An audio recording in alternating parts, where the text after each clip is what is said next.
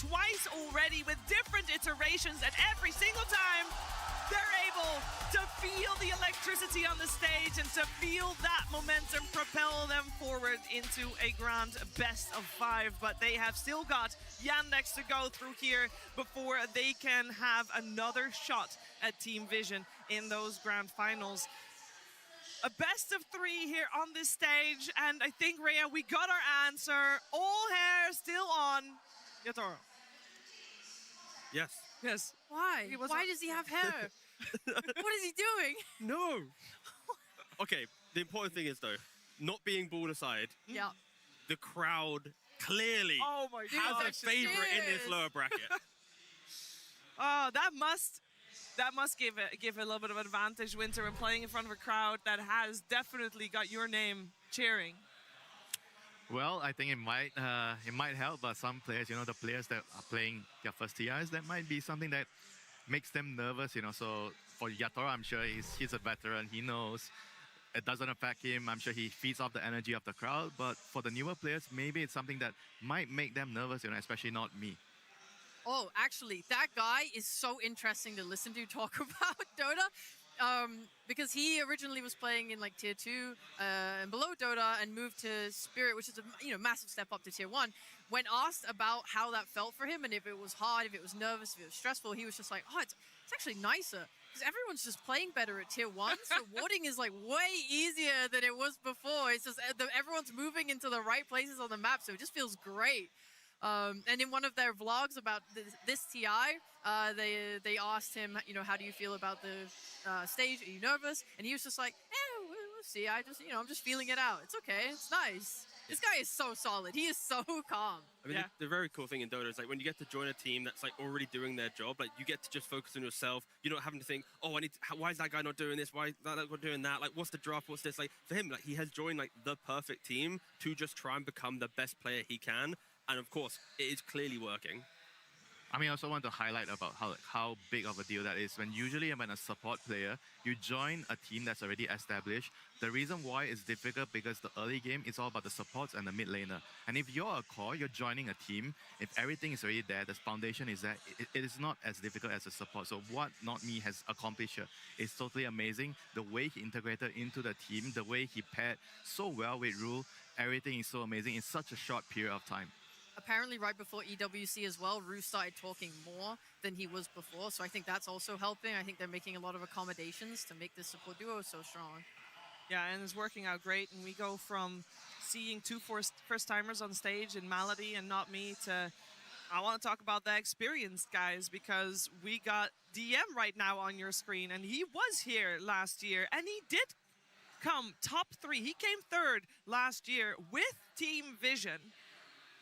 So beating Team Spirit here would propel him into a position where he has overcome his previous result. And I think that would definitely prove to him and to his team that he can do it. But how good do you feel until you beat your old team? That's what you true. really want. That's true. We've seen the tips coming out against DM. We've seen his name put in the dirt. This guy has so much to prove. All the haters will be writing their apology forms by the end of this tournament if he has his way. Yeah, and as well, like Saxer on the screen, right? Like the fact that he spoke about, no one's won 3 TIs. He really wants to achieve that. He's not talking about retirement, unlike some of the other older pros, My guy's locked in. He wants to win this one, he wants to win the next one, and maybe another one after that. And he talked freely about why he has his own team and why he's separated with 33, and he made his own team, or rather, he joined a team, made it his, basically. Yeah, it's mine now. Yoink. Thank you for this great team, guys, but I'm just going to quickly make it Sax's team, and by making it Sax's team, we're now going to get to the final day on TI. And honestly, no complaints at all. What he has done to the team, elevating the individual players, giving them the confidence within the map play, the macro understanding. Of course, we never truly understand what he's truly done individually, but it just feels like it is just the perfect addition. And yeah, Yandex, it is a true Titan name for this entire season. I mean, to add something to that, because he's playing with 33, Saksa, and now he's playing with DM, I feel like both of them have a lot of similarities. So he kind of understands how to play with an off-laner that is kind of semi-greedy, and I feel like that has helped him a lot when he moved to this team, and he's shown it time and time again, he knows how to enable his offlaner. And one thing I like about DM here at this tournament, especially during the last couple of days, I felt like he figured out what heroes he should be playing. He's one of those players. I know we don't like the Doom a lot. I know people are like talking about Doom, but he's one of the few players that had success with Dooms. And I think it's because he is not buying Midas. We mentioned that we did not like the Midas. I hate Midas. And I like that he's playing Doom without buying a Midas. That's good. It's working out for them. I mean, we also have to remember the importance of the series for Spirit. This entire year, even if you look back towards 2025, Yandex has had Spirit's number the entire time. 9 series played. Only Spirit has won a single series of the 9. Wow. And in those, Spirit has only ever won, in the losing ones, 2 games total. Of all the best of 3s, the best of 5, 2 games. Like, in this matchup, it really is, David versus Goliath, where Yandex is the Goliath. So now it's for Spirit, using their TI form, using the shape that they're in to finally overcome a team that has just pretty much had Spirit's number since their inception. I mean, I think today it's an entirely different story. This patch, personally, I feel like it favors Spirit a lot, the way they're playing. They have a true hard carry. I mean, Yandex also has a true hard carry, but I think with how their mid laners are functioning, especially if you compare Shira Jr. and Lau, I think Lau has proven that he is capable of playing any type of mid laners, and I think the advantage that Lau has over Shira Jr. here is he's able to play the tempo making mid laners a little bit better than Shira Jr. I think Shira Jr. is more comfortable with like the carry from mid heroes, like the Invoker, for example. I would like to give a shout out though, because he was playing Earth Spirit again and winning with it, when I think in the group stage especially, he looked very weak on it. So I do think Shira Jr. has leveled up massively coming into this main stage. Yeah, this main stage is it's going to be a good one, but a lot of it yesterday, we talked about this, how much of it was decided in the booth before the horn sounded for the game itself. A lot of it is decided in the draft. Team Yandex versus Team Spirit. Game 1. We are heading into the draft at the first game of the lower bracket finals. We got Yandex on the Radiant side, Team Spirit on the Dire side, and there's one hero in particular we want to just quickly highlight here, Winter, because there's a Winter Wyvern, and we have seen that so many times yesterday, and it was so successful, and especially if these games go so long, a BKB, piercing, disable, so strong. Yeah, Wyvern is one of the heroes that has been popping off so much. The remaining teams, all 3 of the remaining teams right now, they have a very, very dedicated Wyvern player. It's not a hero that you can just, oh, everyone else is playing, I guess I'm just going to play it. If you have not been practicing this hero, it is going to be very difficult for you to just pick up a hero like Wyvern mid-event. Yeah, and this is where you can see that the difference between the lower bracket final drafts towards the grand final drafts. We have Winter Wyvern through the pool, there's Lina through the pool, Lone Druid, Ember. Like, the drafts are going to be completely different as every game progresses and every series progresses.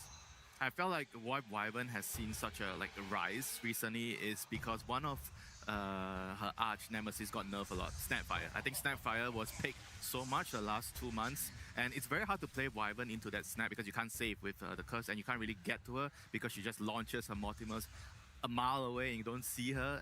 So right now you don't see that old granny, so Wyvern's in a good spot. Yeah.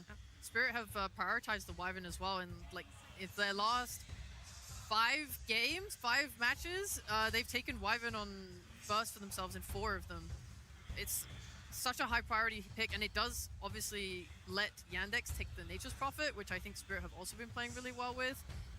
Yeah, I mean, the Nature's Prophet is going to be quite nice into Wyvern. Naturally, in laning phase, Wyvern excels from using the Arctic Burn chasing down the lane. So once you have stepped a bit too far, Prophet can TP in, you get a very cheap kill on the Winter Wyvern. Sure, there'll be a cold embrace to kind of keep yourself alive for an extra 4 or 5 seconds, but realistically, Nature's Prophet can punish this Wyvern early on. Sure, later on, the qualities that you both mentioned, it will come into play, but I just feel like Yandex, they're going to just crank up the tempo a little bit and try and threaten the early game of Winter Wyvern, something that we haven't really seen been done yet, at least in the last couple of days.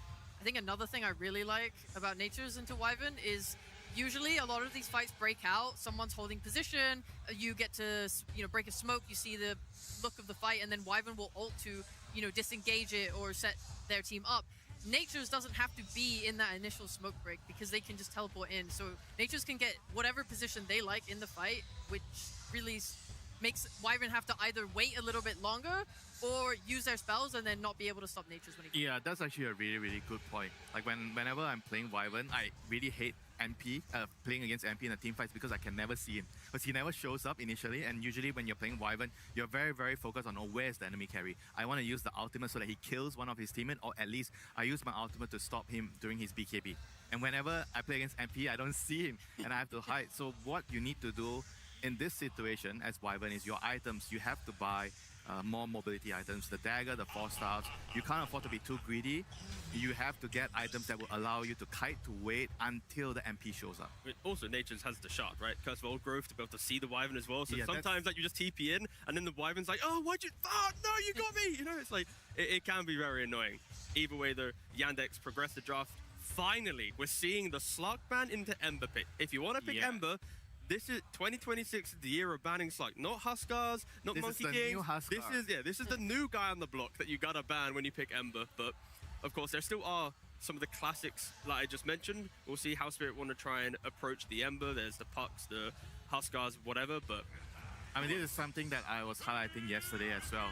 I felt like teams were not doing a very good job at countering the Wyvern. They're just like, oh, it's just a position 5 hero, whatever, you know. But I think that is not really the ideal situation in the draft for them. You need to pick a hero to deal with the Wyvern, and I think Ember Spirit is one of the best heroes against Wyvern because you build vessels, and it's very hard for the Wyvern to actually target you in the team fights, and you can always find him because you're so mobile. And having one hero to specifically target down the Wyvern is very important in the team fights. yeah. And already Spirit, they don't really care about Yandex's draft too much because they're trying to go for, okay, if you're going to jump us, we want to find ways to jump you, because now the Pangoliers' job, and when Spirit is in true form, they will always offer up one hero for information. Everyone else will kind of hold position. When they understand the fight, that's when they go in. So this is where the Pangolier pick makes sense, because he's going to roll through, pressure the Prophet, force the Ember to waste a Remnant, Winter Wyvern will be hiding on the side, and only when they see the fight, that's when they'll collapse. It's Yeah. the same thing for Willow as well. They can just kind of hug, wait, and keep kiting back the fight. And this is an extremely good pick here by Spirit. They have utilized this Wyvern plus Willow duo before. This is not the first time, but I especially like the Willow into the Ember Spirit because Willow is, I feel like, the best position for hero right now against Ember Spirit because of how your hero interacts and ganks Ember Spirit with your roots and your fear, and it's very natural for you to build a vessel, sorry, not the vessel, but the use, so that you can actually target the Ember Spirit. Because one thing about Ember is usually in a game where you do not have the right catch against this hero, he can be extremely obnoxious. He's cutting your waves, he's farming in front of the tower, and your supports are like, what do? We can't kill him, we can't touch him, and he's just pressuring you all over the map, and I really like that, having an answer right away from the draft against this Ember. The only thing I'm slightly wary of is if they were to pick something like Mirana now on Yandex, which pairs really nicely with Ember. Willow, something she's so effective at is like breaking smokes or being at the front because she's so difficult to kill. Obviously, if she gets a Yules, it's okay, but Ember's route persists even when she goes into the Shadow Realm, and you can just kill her with an Ember Mirana combo. I think that will make it really hard for her to play. I like the idea of the Mirana, especially when Spirit's going to be playing for a lot of kiting and information in the fight. Throwing in invisibility, kind of other layers to Yandex's lineup can just make the draft really annoying. And they are kind of protecting DM in the draft quite nicely, because he will be getting overall last pick. Yeah. You know, I wonder, like, all right. Wait, Let's have this. It was a couple of long days of Dota 2, guys. It's okay. So, Oh, hey! so what does this I mean? no longer know what's happening with Yeah, the course. The MP as MP goes support? support, yeah. Yeah. But why is the MP good as a support here? They want the MP to lane into the Wyvern. Saxa Nice. has played it this tournament, which is nice. Yeah. Saxa is so annoying on the Nature's Prophet, actually. No, he is the most annoying. Like Yes. him and 9 class are the It's most terrible. annoying supports right now. Yeah. Don't forget there are of course, you just go for the vessel build, utilize the shard that we mentioned already for the vision Yeah. of Winter Wyvern, the positioning, it exploits. And on top of that, when you obviously throw around your trees on the map, if you just start TPing and blocking these side camps that have been so prevalent throughout the entirety of TI, if Saxa wants to be blocking camps and just doing all this vision shenanigans, Prophet can do it. But the only reason this will work is if the rest of the draft is stable, and then Yeah. he can play into the lanes. If you have losing lanes and a support Prophet, your game's already over. Yeah, this is really, really important. When you're playing MP support, you do not want your lane matchups to be bad because it can easily go really, really bad. And you feel like, guys, I think I cannot do anything. So I'm gonna skip some waves. I'm going to jungle, I'm going to cut some waves. That's it, you know. I mean, that's what, of course, where, you know, the ban the Slark, pick the Ember, you know, they feel like they've got that lane. Picking Shadow Fiend, he can play, you know, pretty much most lanes, right? Yeah, but the thing is, they can just move the Pango to the off lane and make sure they get a lane winner, you know, against the Ember to kind of mess up what the MP is going to do here. But then the MP can just TP to mid, you pick an off lane on last pick for DM, and then you just create this like dual lane middle at like minute 2 onwards, with DM having secured his first couple waves. Like, I feel like Yandex have solutions. Do they have a solution to the Terrorblade? Not yet. The Terrorblade is the solution to the SF. It's very, very good against the SF. You copy him, you make a reflection, you get the aura. SF can never fight TB in the late game, but fortunately SF is one of the fastest core in the early game. TB is not as strong in the early game, so you have to really take advantage of that early strength of the hero. You need to win your lane, and you get the objectives faster, and you take control of the map. Spirit's lineup is, it's like, as long as they just are relaxed for 20 minutes plus, like the game will play itself for them. For Yandex, I am looking at the supports. If you have a Prophet and Mirana in the early game, like if they don't step up and open up the runes for Ember to give them the levels, make the stacks for Shadow Fiend to get them online, their game can disappear very quickly. They don't have this big team fight to lean on. They don't have this kind of insurance built into them.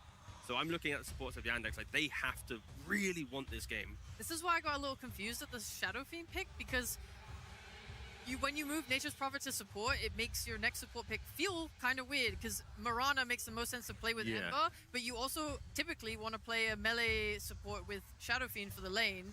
That kind of removes the ability for them to do that. Are they going to move Saksa to play pos 5 lane with Shadow Fiend and use the Treants to kind of protect him? But even then, it's like, what is your duo? You have no real lockdown for this Terrorblade. He's going to get Sunder off like every fight. We saw this lane yesterday, didn't we? Like twice. I think SF plus Mirana, and it kind of feels like it's very easy to gank. Like, especially you're playing against a Wyvern, an exceptional hero at gate, coming through the gates, coming from behind, ambushing the SF. What is the Mirana going to do? I think the best thing you can hope for is you place a ward defensively early, you anticipate the move, and hopefully you see him coming, because if you don't see him coming, your SF is going to die very easily. Okay, ban Centaur. It's like for DM on offlane, like there's potentially... There's Darks here, right? No, banned in first phase. Yeah. I was really wanting Darks here, and I reminded myself, look at the very early bans from Spirit. They were preparing themselves. He's gonna say, give me Doom. It might just come out. It looks like both teams could use an offlane. Of course, Pango can still swap about. I mean, there's a world where they could still Largo for Yandex and last pick. Again, depends on what Spirit go for, but then like you can buff up your Ember. You have pretty decent laning against the Terrorblade. If he ever steps up too far, then you can invite, you know, all this pressure. Mirana comes through Twin Gate, you go for the kill. So I could see a world. You also have the lick to, I mean, Winter Wyvern just keeps reapplying it, but... I think it looks like a terrible Largo game. Just... they're missing lockdown, like solid, reliable lockdown, and I don't think Largo gets it. It's a bit too greedy. It's more like if they want to go through tempo, but yes, a stun would be a lot simpler for them to play through, 100%. Whereas for Team Spirit, it's just going to be a lot easier for them to finalize their draft here. They have team fight, they have some catch, there's some decent lane, they have wave clear with the TB, so it's easier for them to finish up their draft. They could do Pango off lane, Pango mid. Guys, we're missing Underlord's still in the pool. They can just go for like the simple Underlord. The humble Underlord. The humble Underlord. Yeah, it's very, very, very good against Ember Spirit here. Oh, don't worry. Sorry, Spirit yoinked the Underlord. I take it back. They cannot Underlord anymore. This is... instant Timber. I mean, this... I mean, this Timber is kind of decent. I can see why they insta-pick it, but I think overall this draft, out of 10 games, I'm going to say I prefer to play on Spirit's lineup, maybe 8 games at least, 8 to 9 games. I think they have the ease of execution on their side. They have the stability, they have the lane, and the onus is going to be on Yandex. They last pick this Timber, they need to win the lanes. If they don't win their lanes, their heroes are going to struggle to find synergy together. I think we saw Spirit play a very similar lineup against Liquid, who also last picked a Timber like this, and it just felt like he couldn't play. Between like the Wyvern ult and the Pango roll, I never really saw Timber's way into a fight. Yeah. And they have no proper initiation, especially if they just buy a Lotus Orb on Spirit or a Force Staff to move you out of the path of the Chain's arrow. I don't see how Yandex can lock you down. I mean, the main thing for Yandex with this type of draft is they need to make sure that they are like the kings of the laning phase. They have to demolish that. They need to bring Chiro Jr. into the game, play through DM's early timings. This cannot be a Timber that AFK farms like Shanghai, BKB, and 3 items. Like every single item timing for Yandex has to be a statement across the map, and then you keep punishing Spirit. Don't allow them to get to the late game. You know, I feel like as much as it's a very difficult draft for Yandex, they have the skill to be able to pull it off. But it is difficult. It is a lot easier for Spirit to play this game. Yeah, it seems like Team Spirit kind of boxed Yandex a little bit into a corner with the draft, especially having the same result as the draft as against Team Liquid, as Ray mentioned yesterday, which did not play out very well for Team Liquid at all. We know that Yandex has to be active in this first game, especially in the first 20 minutes. How's Spirit going to do in those first 20 minutes? Do they have tools to answer that aggression? Yeah, they have a lot of like wave push, wave D-shove, and ways to help each other. So I think Spirit are very prepared for this. Okay, well, let's see how prepared they are as we're heading over to Slacks for a coach interview. Absolutely. Thank you so much. We are here with Asel. So good to see you here on the semifinals lower bracket. Very, very exciting. How do you think we did in the draft? We have a couple favorite heroes coming out from Team Spirit, but you guys got some of yours as well. I think drafts are pretty even, to be honest. It's pretty good TB game, and it's Yatoro TB, like good matchup into SF. I think Spirit are happy with their draft, but we're also happy with ours, and let's see who's going to come up as the winner. All right, what's the number one thing that this team needs to do to survive? Yandex has faced off against Spirit before. Is it lanes? Is it team fight? What is important in this one? For Spirit? No, for you. I don't care about Spirit. I mean, they got to lose. This is your... I think they need to survive then. I think the longer game goes, the better it is for us. And the laning stage, of course, is very important. We kind of have, I would say, favorite matchups in at least 2 out of 3 lanes, but not so big, and it's like very skill dependent, so we will see. All right, fantastic. Now, we did see some last pick Timbersaws coming out yesterday. Didn't work out for Liquid. How is this one different? Why is Timbersaw good in this one? They mainly have physical damage, like Pango, TB, and Under is like historically matchup into Timber is not so good. The longer games goes, early is not bad, but later is bad. So I think it's if Timber is 24 pick, Rio is this game. All right, well, thank you so much for the great insight. We'll go ahead and see if game 1 works out in the Yandex's favor. Let's head to the game. Thank you so much indeed, Slacks, and we're getting ready to go into this. When you hear the last pick Timbersaw, feeling like it's going to be good, all that physical damage, we'll see how they do it, though. Yeah, that is the question here. There's definitely some good parts of it, some questions, as he said. You know, there can be some problems with the Underlord heading later in the game, but if they hit their specific timing, the matchup is good for them, good for TM heading into the legendary Yatoro Terrorblade. Yeah, this is the one that you want to watch out for.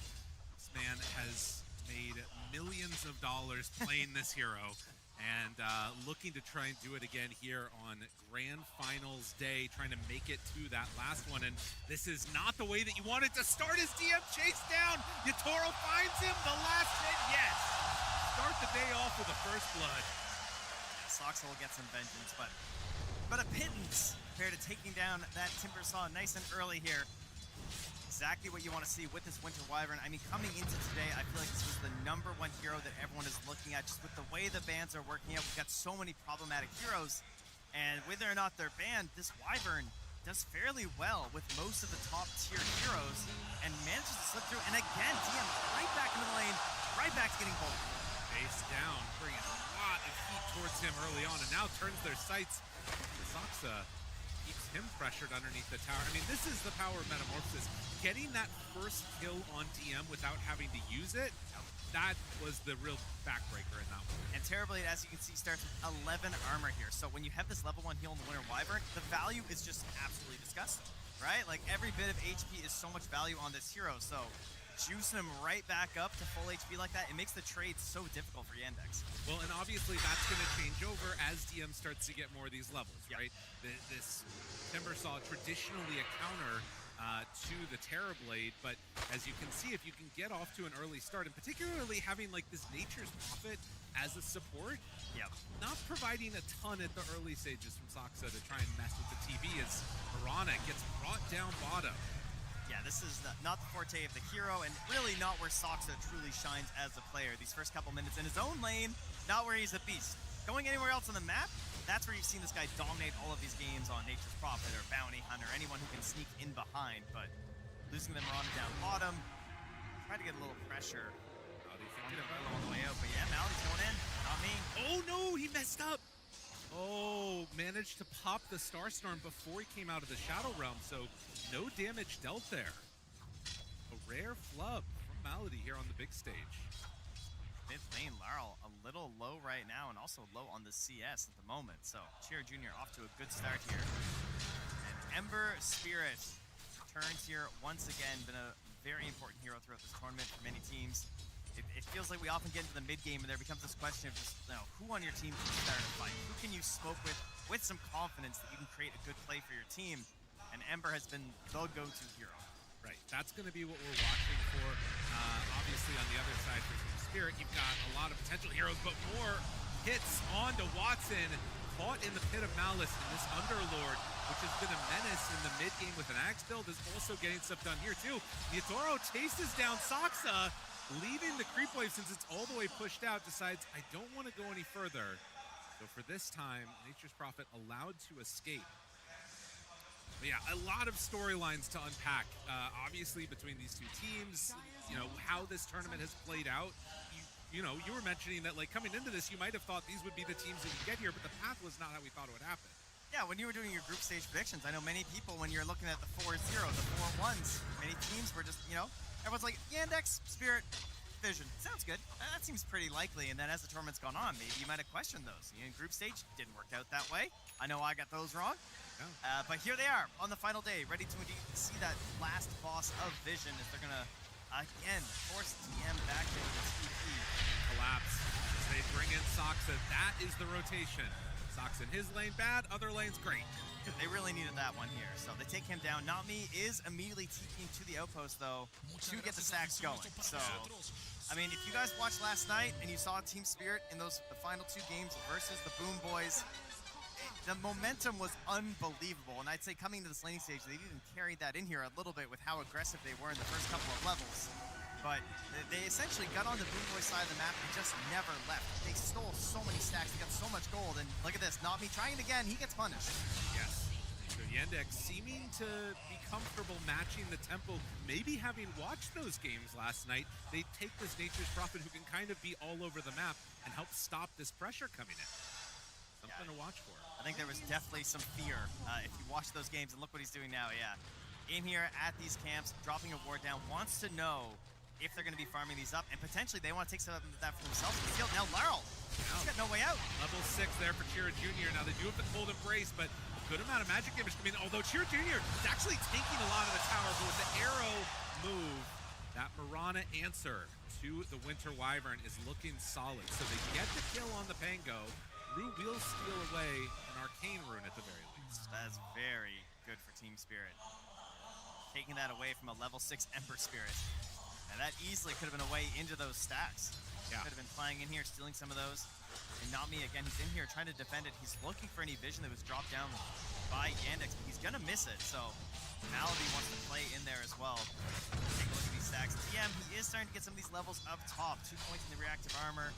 So a little bit stronger here. And Soxy scouts it out. And another one. Malady goes forward with the arrow chains combination. An easy kill. He's trying to get the roll up, does not happen. Yeah, and they were focused up top of Soxa as well, too, at that same time as we move into the Wisdom Shrines. Making a move over, as Soxa is there. They're bringing Terrorblade, and there isn't any alternative move around the rest of the map. Pop Metamorphosis, turn onto DM, now turn towards Soxa. They're in trouble. They're going to lose the Nature's Prophet. DM not able to take that one away, so it is going to be double Shrines of Wisdom going their direction. Oro continues to hit. DM chasing. They're actually going to Fiend's Gate into this one. Well, Rue dies to Chira Jr. DM manages to TP out. Just barely misses the pit. Nearly gets him, but, I mean, still able to take down that shrine. That's going to go both Shrine of Wisdoms now heading over to Team Spirit. So they may be down in gold, but it's a big boost to their experience. As Soxa TPs behind the Underlord. Okay, collapse. I mean, I guess that this is just going to be a full commit for the tower, and Collapse is going to back away Malady and can throw out some Firestorms, try and keep the pressure off the tower. But yeah, that TP rotation from NP not doing much there. It's really hard to force the tower down against an Undoor. Certainly one of the strengths of this hero, so you really need the kill if that play is going to work out. Now, sitting mid Laurel, much healthier on the resources right now, has the Rolling Thunder ready to go. So if they want to try and gank him again, they have to be very cautious that they hit this connection of the arrow. Otherwise, he's very good at turning around a play. Yes. See here as well as 6-4, 2,000 gold lead. It's kind of mirroring what you were talking about last night, where Spirit were trying to bully GPK. It feels like there's been a lot of emphasis in trying to shut down Laurel, as the Pango is going to be the main hero trying to set the tempo in this one. Yeah, 100%. And then when you pick this Timbersaw in the offlane as well, you want a lot of control to pair up with it. So giving your Ember a good game so that he can rotate in towards his Timbersaw, that's going to put a lot more fear in their hearts when it comes to DM.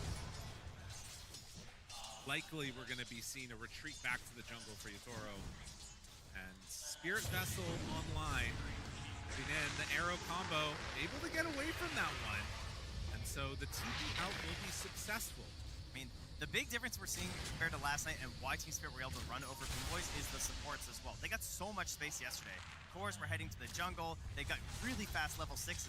They have gotten both Shrines of Wisdom, and yet their supports are 5.5 and 4.5 right now. So Team Spirit are not off to this ridiculous start like they were previously, and Yandex are using it to pressure mid.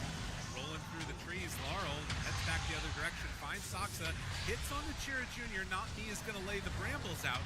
They have enough to take down this Ember. It feels unlikely. Collapse is going to focus Saksa, find him there. Chira Jr. still being chased. Good hits out. But as he remnants away, looks like Spirit are going to give up on that chase. So defend the tower, find a support, couldn't get the Ember. Kind of just a ticking time bomb then on your Timbersaw, right? Like wondering, when does he need to join into these engagements? When do they want to actually link in towards him? Because so far, no damage on that top tower. Knocking that down would feel pretty good right now if you were Yandex. Again, here is more focused on trying to get into these items and farm up these camps as opposed to really pressuring the tower, which granted, it would be a little bit tough. But when you can be this free in a Terrorblade game against the Timbersaw, not really that much energy brought his direction. Gotta feel at least a little good about that. I would say we haven't really talked that much about is the Shadow Fiend. Watson, Mask of Madness done. Yeah, he's certainly in farm mode here. I think we'll probably see him join in on the next push. It's definitely a good time to do it, right? You want to get a little use out of your Requiem. You have all this control, and you're trying to outnumber your opponents whenever you have this Nature's Prophet.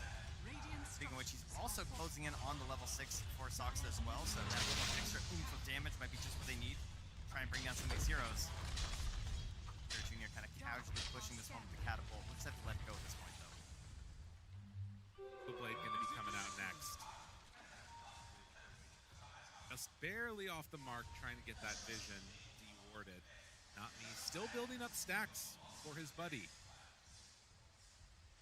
But again, on this big stage, seeing these players, both Maldi and Not Me, first time up on the TI stage, they've been performing incredibly well. See if they can keep that up, and they're going to need the Willow to have some real value in these team fights later on. The Terrorizers feel like they're going to be super. Yeah, and I think this early damage to the Bedlam can also be a real difference maker too. The damage isn't quite, monumental yet. They've actually got a bit of a lockdown thing with the Pango, but not enough damage to finish some of these guys off, particularly because of this, high reactive armor on the TV. The Pango can chain stun you, but may struggle to kill you. That's where the Dark Willow can come into play here. So now level 6 on Not Me. If he has any nerves whatsoever, they were certainly not on display last night. Now, gets caught here though. Stunned again. And drops it down, terrorized, pump faking it, wants to throw it, not gonna happen. Chira Jr. runs and remnants right on out of there. Yeah, and no terrorize means there's no chance to link up there with the Pit of Malice when Collapse comes in. So a bit of a wasted rotation again for him as his tower is tanking a wave right now. He's gonna miss out on quite a bit of gold next speed because of this. Yeah, super annoying. And that mid tower, I mean, it's still not quite dead, but it's pretty damn close. Yeah, it's going down now. Wyvern, what can you do? I mean, there's really not much. So they do eventually get it. Chira Jr. takes the tower, has this amp damage bottled up with the Spirit Vessel done. This feels like it could be time to play. But Finding the Timbersaw, and now the Bedlam, like you talk about, just eating through that HP pool. He's gone. Yeah, not me. Knew the mission. Took a while to get 6, a little longer than he would have wanted, but immediately achieved what he needed. And that arrow connects on a creep. Rue is still gonna die, but not the kill they were hoping for. Would have loved to be able to combo that better onto the Terrorblade. That's 3 remnants still left here for Cheer Jr. as well, so he's in here pretty deep, but should be able to get out of this situation. Tango, Laurel in trouble. Laurel gone again. That's the amp damage. Collapse moves in. They have the Bedlam. Cheer Jr. actually low on mana. Wait a minute, he doesn't have enough to activate Remnant. Does now as he bottles up and gets out of there, but a little close on that one. And you know, this comes back to that earlier gate, right? They don't have the gate play to try and... I was thinking the Ember might be in trouble, but there's no gate available, so he turns on them with the amplified damage, and the hunted becomes the hunter. Again, for Yandex, a team that has traditionally done incredibly well against Team Spirit. Now, we were looking at some of the stats earlier, and it's undefeated so far throughout the season. Only were able to draw series with them. But Team Spirit on the main stage, a different beast so far. It's looking like it's the same story, though. I know, yeah. I didn't want to put too much stock into that stat when I looked at it earlier because it's like, you know, Team Spirit, they've evolved. They look way better right now. But look at this, Soxa, he does steal the Shrine of Wisdom, but does get caught by Root. Can they at least get the finish kill here? Doesn't have a TP Both to get out of TPs are there. down, yeah. They're going to run down the Snake's Crossing. So Collapse moves in. Rue is the one that gets the final touch. Unfortunately, still worth. Yeah. Soxa. Very happy to steal that XP away. 640 for them, 1,000 for your team. They'll take that trade as they keep their gold lead here. The shining star of Team Spirit, as per usual though, it is Yadoro. Still 8,500 gold, still top of the board. So if they can bring him into the fold for some of these engagements, they definitely have the tools to win. Any sort of fight they want to bring at them, as they again are going to try and hunt TM. Yadoro moving in. Can he hit another Bramble into Terrorize here? Oh, I mean, if you walk in like that, that's how it's going to happen. Feared, caught, going to be chased and killed. Don't even need the Bedlam there with the help of the TV. They're finding somebody to bully in each of these games. And taking out this Timbersaw, it's going to be a nice little boon. Getting the Terrorblade set up for a good mid-game. Knocking down his tier 1 tower, killing him in behind by the tier 2, trying to take him out of this game. Collapse, sensing danger, TP's out of there. Oh! This is the chains! And Collapse gonna give the tip over to the Ember. Insta-tip. Interesting. Yeah, he's still losing his tower. Gotta do something to build up that morale. But understanding what was coming his direction. Being all that pressure, though, down bottom, they immediately take the tier 1 mid for Team Spirit, so struggled a little bit on the earlier part of this game to open it up, but now this map becoming a bit more free for Team Spirit to move around it. Still have yet to see Watson really make his way into any fights, but Watson is building into a BKB, signaling there could be some action coming their way soon. Illusion rune for Laurel. This connection here. Not what they wanted on that one. I mean, I guess not amounting to anything anyway. But it's a confidence arrow. You know, you don't want to be missing those. Or it's a calibrating arrow and it's okay. The next one will be more on point. Yeah, he's getting there. That's the other way to look at it here. There are some pings up on the top side of the map where it looks like Vision is gonna show Soxa. Notme throws out some brambles, the teleport away. Will escape. I'd say their first good timing for the side of Team Spirit probably comes out with the Aghanim Scepter on this Underlord. Gives them another way to get a root going. I think we've seen just how impactful it can be when you get in the early parts of the game. Particularly, we keep seeing it versus the Ember Spirit. So there's a bit of a race here between the Aghanim Scepter on the Underlord and then this BKB on the Ember. Jared Jr. would love to have some defensive tools to deal with this on the earlier end here, but I'd like to see Team Spirit make a good move with the Pango and the Underlord when the time comes. Yeah, and Collapse is just a little bit closer to it, right? He's, what, around 300 gold away from having it completed. Jared Jr.'s still about 1,000 or so away. They're going to try and bait Collapse a bit here. They find the Mirana, arrow is there, but then they have the Terrorize out, and that's going to be an easy kill. See, Team Spirit felt like there was a lot more, right? They brought many numbers. Of course, you always have to consider that because of the Nature's Prophet as well, if they're going to very quickly rotate up top. Speaking of, Laurel gets a double kill across both sides of the map. Now, this is going to be interesting, right? Because I do think the team fight potential is very strong from Team Spirit. You have two heroes that are super heavily countered by the Timbersaw. How much has DM been shut down? Can they kill him before he just like unloads on these, you know, Underlord Terror? Yeah, he's kind of got this like middle of the road item in the Kayan Saj. It's a bit defensive, it's a bit aggressive, and trying to get into the more secure item of the BKB. So I think when you see this instant smoke immediately after from Team Spirit, it's certainly showing like, hey, we want to keep pressuring this guy. They love living in this area. Like Yadro is farming their Ancients constantly. Now, speaking of which, they find him there. The root, the follow-up, it's in trouble. No BKB for you, and it didn't matter. They got the Requiem. But now TM. Toro gonna hit onto Soxa, who TP'd in behind them. And no chance for a fight at all. Yandex need to get out of there. Underlord Eggs is just too strong. This part of the game. Very strong indeed. Arrow connected on the back lines. Laurel just walked that one off. And as the BKB comes out from the Shadow Fiend, it's just, again, a couple of seconds too late as Spirit hit their timing perfectly. Ags was ready, you go. Yeah, it could not have been better there. I mean, it pairs so nicely with the Pangolier because this hero struggles a little bit before the Blink Dagger in terms of being a Spirit-esque hero, as we say. A hero that's very good at starting fights. Before the Blink, it's just not quite to that same level. Oftentimes the roll can feel a bit clumsy, so you have this Aghanim Scepter from the Underlord as a bit of a backup. You have the Brambles, you have the Terrorize. Suddenly it just becomes a three-layered cake of perfection.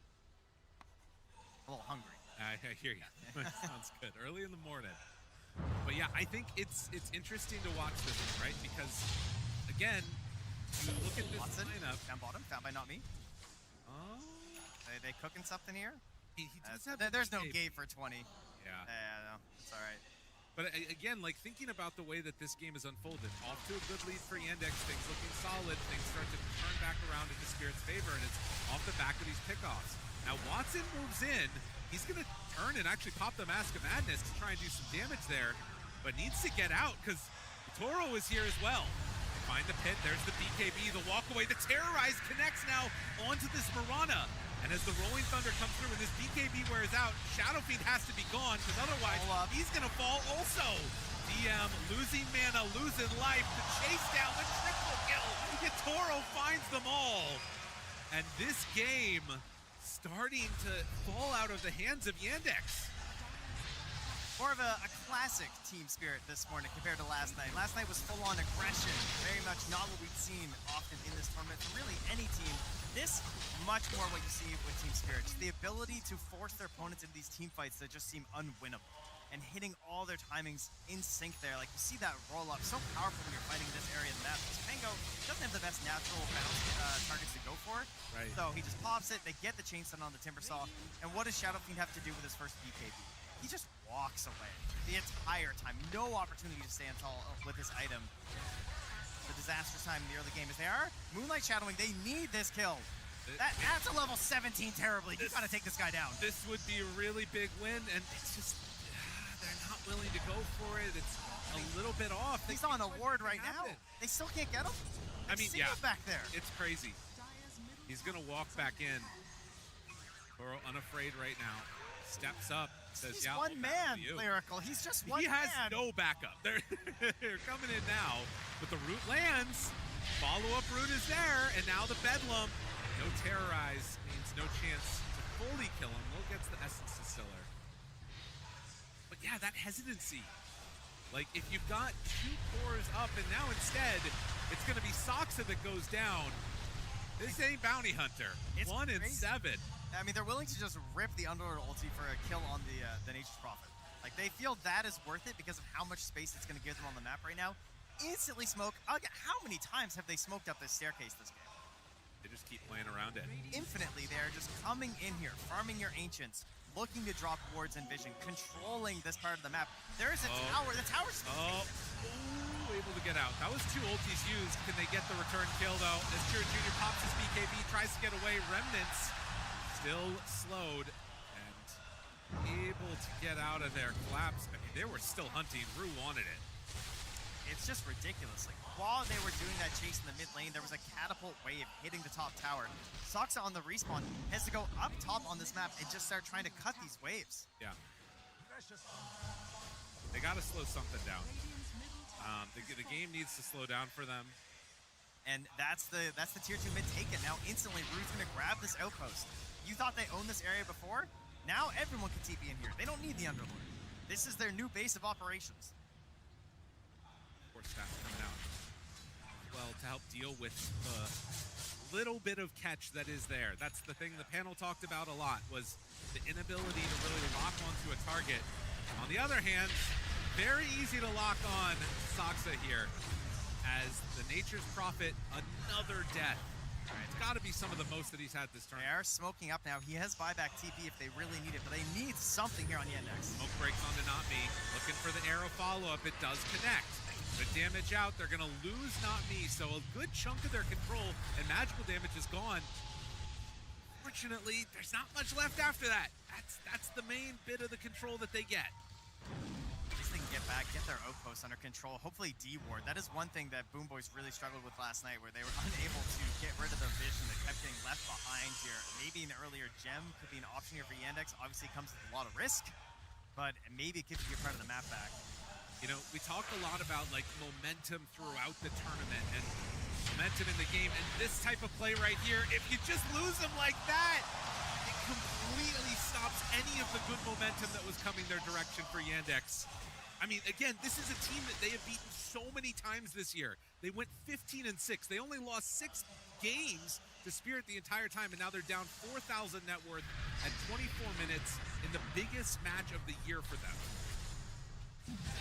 Now, just to add another issue here, Not Me has just gone straight for the gem.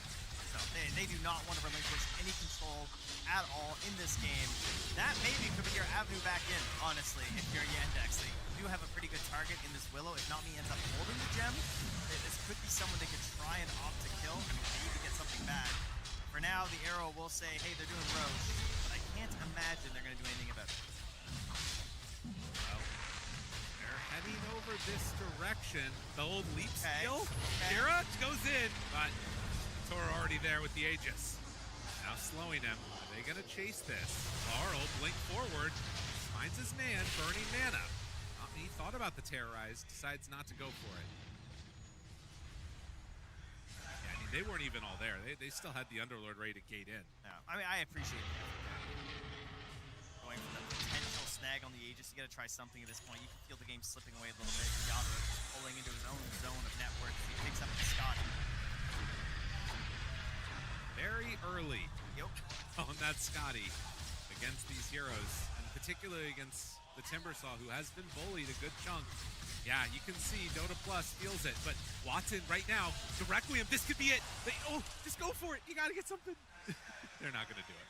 I mean, I don't think it's going to matter. I don't think it's enough. It would have to be so frame perfect. Yeah, and there's the Sunder possibility of turning it around. Oh, no, and now he walks into a ward. Watson, don't go over there. You're not safe, sir. Oh, Rue shows up, and they find him. Just going to go for the BKB, the Requiem. The Requiem TP out. Wait a minute. No, not going to happen. Not going to happen. Watson, the saddest of Shadow Fiends. All this farm for what? Cannot find an opportunity to use his damage whatsoever in this game. His teammates, they try and get it on the map right now, trying to find some vision, trying to find a little bit of wave close here. I mean, the bright side, they have a 9-second TP on this Timbersaw, right? And they have 8 seconds still left there on the Ember. Maybe that will give them some opportunity. I mean, it feels like they don't have those like pieces that they need. That blink stun hero, that little bit of control. They've got plenty of damage, but what happens if Team Spirit just back away? What happens if they run out of there? I mean, it felt like they had it, right? It felt like they had this Ember get off to a really good start in this game, but he has now fallen behind this Pangolier. Yeah. They weren't able to link up. They weren't able to keep forcing things on the other side of the map. I wouldn't say they had many opportunities. Like, DM kind of got off to a decent start, even after the shenanigans in the first couple of waves. But they didn't create any linkages. They didn't knock down that top tower super early. Team Spirit were just very good at keeping the pressure up on that top half of the map. Speaking of keeping the pressure up, this has been a tournament that has had a lot of super late game Dota. But over the past couple of days, it appears Team Spirit have found avenues to try and end games. Are they going to do the same thing here right now? Look what Collapse is doing too. He's shepherding the wave. Yeah. He was just walking alongside it. He got up there to just kill some treants. Make sure that another wave could come down. Oh, and now he's going back. Thankfully, the Observer Ward spots that he's here, or else that could have been bad news for Soxa. So they farm up that wave. Still have another 2 minutes left on Aegis. Metamorphosis a little bit longer going to be around, but no. They're instead going to go over here, secure the shrine, and listen, for everybody out there, he swaps in the dust. Look at that, carries. That's what you want to see. Just in case.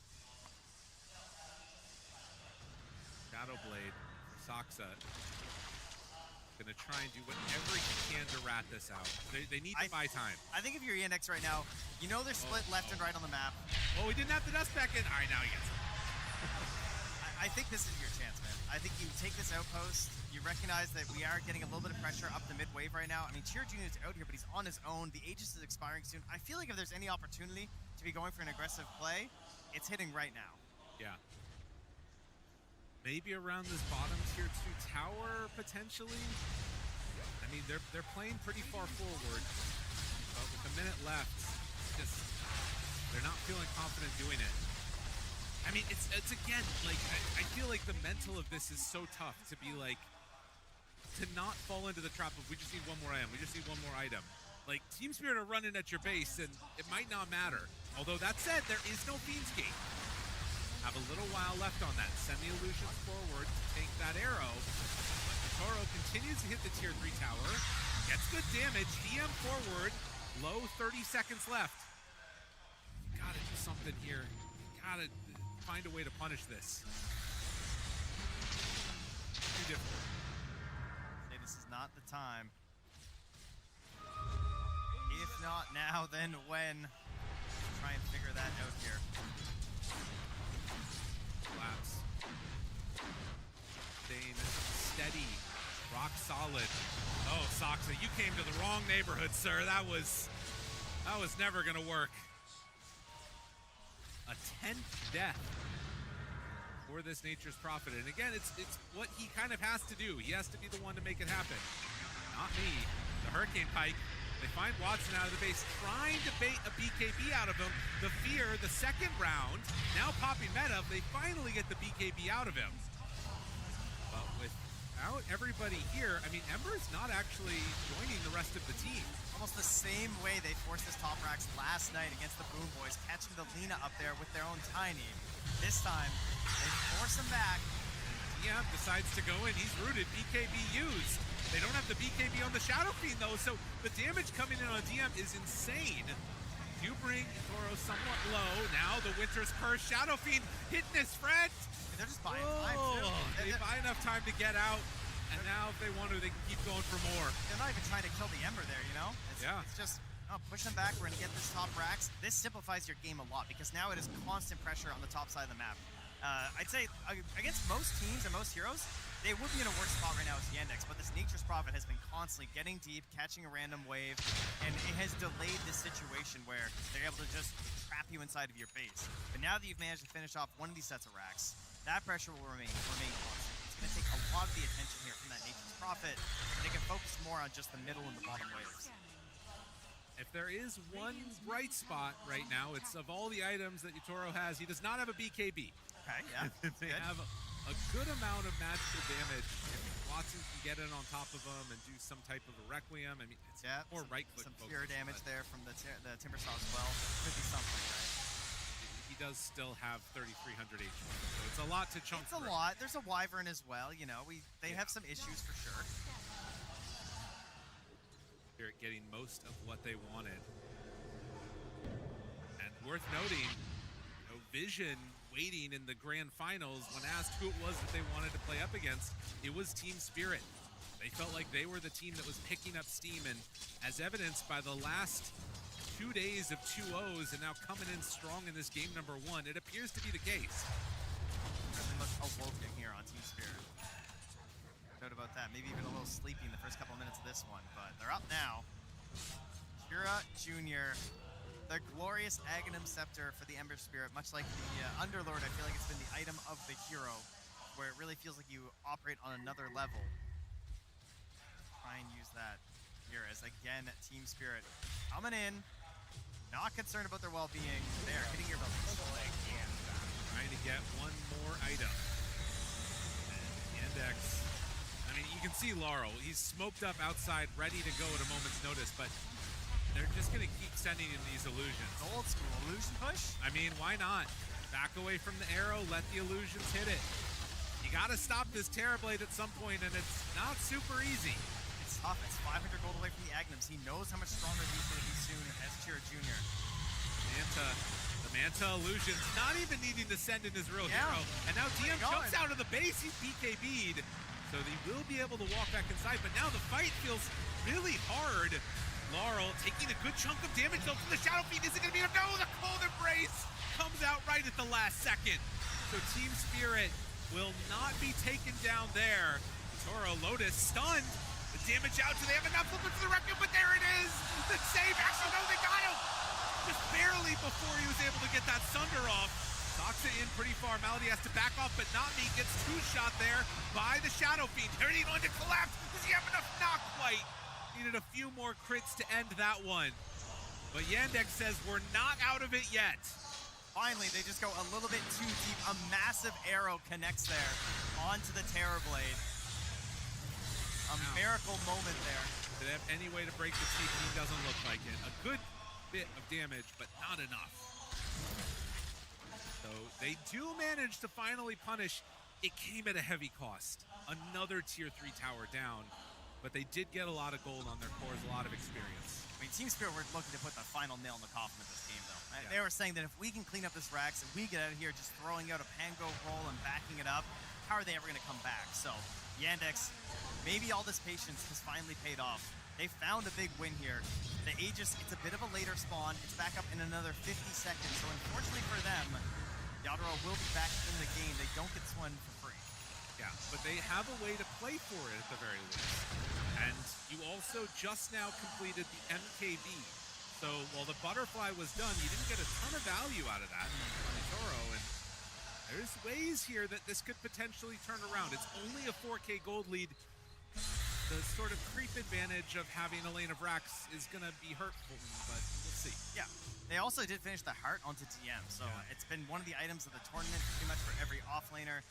Going to give him a better chance at staying alive in these fights and trying to outlast the healing essentially of the Wyvern, as well as these terrorizes and just constant roots and delays of the engagement that come out from this Dark Willow. He can just find his own way out and then back into the fight. Could be huge for him. That Spell Slinger neutral item as well, paired up with the heart. I feel like it gives you a little bit of a chance to just keep going to Timber. But he is into the next tier, so might find something a little stronger. Honestly, not much.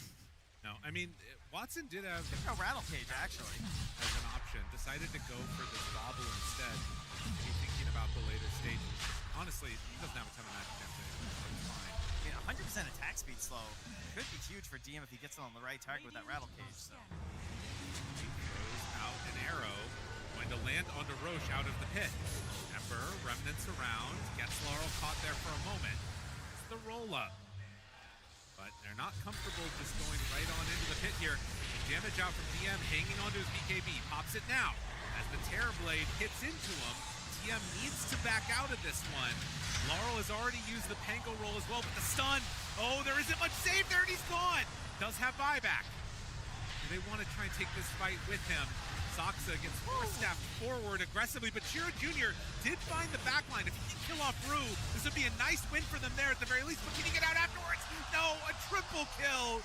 Toro takes him down. Gets bashed up by the Pango, locked down for the kill. The damage is just unbelievable right now from Yadro. They're just retreating into their base, man. Yeah. He's got to try something. Requiem, thinking about it. Pops it there. It's not quite doing enough to fear the hit on the collapse, but now controlled. DM is back, but he's already so low and already dead. And now they step forward. Bang! Watson, kill him too. A glimmer of hope, and the door sure shut. Unreal.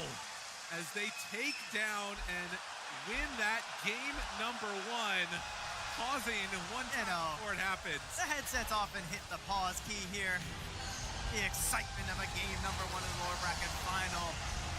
Domination, control here from Team Spirit, never letting up here. one little moment, one punish for Laryl. He goes and rolls a little deep there on the Pangolier. They get a kill, they find a couple, but even that little moment could not be capitalized on here by Team Yandex. Struggles. They need to come up with some new answers to figure out right now. What they need to do. But game number 1 going for Spirit, feeling like it could be a lot more today. Solid control from Team Spirit, and it seemed like ever since Team Spirit got knocked to the lower bracket by Team Vision, they have been 2-0ing everybody that they faced in the lower bracket. And I think everybody is hoping that Yandex will not be another one of those. We want a third game, we want a back and forth ordeal, because I think, Winter, this wasn't very back and forth. I'm afraid the draft was just very difficult for Yandex to play. I'm sure they had their own ideas on what they wanted to do, but it just made the game so difficult because they had very limited options against what Spirit had. Spirit had all the best, almost all the best heroes. Like the Underlord was really good there, the Dark Willow, especially the Wyvern. Like I felt like they didn't really need to adjust their initial picks. Somehow they saw the Pangolier and they felt like, oh, I guess I should move my Nature's Prophet away from a core role into a support role because I don't want to play that matchup.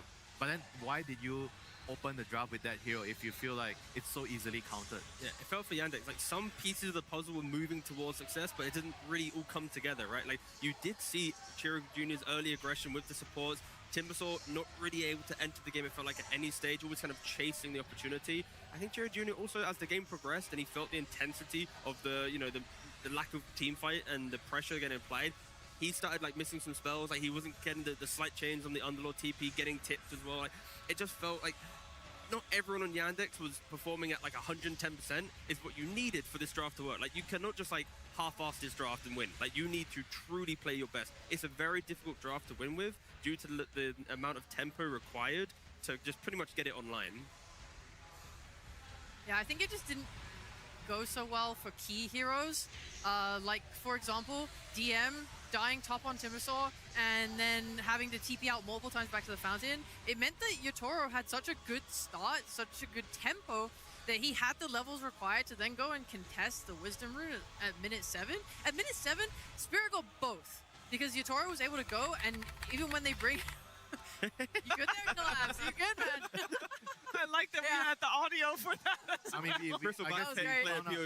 I guess we found out why the game was paused. Damn. But yeah, he was trying to unpause. Yeah, he was hoping. Yeah, they got such a good advantage from that even single maneuver, right, to just bring them back, because Chiro Jr. and Malady were playing really nicely with the Ember Spirit Marana combo, but Team Spirit were able to eke out a lot of little advantages that just kept them afloat.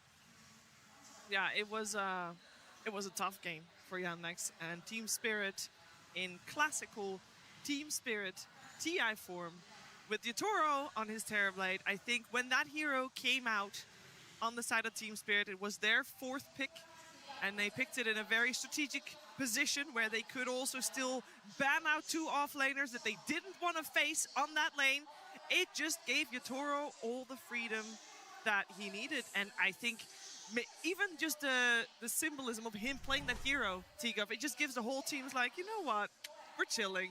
We got Yotaro on CB. Easy game. It's like you see Yotaro on TB, you see a TB game where you don't even need to buy a BKB. That alone is incredible. And like at 22 minutes, right? He has 16,000 net worth. The second place player on his team had like 8.8k, 8.7k or something. Like the whole game was Yotaro doesn't have anything up getting thrown at him. He can farm freely. He can do what he wants. He's 9-0-1 from lane and early map move. Like it is just complete freedom. And that is where for Yandex, like coming into this series, after having Spirit's number the entire season, that they've clearly beat them many times before. And they probably killed Yotaro in all those games. They probably shut down the map. They chased him in the jungle. But in this game, they just watched him. They just let him do his thing. There was no emphasis on Yotaro this game. There was not. And we talked on the panel already about how we wanted to see an active, good first 20 minutes, especially from Team Yandex.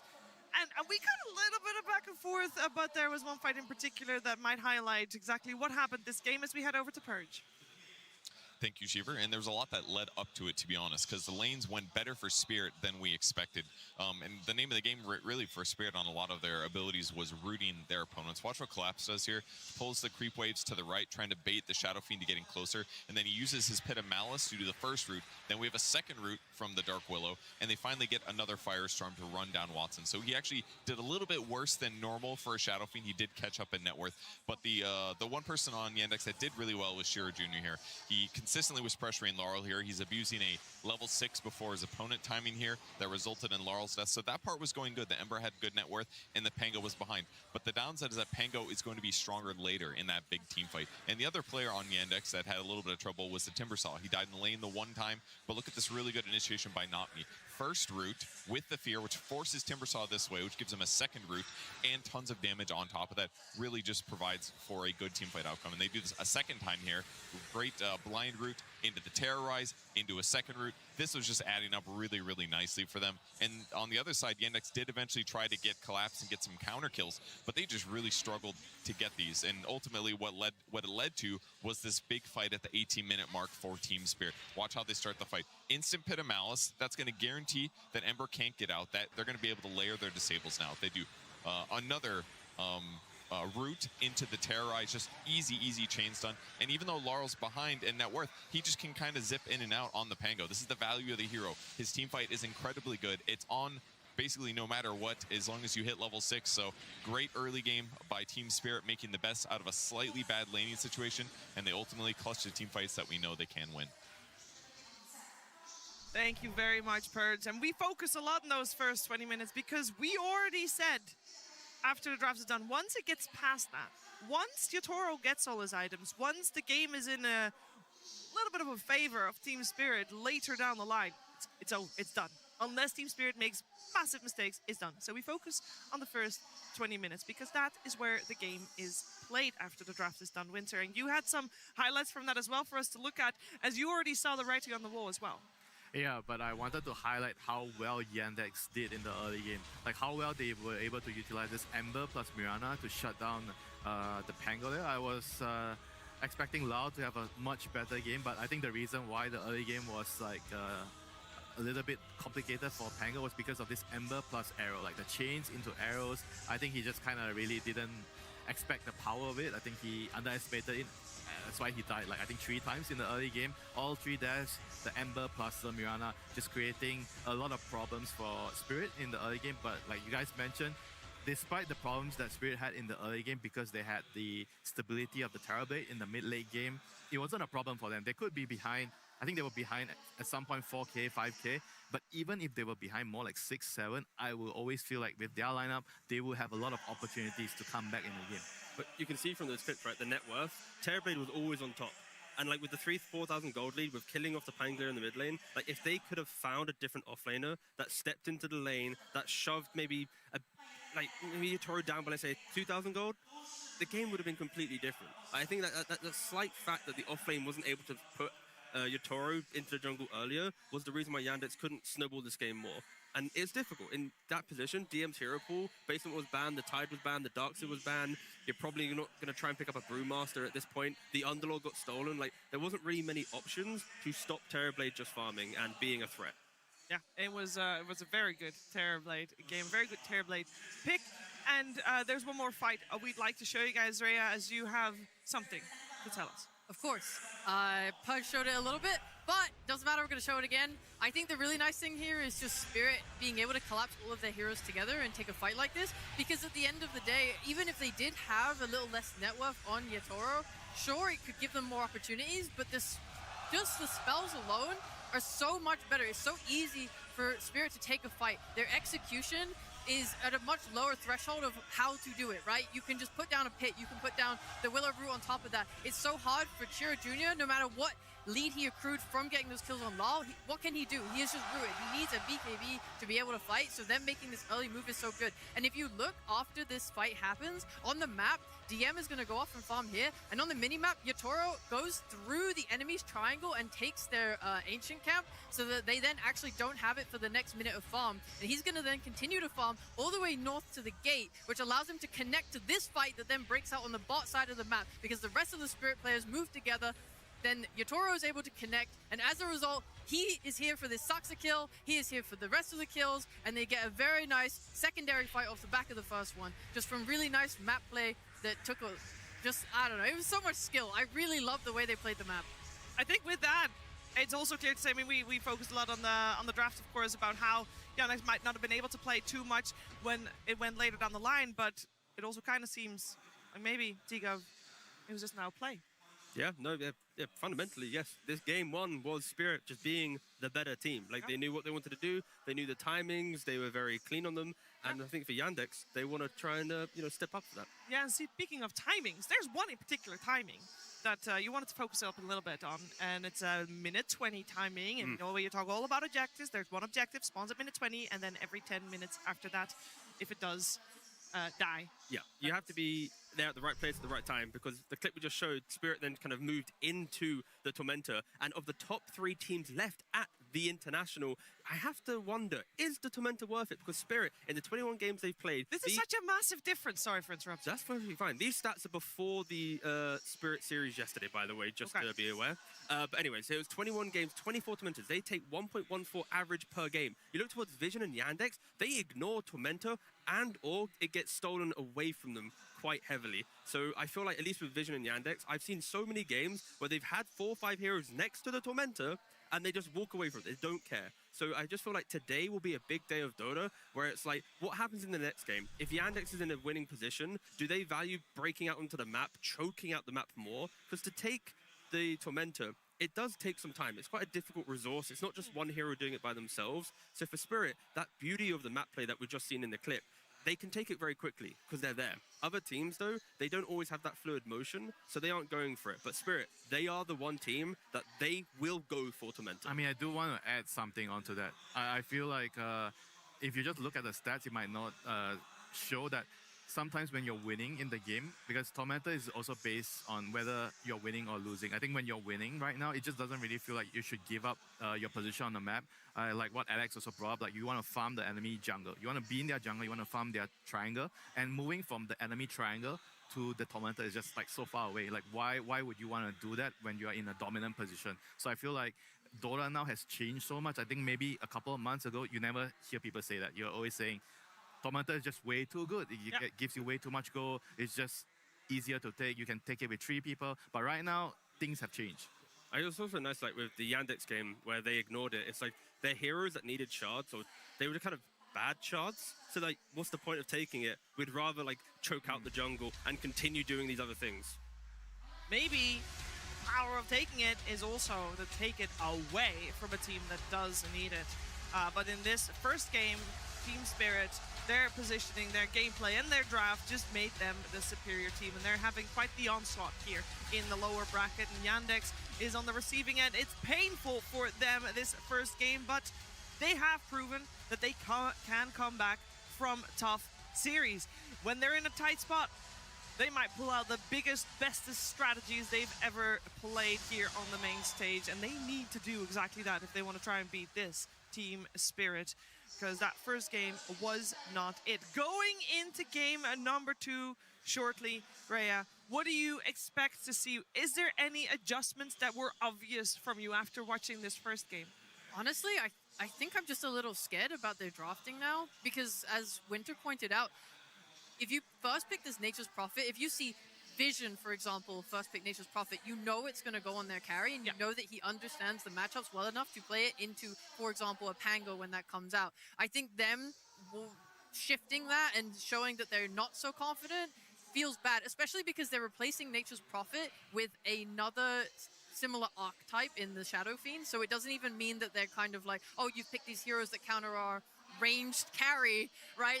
Let's switch up and pick an Ursa. Not that they should, because that hero's terrible, but you know what I mean, right? It's like saying, oh, here's another ranged carry, and then we have a support Nature's Prophet. It just didn't really have that impact or like that twist in the draft. I mean, it's also a scary prospect when you are drafting against players like Yotoro, like Satanic, even Watson to some degree. It's like, when you reveal your offlane too early, they'll find the correct carry counter pick. They will scale. They are now a big threat.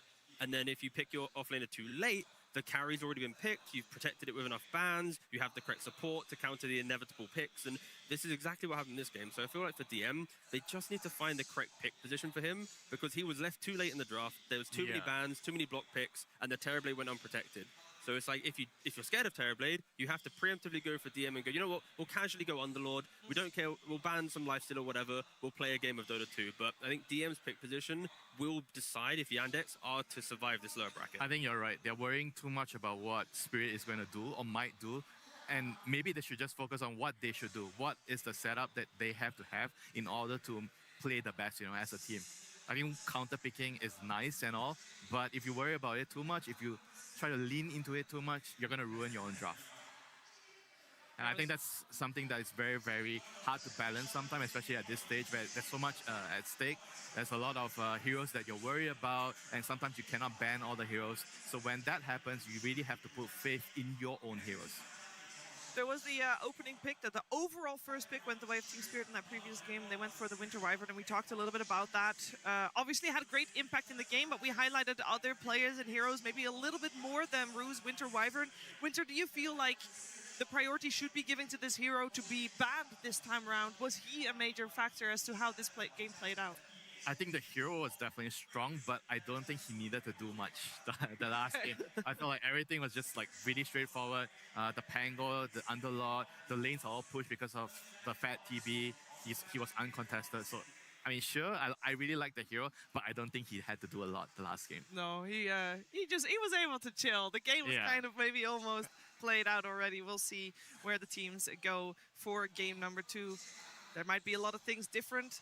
A lot of lessons learned from that one game. Of course, while the game was played out, we also had the coaches watching the game. They could already preemptively strategize how they're going to adapt going into the next one. Let's see what storm they have cooked up. Team Yandex versus Team Spirit. Game 2. The draft of game number 2 is upon us, and we got Team Spirit on the Radiant side this time around, and Yandex on the Dire side. So we swapped that around. We also swapped the pick order. We have Yandex with the overall first pick, and Team Spirit with the overall last pick. Now, normally overall last pick is a strategic advantage. Last game we saw Yandex being pushed in a corner, forced to pick a Timbersaw. At that position, that did not work out too well. Let's see if Yandex can set a similar trap, as we do have the Winter Wyvern respected by Team Spirit. Bounty Hunter also still out, just like the Earth Spirit of the Tree, and I feel like those 4 heroes that Team Spirit has banned out, those are gonna be stuck there for quite a while today. The Bane, the Ember, and the Slard are removed by Yandex. No, I really like Team Spirit's bans. I think they are very stable. It's also a sign that they don't care about the Leaners, the Shadow Fiends, all these other heroes that we have been seeing in the tournament. It's just a matter of we care more about the building blocks that make these other heroes successful. Like the Wyvern makes the other ones strong, and obviously the Tree, the Earth Spirit, and the Bounty talk for themselves. But yeah, I like these bans quite nicely. I mean, I know we didn't really get to talk a lot about the sides, but I just wanted to have a little discussion about when we have time, about the sides. I think usually we just mention about, oh, your first pick, your second pick, you have the last pick, but does the sides actually feel like one side gives you a little bit of advantage? Like, I think as a player right now, the benefit of being on the Dire side is the Tormentor might be easier for you to get, but for the Radiant side, you might feel like it's easier to get the Roche, because the Roche goes top when the Tom spawns at 20 minutes. And if you have a Desolator hero, you can always easily, or a Helm hero, you can always get the Roche easily. I was just wondering, what do you guys think about having either Radiant or Dire? Do you feel like it's easier to play the game on either Before side? I answer that question, I will say right now, I believe at TI, people are fighting over first pick before side, and then whatever is available, then they just take. But first pick is the one that people take in the coin flip. But I would lean towards Radiant myself because of the outpost, the Roshan control, the general map movement just feels kind of cleaner throughout the Radiant side. It's easier to protect areas, in my opinion at least. Yeah, I'm not sure what the actual stats are for sides in this tournament. It's relatively even, I believe. I think last time we saw it, it's slightly Dire favored, but that could also be because Dire often gets first pick, so it's hard to judge. Things are like, do you know when you always ask about side, there's going to be some like actual analytical point to why one might be better, but then Dota also is like a vibes thing, and it's like as a support player, I prefer playing the Radiant safe lane than Dire safe lane. It can also come down to this like minutiae. Like if one player is vocal enough, like this makes my game easier, you just take it. Even if it goes against like the trend, it's like if you got 33 in your team and he says, you know, Dire is better because I like this thing, you're like, you just do it, you know? It's like if your mid laner tells you I want Radiant, I'm not gonna ask him why. I'm just okay. Yeah, I got the exact stats for you. Oh, wonderful. 51-49. For Radiant? In favor of Dire. In favor of Dire, wow. Yeah. I do like Dire, I think. I like being the underdog. I mean, I don't think it's... apparently there's nothing that's swaying it actually hard in any direction, but I do like Dire. I think the way the camps sit on for safe lane, the duo camp behind tower, it feels nicer to me. Or maybe I'm crazy. Okay, one thing I would say that, okay, I know there's no Trian, but when I play Trian, it's easier to get from Dire to Radiant, from Radiant to Dire, because when you're gating from Dire to Radiant, you need to take the long path because you cannot cross the tower without being spotted. I will say last words on this. It was actually 51 for Radiant. Hey, but I do want to focus on the draft that is unfolding before us, as we have got the first couple of picks on the board, and the Clockwork makes it through. We see the Underlord and the Lone Druid banned out in the second phase here. And the Clockwork picked up, sets up for a nice potential ranged carry. I say that, but both Rue and Not Me have swapped Clockwork and Hoodwink around freely to see what fits best with the other cores that are coming our way. And unlike Yandex in the previous game, Spirit's approach to second pick here is take two really reliable supports that can interchange lane between top and bot, and also pair well together, that they can go find kills on the map, they can just be pesky and just stable, because then you're not revealing anything. Compare that to Yandex, where they had the Nature's Prophet into the Ember Spirit, two potential cores. Of course, Prophet did eventually go to support, but I feel like Spirit, they're kind of holding the cards close to their chest, and now Yandex has to decide what they reveal. I think they should pick their mid hero somehow. Okay, but they're picking the offlaner, which is something that T, you mentioned that they should try to prioritize pick DM's hero early, because every time we see them delay his pick, it just feels like, I guess that's his Doom, you know. There's not many options remaining later, so why not just pick it early? Because Doom is a hero where he doesn't really mind being in a worse matchup. He's still gonna find a way to come back into the game by eating creeps and the shard. You can recover in the game. I think heroes that are like this should be picked early. Can they not? I mean, I know they just profit to TP on, but like you can still go back for like the Drow that Yatoro played before. You have the Clockwork. Just go super nuclear in the lane. Yeah, like really try and just kill this dude. That's why they should pick the right support. I think Doom with the right support can play you can play the lane. Yeah. Like a range support, like for example, like Lion, anything that can help you stabilize the lane. But if Willow is still fine? Willow's still fine too. But I think against Clockwork, maybe I prefer Lion. They go for the SD, maybe a preemptive measurement against the SF. They feel like maybe SF is coming. I think SD is really, really good against that. And it's very nice to have Doom with SD, because Doom likes to clear stacks, and SD is the best stacking hero. Yeah. And it's very simple. Disrupt hero, everyone collapses on it during the laning phase, Prophet TPs in, you get kill, then you reset. So Yandex trying to remain stable within the first 3 picks of this draft. I do feel like this hero has gone a little bit under the radar. I don't know if you guys played a lot of SD recently, but I do think that this hero is a little bit underpicked. No, it is. I think Shadow Demon was very popular at the beginning of the tournament, but then just kind of fell out of favor as like Wyvern rose in dominance, and obviously now they're getting banned. We're kind of coming back to overlapable. The thing for Spirit, identify that, instantly going for the Centaur, even going for the Pangolier as well, because let's say Yatoro is the big focus, he gets doomed, Pangolier can come in, Rolling Thunder, buy some time, you can kite back with the double 4 stuff supports to keep Yatoro alive during Doom. Like, Yandex need to find some ways to lock heroes down. Of course, normally here you'd look towards Watson to play, you know, some Tiny or whatever, but that's going to then put Saxa back on the Nature's Prophet support. I mean, there's still like some mid heroes that can help them deal with that. Okay, this is not exactly the hero that I had in mind. It's a lane winner against the Pango, but it doesn't really help them start the fight. It's a good connecting hero, but it seems like in both games, in the first game and the second game, Yandex has a lot of priority in getting lane-winning matchups. So they're completely okay with sacrificing a little bit of like draft integrity. They don't really have a lot of catch right now, apart from Disrupt. Disrupt is not exactly a catch. So if they don't win their lanes again, it's going to be tough. And I don't know if the last pick here is going to solve a lot of problems. I only see maybe Disruptor being a hero that would give them some catch, but that hero has so far gone unpicked. unpicked. Yeah. But that is the only post 5 hero I think remaining, unless there's something, you know, spicy that I feel like can maybe solve some of the holes in the draft. I agree, because obviously if someone is doomed and you spit the Sapphire ult on top of them, they should die, but Centaur just ruins everything. I think they need to be dooming him every single fight, in which case I would like to get something as well that can give vision for Yandex, because right now your Natures wants to find the prime target and TP onto them, your Doom wants to find the right Doom target and get onto them, but your Shadow Demon is playing backline, your Snapfire is playing backline, your Nature's Prophet wants to play backline, so who are you sending in first? It's gonna be your carry, or are you looking for Nature's Prophet to be a position 4 here, or are you looking for a new carry? Spirit's respecting the Nature's Prophet carry at the moment with the Tusk ban. Yeah. I think the idea of just winning lanes is just scary for them, and they know that Prophet Tusk will win the lane, and of course Snapfire will win mid lane. So that's already 2 winning lanes going their way. I mean, if they want to win the last lane, maybe they need to pick a melee hero, like some... Is Tiny still available? Tiny is available. So maybe if they pick Tiny, it will give them a way to catch heroes. And I think this game I see more of a reason to swap the Nature's Prophet to a support. Tiny. But the last game, kind of, I didn't really like it so much, but this game it could work. The last game was also done very early.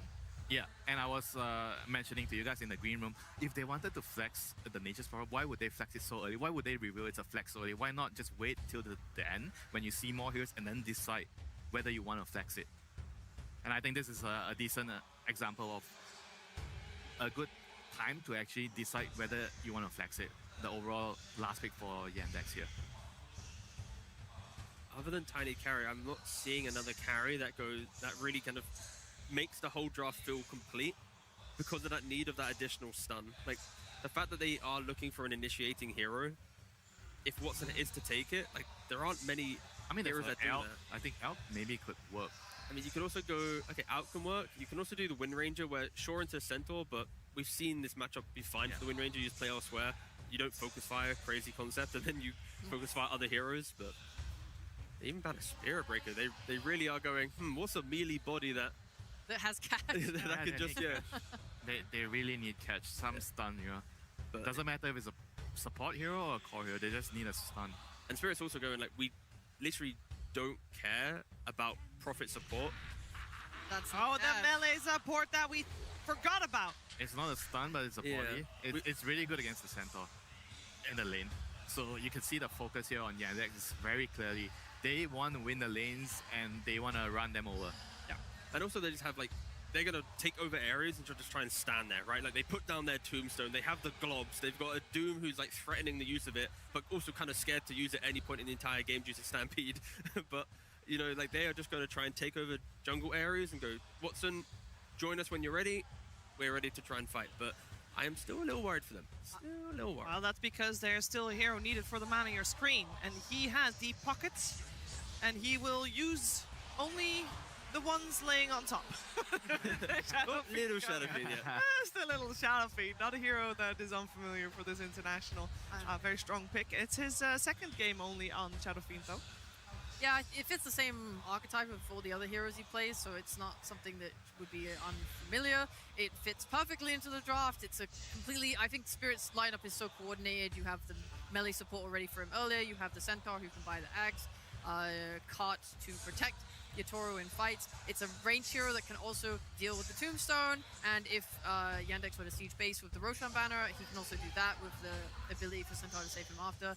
I really like it. I think Yandex, it's so scary, and I think that the way that this Undying plays as well is typically you want it to have the shard and get Tombstone saves off, but it feels like you need him to be the one that can walk up high grounds as well and like tank smokes and things like that. It just feels like they're giving up parts of the utility of some of their heroes because their draft is not super complete. The Spirit does need more time this time around, right? Like the Collapse Centaur, he's going to have to buy Dom into Heart, and then, of course, Yatoro needs items on his Shadow Fiend, and then Yandex with Snapfire, Undying Prophet, like all their heroes scream, let me go try and make a move. Let's try and play together. So I am looking at Yandex to be more decisive on the map, to try and threaten Spirit's timings. But Spirit, sure, when they're online, we favor their draft. It looks cohesive. It looks like it's meant to win games. But for Yandex, they have a better window this time to punish. Chiro Jr., he has to step up. He cannot choke after the laning phase where he's dumpstered Lal. Like, he needs to be, you know, a consistent threat the entire game.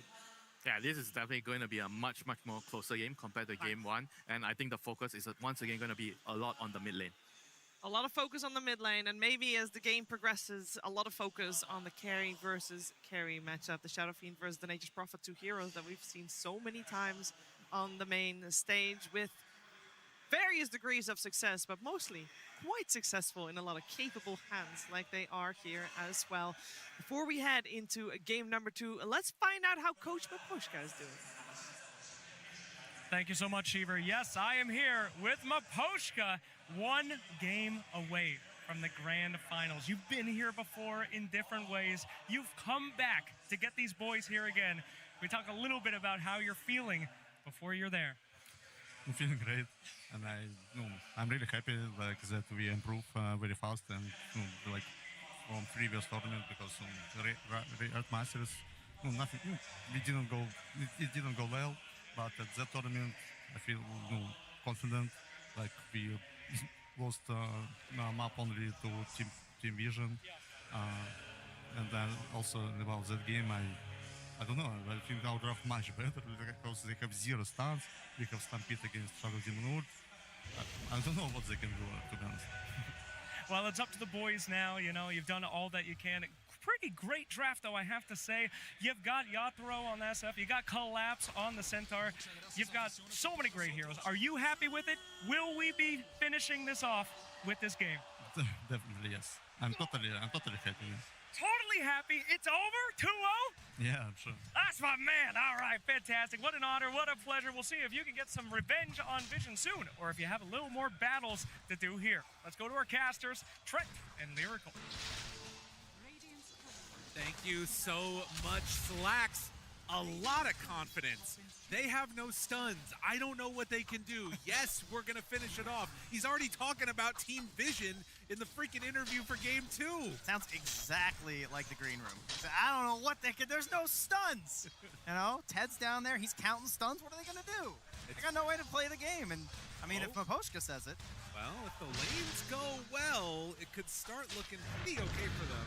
Zoro down bottom takes a lot of damage before being able to walk that one off. But yeah, I mean, it's you know, pretty clear. There's not all that much control, and when that Centaur came out, it was pretty clear that they're just going to be running away from trouble and then able to dish them out themselves. I mean, he talks confidently, they play confidently. We'll see who is right and who is wrong this time. Yandex, they do return here with the much coveted Nature's Prophet, but they're going to keep it in the core role this time, so not swapping it over to the support. And then they're bringing back the Snap, the hero who seemingly cannot be killed, no matter how much it is nerfed. I really love this one a lot as they're playing some Shao 8 lines for him. Yeah, Yatoro, yeah, he knows what to do. He knows the game. Gets the people fired up for sure. I mean, that's the thing, right? This Team Spirit roster at TI, they're always doing something to try and hype up the crowd in some capacity. And no, it's not an insignificant part of it. The momentum that you can build both when you're walking into the stadium and then when you're walking out of those booths victorious. See if they can make it happen here, though. And the other thing that we're going to need to watch for is, like, of course, how much are these supports going to be able to get done? Not me, just a bully. Yeah, he was unbelievable on his Clockwork last night. He hit a Centaur with 4 cogs. I didn't know that was possible in the late game when they were dominating so hard yesterday. So he is very much ready to play here on this Clockwork, but they have the matchup of the Undying into the Centaur. Yeah, and this is a good start to it right there. The cogs trying to keep him alive. That actually burns enough so he can't get another decay off.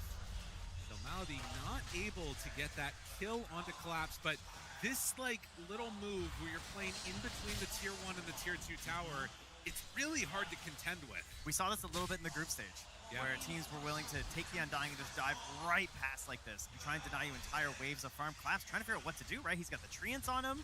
Yeah. The creeps are just dying here. Got to get back at least in XP range. And they will manage to do just that, but that little start is going to mean that this Collapse Centaur not having as nice of a time as the cogs get spammed out a little bit. Be able to walk those one off again, but it's pretty valuable, like the mana burn, because that would have been a kill most likely onto the Centaur with all those zombies chasing him and the decay coming out. But I want to talk a little bit more about this Snapfire here that you're talking about, because obviously very strong team fight oriented stuff. You can do a ton of damage, a lane dominator, but also, as we've seen, sometimes a late game transition with the right click. Yeah, that has been a serious issue heading into the late game, and I mean, just in game number 1, too, obviously it didn't go too well for Chira Jr. in the mid and the late game, but early, things looked promising for his Ember, and already off to another good start here. Larl, though, I mean, he knows if he gets off to a bad start, he's got some teammates to help him out. Last time it was the Underlord with the Aghanim Scepter, this time it's the Stampede. They have ways to enable this mid-hero every game, even if he gets off to a rougher start. Definitely going to be a nice little boon for them, because Centaur likely to be a little bit underfarmed, although that said, he's 16-1, so it's not completely demolishing by any stretch. But the other thing that you're going to want to watch for is like how much can they pressure the Shadow Fiend down bottom. The Doom Shadow Demon lane a little bit strange as Laurel's walking back home. Yeah, fighting up against one of the most powerful supports in the patch right now of the Hoodlink as well, so very hard to pressure her. And I mean, my question's the Doom. I mean, what are you getting out of the Doom this game? You're not expected to really win your lane. You know, you tend to get itemization on an easier path because of your ability to get the Shard or sometimes even the Midas. Some players, let's pray not at this point. But how valuable is Doom this game? Like, what are the chances you get Doom off before the roll? What happens when you Doom a Shadowflux? You know, how often are you going to be dooming a Centaur when he still has spells to use? I mean, I think getting into like the big heart and scaling Centaur, that's where the Doom seems to have a little bit of value, right? Like dooming him actually feels like it does something. But I worry that his impact might be very minimal this game. Some TP rotations also going down bottom.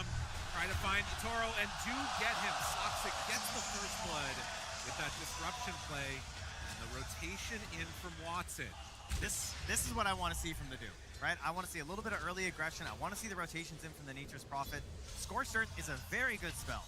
So being able to amplify that with a little bit of pressure from your core's global TP, excellent way to get him involved in the game.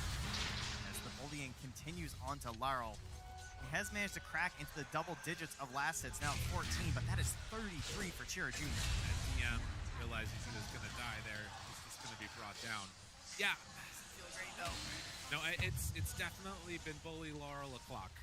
Pinko the crap out of him there a bit, and as they leave on Not Me, now some pressure on the Collapse. They move back in with the Undying, and continues to just be bullied by these cogs. It's jammed out. It's interesting to see what the cost was, though. The reason DM dies down there is because Soxa went and he took the bounty room. So he took that away from Larl. He couldn't get his bottle. He's now just getting back to the well. Snapfire's in the bottom lane right now in level 6. Oh, wow. Like, they really want this play. Yadaro, he has no, oh yeah, he has the Flame Blade in there, never mind. He's good. Okay, so no free plays. But this doesn't feel good either. Like, dodging this gank does not mean this is a win for Team Spirit. Like, your Shadow Fiend is jungling now. And look, Shiro believes he's down bottom. We got a disagreement here, maybe. As to where he's at. Yep. All right. So it's a win and a loss at the same time, as you said. You don't die, but I mean, think about it. Snap, she's going to farm through some of these jungle camps. She's also missing out, and a bit of recovery here for Larl. They give the space to Malady on the Undying, so he gets quite a bit of a bonus here. He's got a bracer done, actually. And actually going to connect that wave, too. So we'll try and take away this range creep. As the Snapfire moves back in, they can't really do much there. Doesn't feel like they'd have to commit. Oh, but wait a minute, this could work. I think they're out of spells though. No more cogs. They don't have enough. But Chira Jr. survives that gank. A very mobile early start between the mid and this bottom lane, as a lot of heroes rotating around trying to get Laurel into a better position. So far, it's been basically the Snapfire NP dominating. And Not Me moves in. Watson not able to get in there and deny trying to Wisdom. Bit of outmaneuvering performed here by Team Spirit, though, I gotta say. You know, they get the kill on the Malady. He'll instantly respawn, but gives a nice bounty over to Laryl. Yadro dodged all of that aggression from the Snapfire, wasted an opportunity. I mean, you could have been like farming stacks or obviously maybe getting a more secure kill somewhere else rather than trying to keep chasing this Shadow Fiend through the jungle. And Yadro is still very farmed at the moment. Rue with the tombstone down, he's going to get chased. They bring in Watson. And the Shadow Fiend in a lot of trouble as he's being hounded here by these Treants. They'll go for the Stampede. This was the escape. They got level 6 on the Centaur, and that's enough to get him away. This time they don't have the Snapfire. There's no kisses. You're just shy of the level 6. He just got it on Nature's Prophet. If that's there, they get that kill. Still, this is not where you want to be on a Shadow Fiend. No, he is still weighted dicing his way back to the base, so not feeling too spectacular about his game. But it's not as bad as it could have been. And Yandex taking advantage when they get the opportunity is, man, not me. Okay, if they kill him, it's gonna feel so good. They chase down, find the Clockwork. Does he get the deny? Not quite. The takes down that pesky Clockwork as Collapse eats his way through the trees. Watson, listen, there's just, when you TP away, when you walk away, this is where stuns would be helpful. It'd be very nice. Stuns are pretty good in Dota, but, you know, they've still stunned Yadro. He TPs to the mid-tier 2 to start farming these neutrals. But Laryl... Oh, and finding DM, trying to walk out of there. He's got to roll back the other direction, and Doom's the hoodwink. Is that enough? Oh, they do get it! With the Wrath of Nature, it's going to be enough damage there to eventually whittle down that squirrel. So a little bit of retribution from the grave. Hero shows up again here, but just can't link anything. Just ends up taking on a mid-player tax of farming the camps once more. You want your mid-Snapfire to not have cast kisses. Oh, wait. They need the disruption. They've got to get close enough to open them up, but it's not going to happen. And you know what? That was a very small window because Stampede just came back up. So now if you try and make that same play, don't think you're going to have the damage. Junior is finding camps along the way at the very least, but it's not what he's hoping for. It's important understanding when you're strong and when... And let's know what DM's doing. Oh no, they got him. They're right there. Shira Jr. found. Toro finds that kill. Saksa also in trouble. Team Spirit, they are running circles around Yandex right now.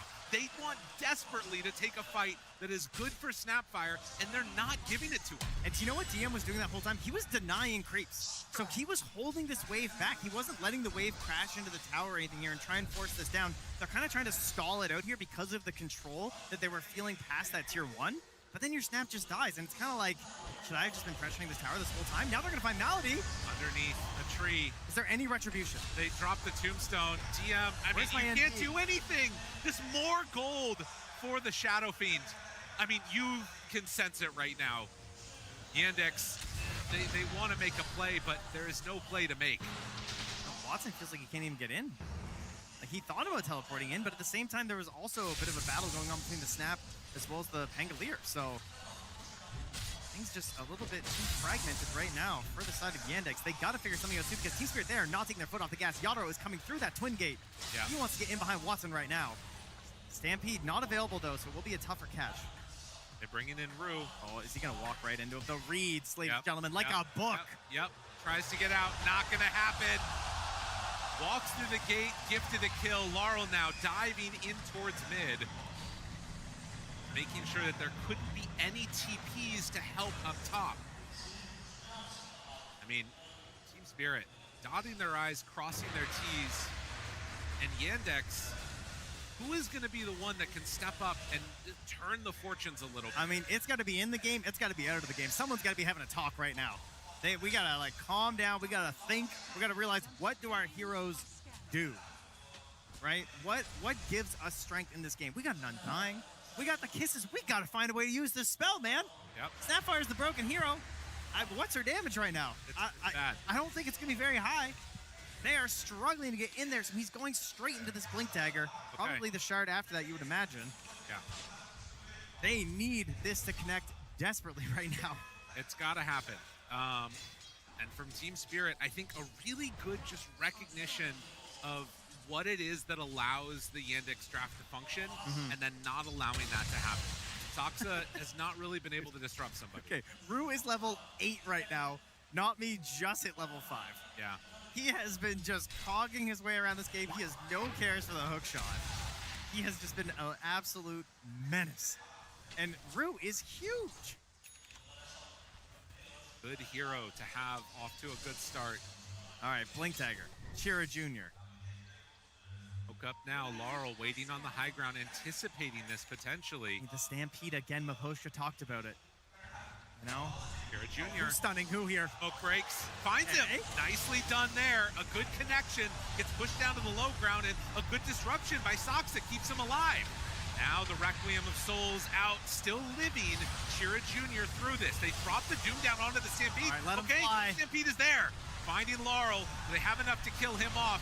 They finally connect with the kisses. A double for Chira Jr. It wasn't pretty, but it's what they needed. Yeah, they managed to pick up the Centaur on the side there. They killed the streak on Laurel.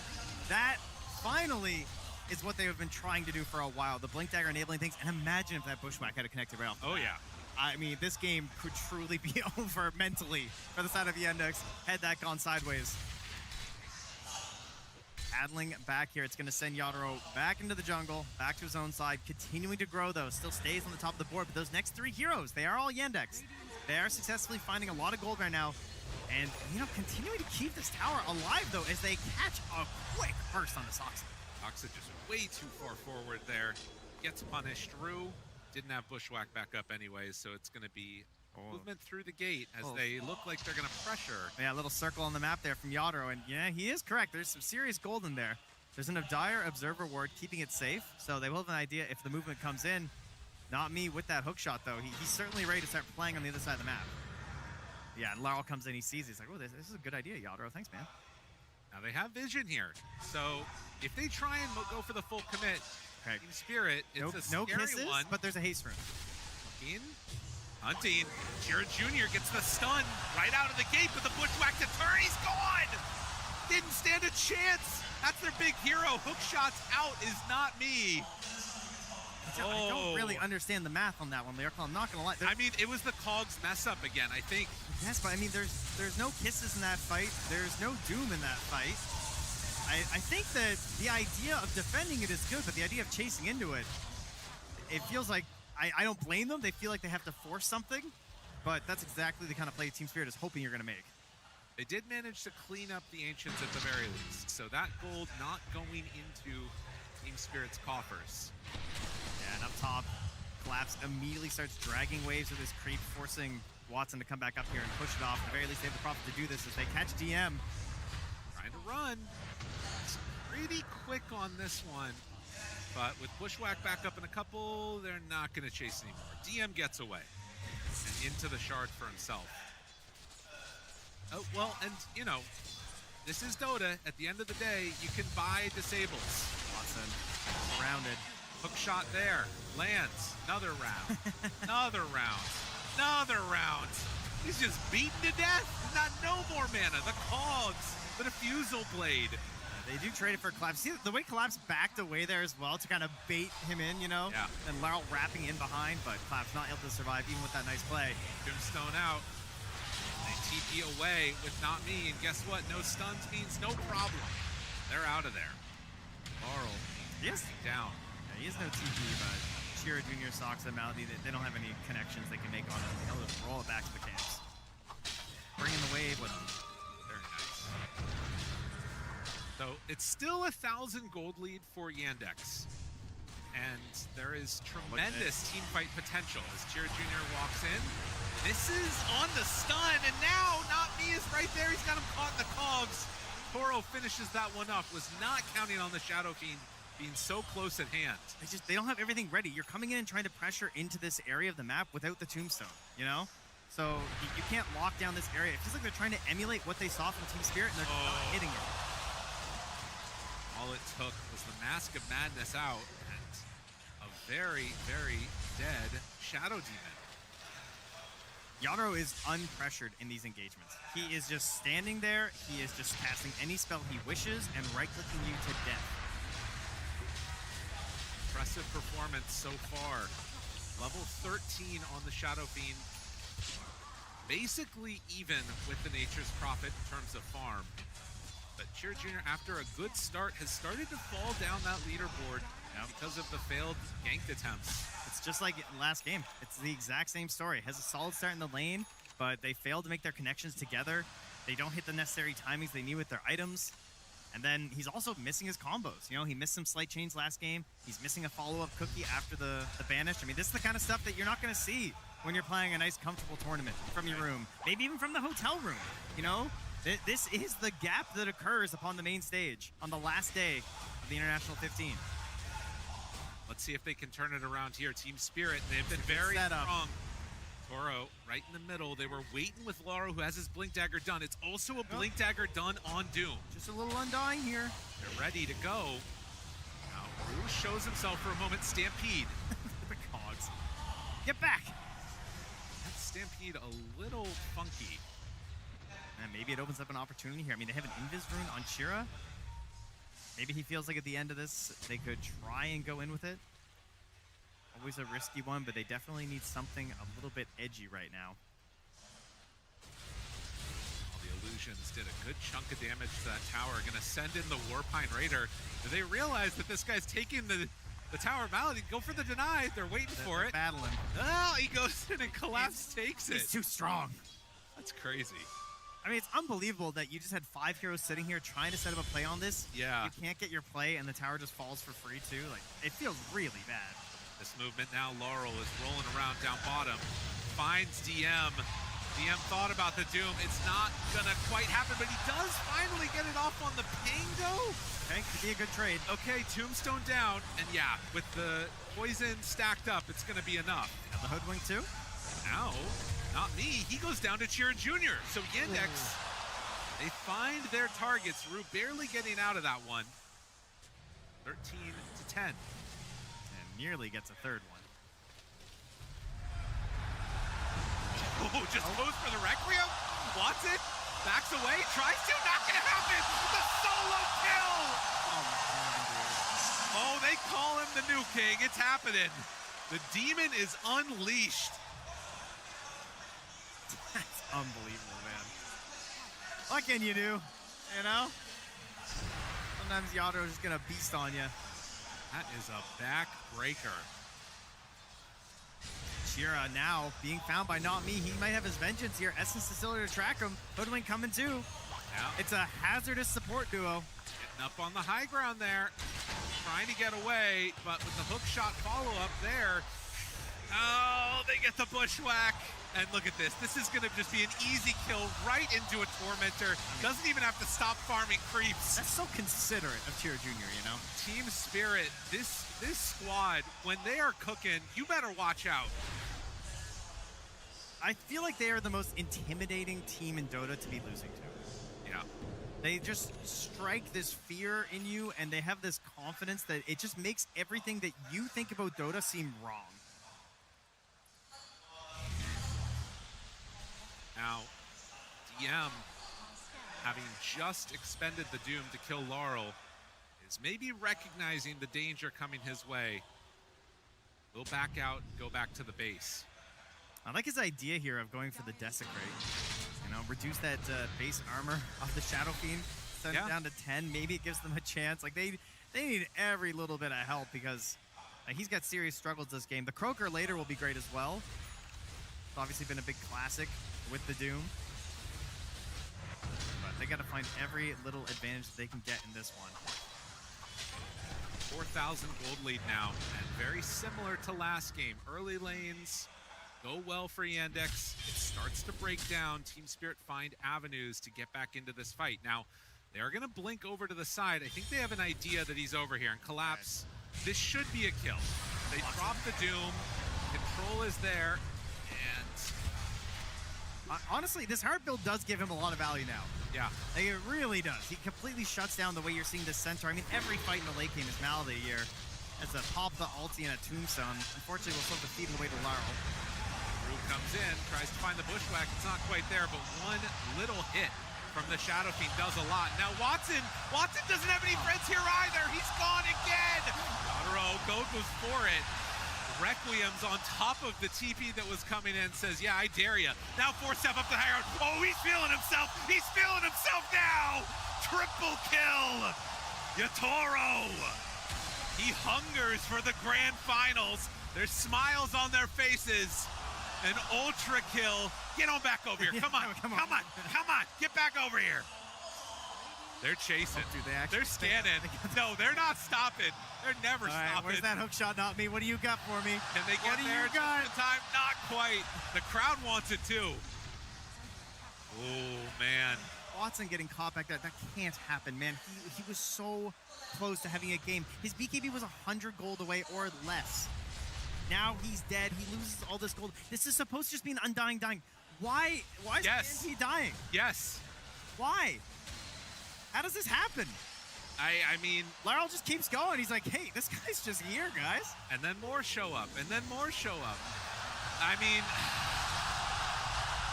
It feels pretty rough. Kira Jr. found. Laurel gets him. The wheels have come off. It just wasn't that bad at this point. They were so close to hitting their timing. They were going to have the BKB on the Nature's Prophet. Maybe it gives them a chance to stand in these fights. There's still a lot of damage from Yadro. I understand that. But it gives you something. Now it feels like their hope is just turning into maybe I can TP out when I kill a wave somewhere. I mean, that's basically what they're hoping for now. They get the BKB completed on Nature's Prophet. Kira Jr. dead for a little bit, does have the Kaya up. Doom is close to BKB also. Just don't know if it's going to be enough at this point, because if they Doom the Shadow Fiend, then you're centauring away, and if you know, Not Me is just ready to chase. Yeah, Assassin's Distiller was there. He puts him inside of the Tombstone for a moment, but Laurel running back and forth over these guys. Yatoro, he hits very hard. He hits very, very hard. Watson BKB. Yeah, nice job, buddy. They turn now. Hit onto Malady. That's not going to last long either, as he doesn't quite do the timing right. Laurel finishes that one off. Anyone else? DM, gotta hide. Gotta blink. He's just swaggering, walking him down. They thought about it. Decides not to go. Woo, man. It's a privilege to be here on the last day, Lyrical. It's not a right, you know. Yadro, he's seizing the opportunity. He wants to grasp that Aegis just another time. Maybe not even just the last time, maybe a couple more times.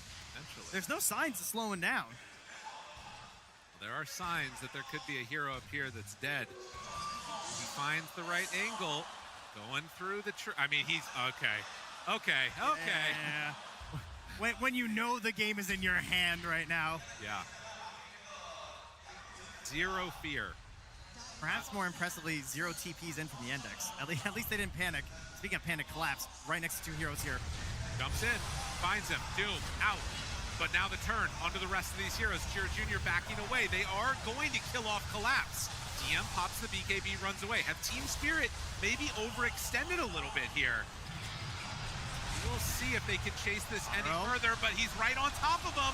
Watson throws him into the Sprout, but there's no control. There's no anything. You can only slow him down for a moment as he turns and hits and kills Malady. 19,000 net worth at 25 minutes. Kira Jr. trying to put the team on his back. He does a good amount of damage, but it stops there. He is fortunate he did not get flared there. That could have been really bad.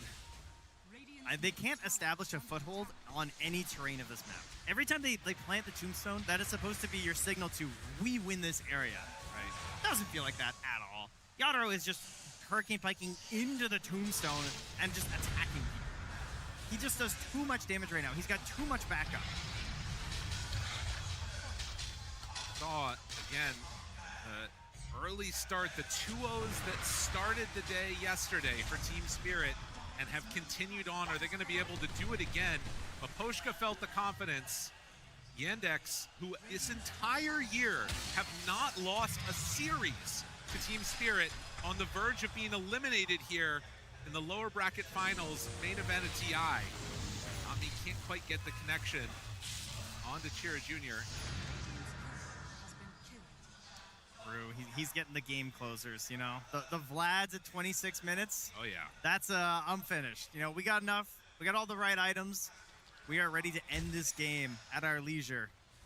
A minute 40 still left on this Aegis. Very well set for a potential tier 3 push if they want to clean up this top lane. Watson could go ahead and try and catch some of these waves, but he just has to be careful. DM, Malady, Watson, they're all on the bottom side of the map here. No intention of fighting this top tier 2. What do we have here? I mean, we got... Looks special. What the hell is this, man? They got all the items. They got items outside of the game. We have the Congregations of the Deep. There we go. Upon DM, the Croaker, the Riverborn Aura. Unfortunately, there's no river in the base. Yes. Can maybe change that. Meanwhile... Oh, DM. Oh, he gets out. They were trying to chase. Cannot afford to get caught back. I mean, they're still not making... How many shots? 2. Okay, Ghost Scepter is good. Fortunately, Collapse is right there to clean him up. But that's what you have to do for Yandex. If they want any hope in this game, delay, cut waves, try and get out of there. Now, they do see Toro completely alone down here with 40 seconds left on the Aegis. I mean, the problem is there's still Stampede. And Watson finds a Shrine of Wisdom. There you go. Does that make you feel any better? Not really. I'm gonna be completely honest about it. And Shira Jr. being brought down again. It has been such a rough series. He has no buyback. Yeah, that's an issue. That is an issue. That is a major problem here. They can take this outpost. They can start pressuring the high ground if they wish. It is only 10 seconds left on the Aegis, so perhaps they could consider it unnecessary, but has that really stopped Team Spirit in their last 4 games? I don't think so. They were going high ground when they still had the tier 2 up. Yeah. He was just going to kill people. I mean, they don't have a Shivas, so the initial jump is a little sketch compared to most games, but you got the Clockwork, so if you want to just put all your faith in not me, personally, I would, after seeing how he's played the last couple of days. They could opt for it, but the safer option is certainly to continue to control the map and just let Yandex create their own issues by leaving the base. Laurel waiting for somebody to step out. Is that enough? I mean, no, he's not the biggest target in the world. You know, maybe they're a little bit off on the timing of the Cecil Sturge. It was still 40 seconds before it's back up again. Try and extend this out as much as possible for Yandex. The micro maneuvers here from Watson. He's just spamming the trance out amongst the map, scouting, trying to spot where they're at on Spirit as they drop the Stampede to catch Soxa. You're going to lose heroes like this pretty consistently. Got Blink. No time, though. Laps there. Facing the wrong way from the Blink, but whatever the case is, it is a smoke up now coming out as the Aegis has been reclaimed. And Toro showing on the lane. They're pinging where they think he is going to be, and he is over there. They find him as he comes back this direction, completely alone. The biggest doom of the game. This would be what they need, and they got him right there. Jump forward, got him caught. Congregations trying to save the doom. They drop it. That is the best thing that has happened to Yandex in a very long time. But this would be bad. This would be really bad. They don't have Shadow Fiend, though, so maybe they feel confident taking this fight. Watson standing there next to Laurel. DM getting down on the low ground. Finds not me. It's not terrible. They actually do bring down the Undying, and as the BKB is out, gonna need to run. Nowhere left to run. DM is gonna fall. Yeah, that Basher gonna make sure that you are not safe. Your golden god for him here, but a double kill for Laurel, a kill on Yadoro. Yandex will take it. It's something. Yes. I mean, he's a lot of gold going back their way. Yeah. Big bounty there for DM. I'm glad he just dropped the Doom, man. He just, you know, it looked like they were thinking about holding it. Watson was coming in. He was just like a second too late to ensure they wouldn't have to, so they just secure it. Of course, that being said, maybe you needed that Doom. Maybe that helps you get a secondary kill here. Speaking of a secondary kill, Watson found by Collapse. More staffs down to the low ground. They're stampeding in. Did he wait too long? Yes, he did. Not me. Was out of range at the start. And TP's away. The BKB lasts long enough. Does get him out of trouble. The Shira Jr. gets caught by the bash. Not going to be so lucky, as there is not quite going to be able to get into range to save him there. Even when you get something good with the Shadow Fiend kill, it comes at a price. Man, he was dead for ages, huh? This guy's level 23. Yadoro, he is absolutely massive here, and still not considering anything too defensive. Wants to finish out the Daedalus first. That's Collapse's job. Yeah, exactly. You save me, team. I mean, Larl, not me. Like, there's so many good heroes here at providing space and safety for a big ranged carry. This could be so many different heroes on Yadro, and it's a very similar game. This one expected. Stomp on Double Edge, and accidentally pops his BKB. That guy's getting wobbled in the bottom lane. I mean, you saw him hitting his keyboard at the end of that last game, accidentally paused it. Feeling very hyped up about that one. Hey, no BKB. Timing, maybe. All right, DM, just solo the Tormentor. You know, take it down. I think that one's gonna happen. He's getting ready to cut another wave. He's just hoping he doesn't get spotted here as he twin gates out. Player's going the other way, though. Not me. Is going to be on the same side as him, though. And how annoying it can be getting these heroes caught. Toro having an inkling, an idea. DM.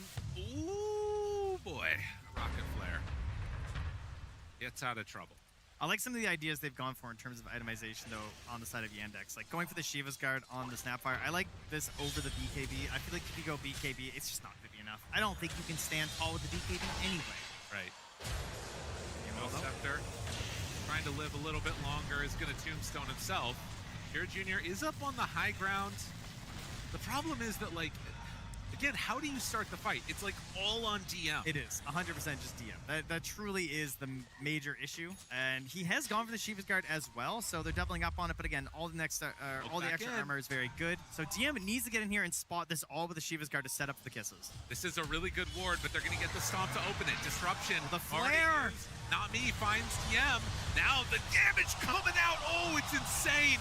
Already out, and on top of it, they get the save for the Shadow Fiend. He's going to be fine. Triple gone. Your entire Watson goes in. Decides he wants to fight. That is not the decision that's going to work out the way you hoped it would. Kira Jr. also gone. There are no buyback on all three of the cores. Good game is called. Team Spirit are going to the grand finals. Who would win, Fiery Demon or a single rocket? Coming out from Not Me on the clock. This guy's been unbelievable in this hero. He ends any hope of a fight there for Yandex. No blinking from the Doom. He's the only hope. He is the key. Team Spirit, they are the best team at identifying how the enemy wants to win a team fight and removing that possibility. Listen, Vision, they said they wanted to fight this spot. They wanted to fight them. Vision were looking good. They were all over the place. But Team Spirit has leveled up over the past couple of days. They take down Yandex, one of these squads that has been a bugbear for them constantly. Have they awoken a demon? Can you stop Yatoro? This man is a menace on this stage, and he just took out Yandex. It doesn't feel good when you have defeated this team over and over again all year, and coming into today, everyone still has Team Spirit as the favorites. You can feel it. Right? It's in the arena, it's in the air, it's in the crowd cheering. We all see what's happening with Team Spirit. We've been here before. We've watched this evolution and growth of this team, and it truly is horrifying to the state of which they can reach. Something to watch out for indeed as we're getting ready for the grand finals. Team Spirit take the 2-0. They have not lost a game in many days. And it's feeling like it's going to be the final boss here, as they have often been at the International. Two players that potentially could go for a third Aegis as well. Opportunities abound to make this work. Team Spirit, Grand Finals. 观众朋友们，另外一支挺进我们 TI 2026总决赛的队伍，让我们把掌声送给 Team Spirit. Snacks, take it away. We've got Rue and Not Me. All of your teammates are TI champions, but they say you too are the best guys on the team. You are so close to cementing yourselves as the next great Dota 2 generation. I want to know, how are you feeling getting this close to your first Aegis? I'm feeling amazing. What else can I do? So can I say? I mean, like, it was TI finals. First time. I hope my team will carry me. 你身边的话有3位 TI 冠军跟你们一起去并肩作战，然后现在你们也将要一起去面对你们自己的第一次 TI， 你有什么想说的吗？入，我现在说实话有些不知所措，但我只希望我的队友能在最后的决赛 carry 我。Not me. Talking about first TIs, this is your first one. You've had an incredible performance, and I gotta say, I think the crowd loved you. 现场的观众朋友们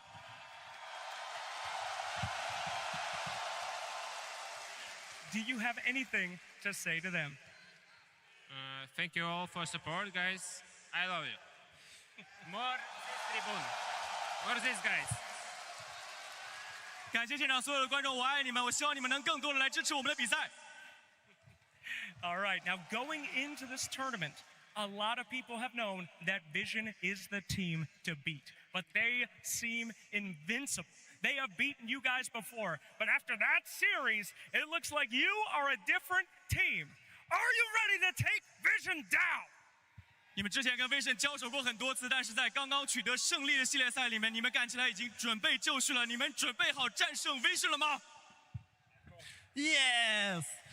Of course. Of course! Let's go! 观众朋友们，我们再一次把掌声送给我们 Team Spirit Ru Not Me。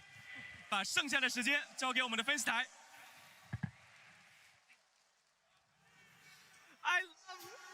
I love seeing both of them on that stage. The 2 remaining players of Team Spirit without a ring on their hands, and they have the chance to do it later today against Team Vision. Team Spirit, ever since they got knocked to the lower bracket by Team Vision, they're like, no.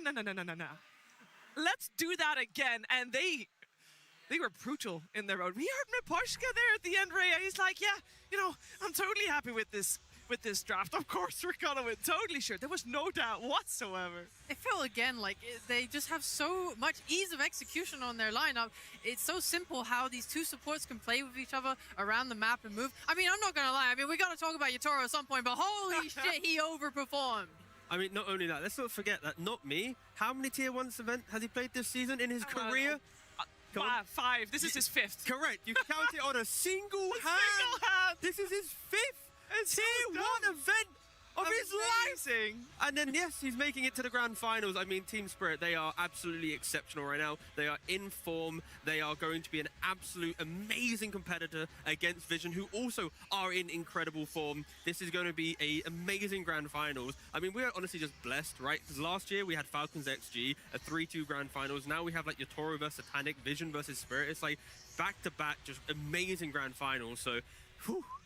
Yeah, this is also very, very special because normally the youngest players in a team, they are usually the mid laners or the carry players, but in this team, for instance, in Ru, Not Me, they are the most inexperienced players, they are the newcomers, and they are the ones that the core players are praising. We're winning our games because the support players are amazing.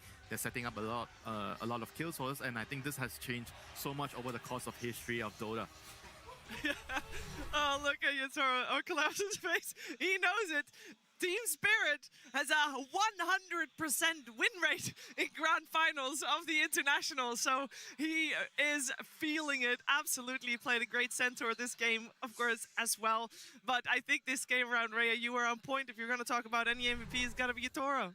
I can't believe it. He was so active. I think last game, I felt like he had such a good lead that he just pushed that advantage. This game, he just makes his own advantage even more. It was very good. It was fairly one-sided. And on the other side of Team Spirit, it was Yandex that fell here. And for the final words, we're heading over to Saxa. Yeah, thank you. I am here with Saxa from Team Yandex. Saxa, commiserations. We're sorry to see you guys go out of the tournament. I know you're disappointed, but you guys have had a fantastic season. 3 first places, lots of second, thirds, and fourths. You've made it to the 3rd place finish here in TI. How happy are you overall with how your team has done this season? 战队整个赛季成绩非常惊人，3个冠军。无数个亚军、季军，然后 TI 拿到了第3名。你个人对于整个赛季的成绩满不满意？ I think this season has been good for us. We've had a lot of good results.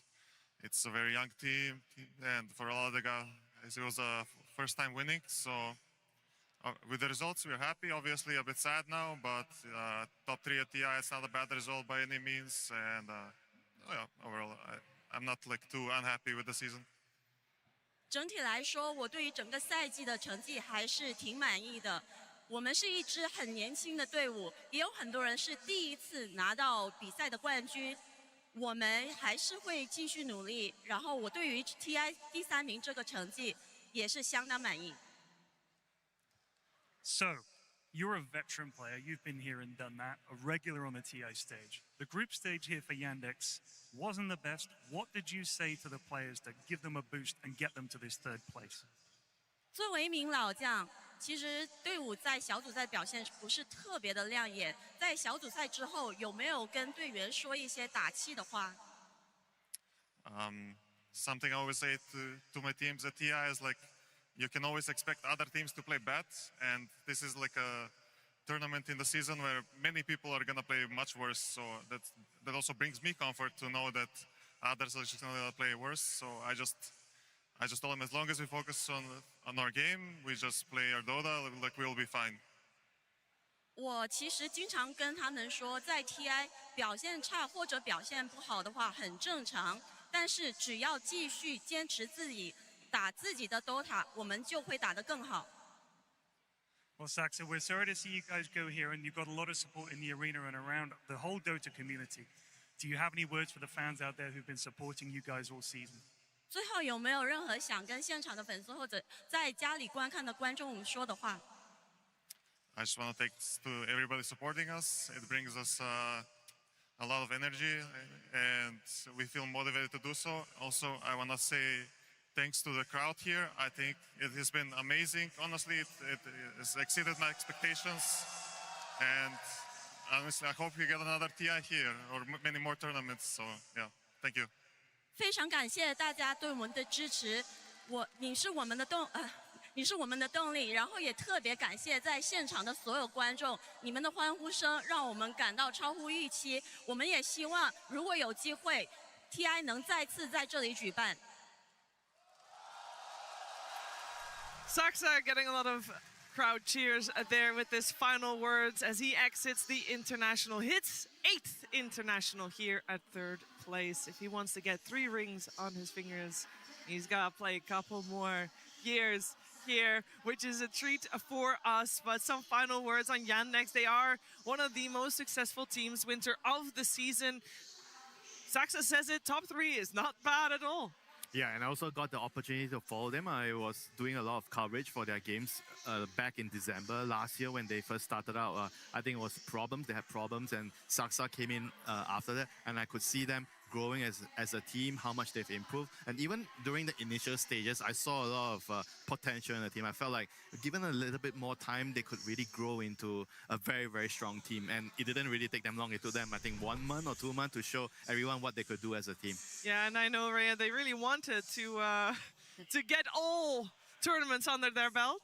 Yeah, back in Blast, Watson told us that he was hoping to get 1 win from each organizer. You know, they won a Blast, they won a Wallachia, they won a Dream League. So they really are just doing the circuit. Obviously, they had their chance for the Aegis, which is the most coveted of all, but they weren't quite able to get it. Maybe next year. I don't think he intended for it to be all this year, but the fact that they nearly did something was pretty damn good, yeah.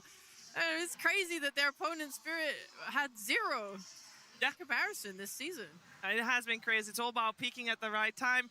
And to be honest, Yandex did have a very good year, and maybe this game number 2 wasn't as good as they wanted it to be, but there were definitely some highlights for them. For example, Shiro Jr. in that mid lane. I'm sure we're going to see a lot more of him. Actually, we're going to see a lot more of him right now as we head over to Purge.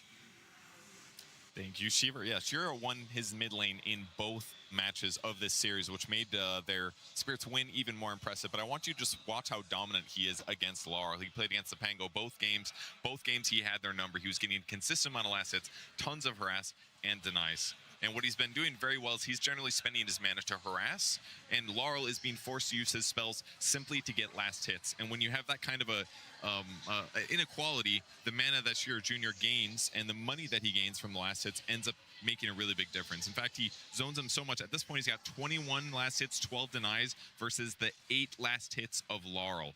He zones him from the lane. He's forced to go heal. And watch how he plays around him coming back into the lane. This kind of dominance is crazy against top players, by the way. He grabs the first water rune, and he actually leaves the bottom one there to tempt Laurel into wanting to take it. And now he's playing this game where, is he going to use his spells, and is he going to be able to catch Laurel? They do a little bit of a dancing move there at the same time, which is very cool. But Laurel knows he can't go this way and back without getting killed, so he has to still play the left side. Now he finally thinks, this is my chance. I can get that way. But Cheer Jr. with that blast is on top of him, prevents him from getting that. And as a result of protecting this water rune, now Cheer Jr. gets to go get it when his resources are low. So he's basically using it as a bait, but also a way to get himself forward. So that was amazing by him. But the downside was what happens after it. How does Spirit react to this great early game by them? Yandex, he TPs to the off lane. He's looking for a Snapfire ultimate on somebody, but they anticipate this. They just don't give him the opportunity. So this teleport ends up being a complete waste by him.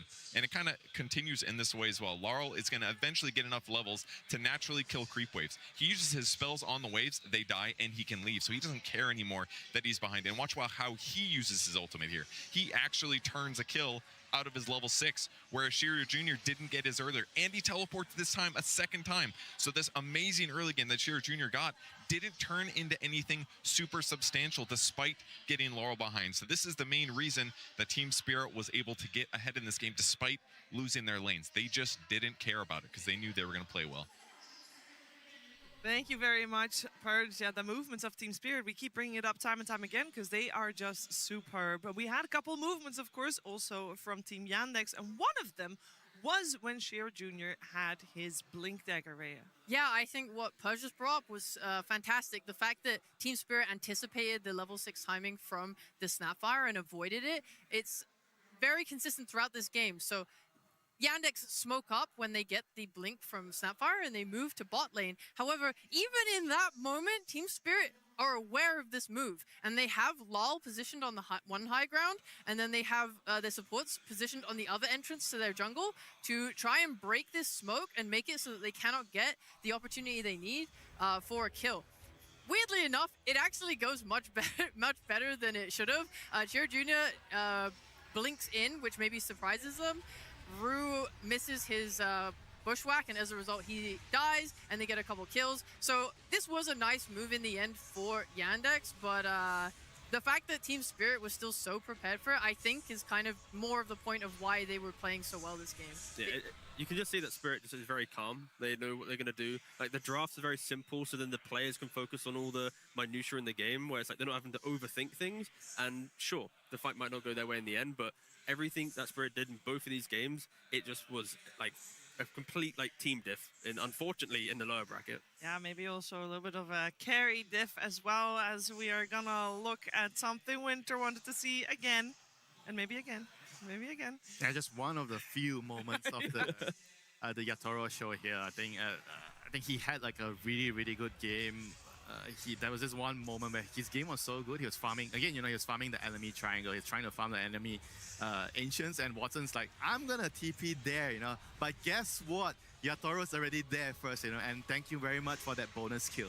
Yeah, it was really cool because there was a fight happening on the bottom side where his team was dying. So he was like, I'll stay in the triangle a little bit longer because maybe they'll retreat up into the triangle. Then he gets the kills, and then of course, Lao. I think the main thing as well is like Yatoro's popping off, but Lao has been so aggressive in both of these games. Sure, his laning into difficult matchups has been maybe not going his way. The Ember, the Marana in game 1, this time around playing into the Snapfire. But his bounce back, his ability to open up the game, to match Yatoro's energy, Lao was just everywhere in this game on the Pangolier. And then, yeah, they were just diving and not giving a hoot about any this power. game is a perfect example of why right now laning phase is not as important. And you see teams like Boom Boys, they really prioritize the laning phase. They did really well, but still, like when it came down to the best teams, the absolute best teams, is just not really a way of winning the game. I think ensuring that you have draft integrity, ensuring that you have a way to play the mid game. It's okay to lose the lane, even though they lost the lane this badly on the Pango. The main question I think a lot of people will be asking themselves is if this type of laning stage happens against Vision. I mean, I feel like this is going to be very back and forth, of course, in the grand finals. Like, these two teams, they've already, they 2-1 earlier in the tournament. Like, this is not going to be a shutout where it's a 3-0. It feels like it's meant to be a lot harder. I think Spirit are going to have to put up a better fight. The drafts aren't going to be as easy. I do feel like Yandex dropped the ball quite heavily in the drafts today, unfortunately not putting up the fight. So yeah, it's just only going to get harder for Spirit now. Yeah, Team Vision will be the ultimate boss for Team Spirit, or the other way around, because did you really win a TI without beating Team Spirit in the grand finals? I don't know about that, Ray. I think this is a very poetic end. I think it is a very beautiful end. Like you said earlier, Team Spirit haven't lost a grand finals that they've played in yet. This could be the first time. I do think we will definitely get more than a 3-0 with how these games have been going. I think the crowd is so in love with Spirit and how Vision have been playing. I think the environment, the mood, the vibe is going to be way up to the ceiling. I genuinely don't think we could have asked for a better grand final right now. Yeah, the student Satanic meets the master Yatoro. Yeah. That's going to be a hell of a show. But also the two old-timers, right? The two legacy POS 5 players, Papi and Maposhka, transitioning to coaching. And now it's like, who is the better new coach on the block? I was going to say for both, it's their first time in the coaching slot. Exactly. Yeah, that's what I mean. It's kind of crazy to think that, I mean, when you have such a big career, it's quite easy to just, to take a little sidestep to coaching. But I just like how happy Maposhka looks on stage. He's like, when he leaves a draft, like, he knows, like, I've done my job. I don't have to play the game now. Yay. And then, of course, Papi, like, he's just there, just enjoying inventing some stuff. Like, hey, go try this. It doesn't work in game 2. Yeah, it's fine. We'll win game 3. Me and my pawns will try this exactly. It's such a different style of coaching between the two of them, but the drafting is going to be just on another level. It will be on another level. You mentioned there's a 3-time hopefuls in our grand finals here today as well, which is, I think, crazy. You know what makes it crazier? Yatoro and Collapse. Yatoro, for example, Winter. Now, don't worry. You're not old, but Yatoro is 23, and he's playing for his 3rd ring. You're making me feel old. I mean, it's amazing. He is one of the best offlaners of our time, and he is so good. The flexibility he has. The carry. Okay, the carry. Yeah, I mean, Yatoro is, I think the same can be said for Yatoro and Collapse. They're both very flexible in how they can play for a team. They can be greedy, they can be a team player, they can be the sacrificial lamb. I think this is what makes it so easy, we're talking about the draft. Why is it easy to draft, for these teams? Because your players are flexible. Because sometimes you can say, their draft sucks, their draft is not so good. But you can only work with what you have. But if what you have is everything, then it's easy to draft. I mean, they're actually doing a great service to Dota. Do they? Yeah, because if they are to win, right, and they have 3 Aegises, imagine being a new player. It's like, I got to win 4 TIs now. You can't just stop after 1. Like when you think about the new kids on the block, like here, of course, in the grand finals, right? Spirit, they are fighting for 3-time and 2-time. Saxo not anymore because he's just been eliminated. All of Vision are fighting for their first Aegis. But just think about it. If Vision are to win this TI finals, they've got to go play another one and another one. So it's like, we have so many more TIs ahead of us to get so many more Aegises and rings. You gotta have your whole hand covered. Yeah, surely. Minimum. As many tier 1 events as not me. No, it is going to be an epic grand finals. Best of 5 is always different, and especially for coaches, especially for new coaches. And yes, I know they've drafted and they've been in best of 5s many times before. It's still a different beast that you don't get to practice that often, especially not on the main stage of the international. And it will be a spectacle, absolutely. And I think I want to also, we highlight a lot in T-Spirit because we did just see them win, and they do have that momentum. But I want to focus a little bit on Vision here too, Rhea, because we got in the mid lane no one. If we're talking about young players that have many rings, we got to talk about the old timers that don't have any and are still here as a core role fighting in that mid lane. Yeah, it feels offensive to call him old when we are all older than him. We're decrepit. He is 28. He's 28. Oh my god. But yes, no one is has been around for a very long time. I think us old timers know him best from his stint on Virtus Pro. I mean, this guy was so damn dominant. If you haven't seen him, like, he went from being like the best player in the world to just a complete drop-off of, like, he's taking a break, he's no longer competing for a bit, and then he starts this ascent again to becoming once more top of the world. It's unbelievable to go from such a height to nothing and then back to the height again. I don't think anyone else has achieved that level in Dota ever.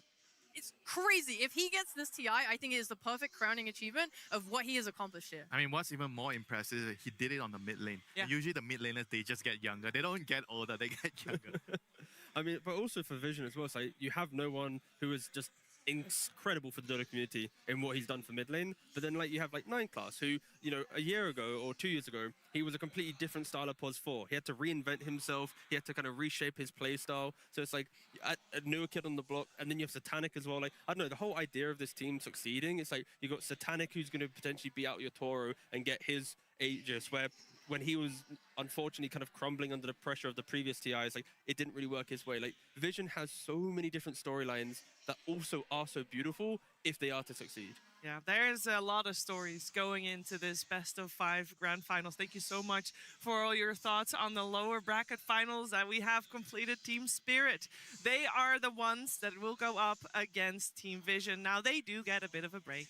Don't worry, we're not going to make them play straight away, even though, you know, from the way they were playing, they probably could have done it. You know, they only played 2 games and it was pretty convincing, but they need some time to prepare against Team Vision, who's been waiting in the wings, watching the series unfold, and I'm sure that they have their own plans as well, but they can rest a little bit longer, because before we get to the grand finals, we're going to have a spectacle of our own on the stage. We are going to have the cosplay competition coming your way. We're going to have judges involved, of course, but the main person you're going to see right now, let's head over to Dove. 欢迎回到2026 Dota 2国际邀请赛的现场。Welcome back to the International 2026。接下来，我们要把舞台交给一群把 Dota 世界带入到现实生活当中的人。Up next, we're turning the stage over to the people who bring the world of Dota into life。接下来我们将要进行的是 TI 2026 Cosplay 大赛，他们是由赛瑞和完美世界电竞主办的 TI 2026 Cosplay Competition presented by Steel Series and Perfect World Esports。站在我身边的是我们本次大赛的评委们，让他们来跟大家介绍一下自己吧。Standing next to me are our judges. Let them introduce themselves. Hi everyone, I'm Reeps. Reeps, what did you do? I've been making Dota cosplays for 11 years now. I'm currently holding the title of Best in Show of the International, which I won last year in Hamburg. But I'm ready to pass it on. 在我身边第一位评委是 Reeps， 他有11年的 cosplay 经验，并且他夺得了去年 TI 14的最佳大奖。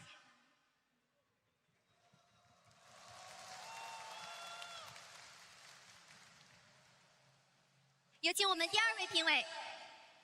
大家好，我是林景，我是奇想天外的艺术总监，也是一名戏剧导演、配音导演、配音演员。同时呢，我也是 China Joy 超级联赛总决赛以及 WCS 中国总决赛的多届的评委，很高兴来到这里，谢谢。Wow, Lin Jing, he is a voice director, voice actor. He's also China Joy Cosplay Grand Final Judge, World Cosplay Summit China Final. Welcome our next judge. 大家好，我是瑞，就是瑞。我是一名做了5年 Dota 新手教学的视频创作者，立志于让没有接触过 Dota 的玩家感受到 Dota 的魅力。Ray, he is 5 years Dota 2 content creator. He made a lot of videos for people who just new to Dota world. 现场的观众非常的热情啊！那各位玩家们，你们准备好见证英雄降临了吗 ？Are you ready to see your favorite heroes come to life？ 好的，让我们用最热烈的掌声欢迎 TI 2026 Cosplay 大赛正式开始。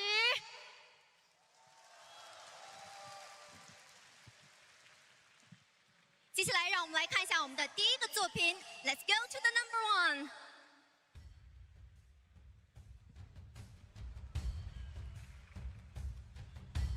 1。哇，第一个作品呢就非常的精美了。那它是小松鼠，让我们来有请我们的评委来为我们介绍一下这个作品吧。野三卡的这套 cosplay 呢，还原了小松鼠独特的造型，它的十字弩通过3D 打印、组装、加工以及手工上色。还原了游戏中的武器，而且身后的3条巨大的仿毛尾巴中使用了内部支撑结构，让尾巴呢能够保持自然的形状与蓬松感。 The first closer is Yansenka bringing us Hoodwink Shadow Leaf Insurgent. Let Lin Jing introduce this work, and he just did. Do you like this one? 现场观众朋友们，你们喜欢这个作品吗？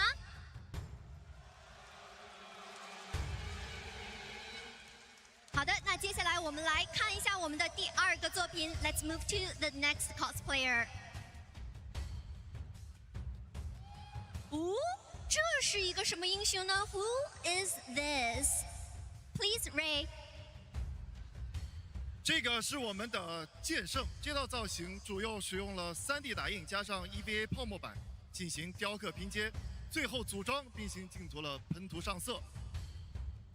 接下来我们看到的这一位 coser 是小狗帽子，他为我们带来的作品是主宰，那也是大家熟悉的剑圣啊。他的这套作品呢是由3D 打印完成的，刚刚我们都已经听到了，可以说是非常非常的用心了。This modeling is completed by 3D printing combined with EVA form, board for curving and splicing. All right, let's move to the next one. 让我们来看一下3号作品。 哦，现场的观众有认出这是谁吗 ？Can you tell who is this? Here we have Nika Lockhart as Dawnbreaker. This outfit took a whole year to make. She built 28 lights into it, which requires 20 meters of wires that are all hidden underneath the armor. This costume posed a lot of challenges, and Nika overcame them excellently. 这套令人惊叹的服装花费了整整1年的时间，并且搭载了28处灯光，更有20米的电线，巧妙地隐藏在铠甲之下。它就是我们的破晓星辰，星辰使者。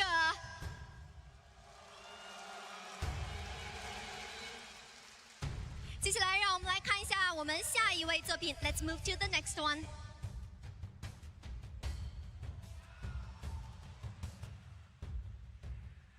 那家海喵给我们带来的这个作品也是非常精致啊！它这套作品呢，均为手工制作及上色。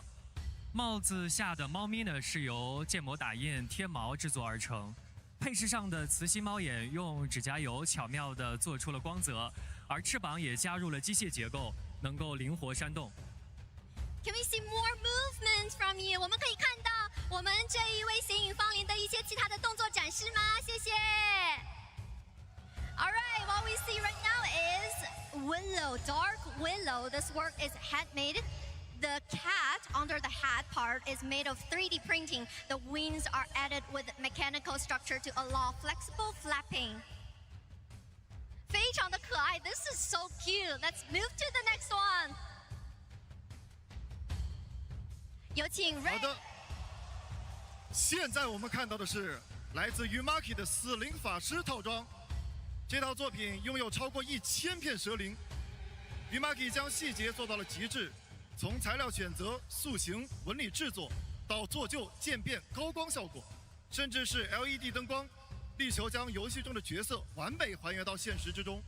而选择这个角色也有特别的意义，Vici 希望通过它独特的白蛇主题和服装设计，展现 TI 2026东道主的中国特色。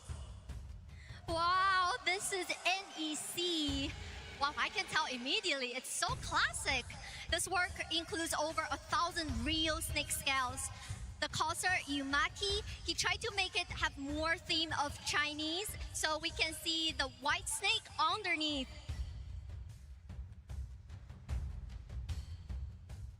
好的，感谢这一位 coser， 让我们移步到下一位。Let's go to the next one. Here we have Shinbalus as Omni Knight. He completed this whole work in just 45 days. I don't know how.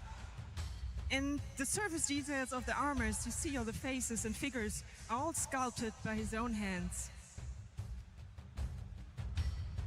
接下来我们看到的这一套是全能骑士哦，这套套装我好像没有怎么见过，真的很漂亮哎，特别是他手中的这个锤子，是不是？ 那么这个全能骑士呢，他仅仅使用了45天，就独自完成了整套的 cosplay， 展现出了过人的创意与创作能力。Maybe can he swing the hammer?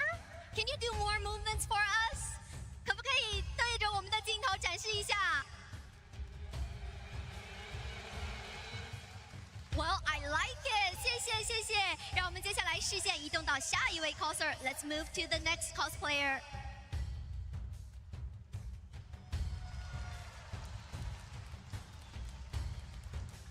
这是威人为我们带来的拉比克。那这套作品其实非常繁复，它融合了 3D 打印、布料制作以及 EVA 泡沫雕刻，并且加入了 LED 灯光、烟雾效果，还有旋转机械装置等机关。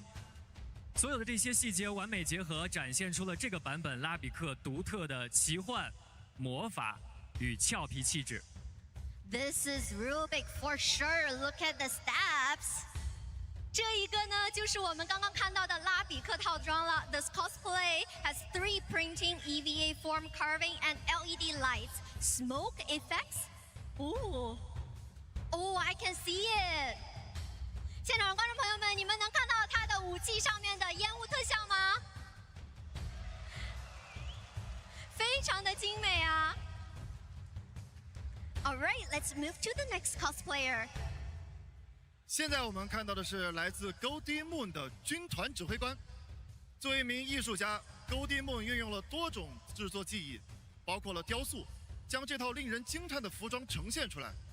整套作品历时6个月完成，充分展现了精湛的艺术与制作工艺。 This is Legion Commander. The entire set of works took about 6 months to complete, fully showcasing everything and his idea, the production techniques. 哇，这个军团指挥官感觉也非常的漂亮啊！现场的观众有没有喜欢玩军团指挥官的？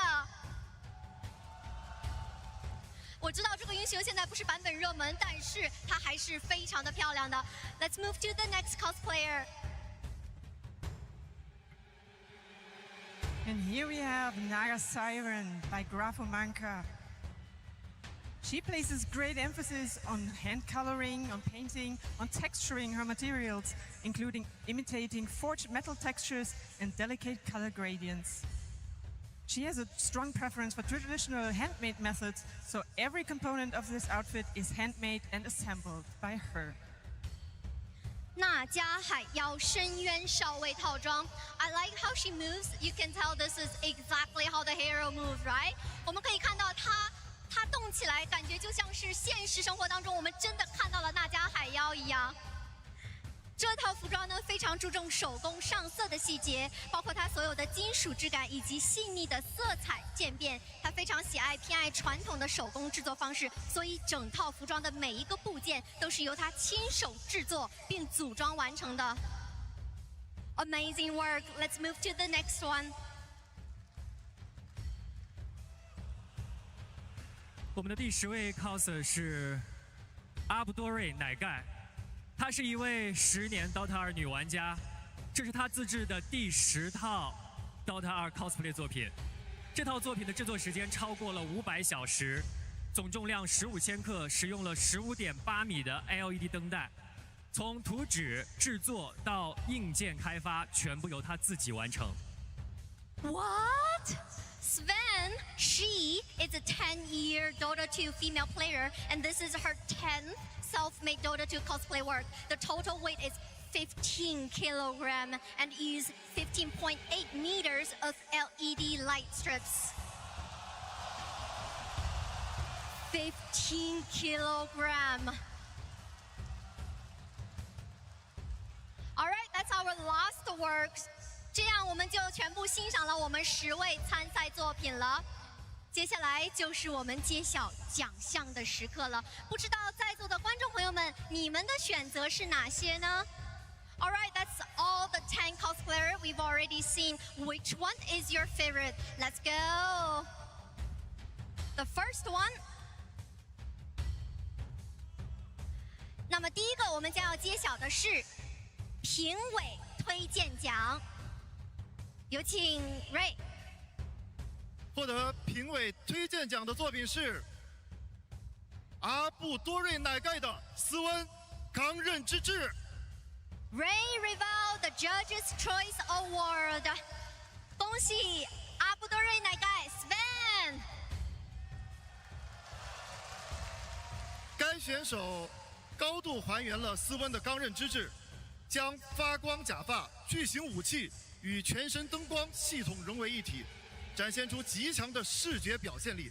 从建模、打板、制作到硬件开发，全部独立完成，体现了选手卓越的综合制作能力与创新能力。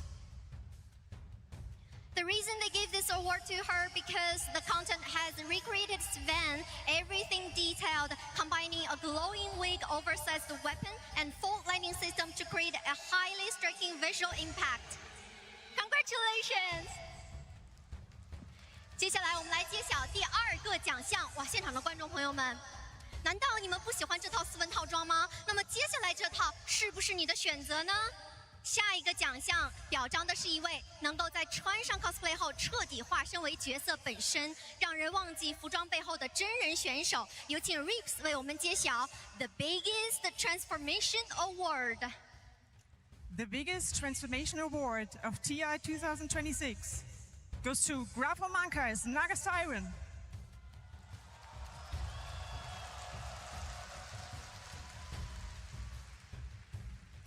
Every single scale is cut and painted with precision. The skillful construction of Naga's signature tail. I wish we could see it. Maybe, can we get some turn in there?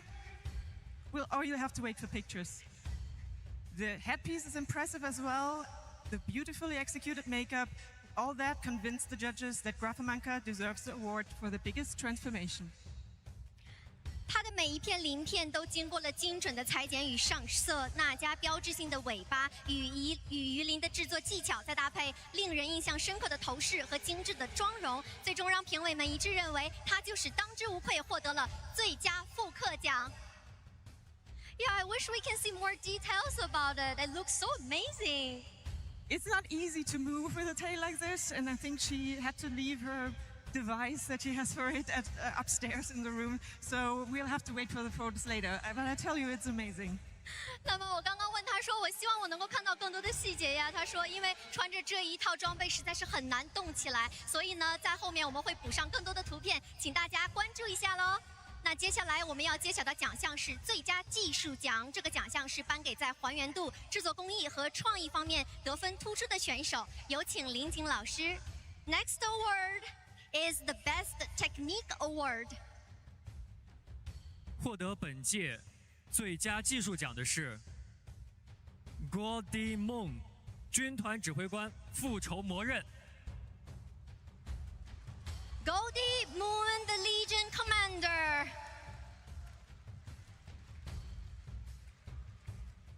那 Goldie Moon 的军团指挥官呢，整体的形象十分还原，比例准确，而且内部结构考究，布料选择也很细心，铠甲的纹理制作也很精致，而且呢，在上色涂装的过程当中呢，不光考虑到了准确，更是加入了对角色的深刻理解，所以最佳技术奖当之无愧。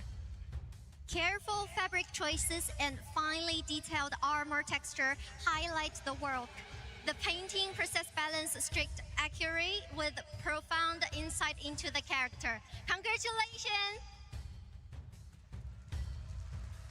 那么我们已经揭晓了3个奖项，我相信大家都在期待这一刻，那就是我们 TI 2026的年度最佳作品奖。全场只有一个，将会颁给得分最高的选手。We've seen the impressive winners in 3 categories, but there can only be one Best in Show. This award goes to the cosplayer with the highest overall score.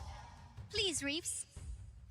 The Best in Show of the TI 2026 cosplay competition presented by SteelSeries and Perfect World goes to Shimbalus with Omni Knight.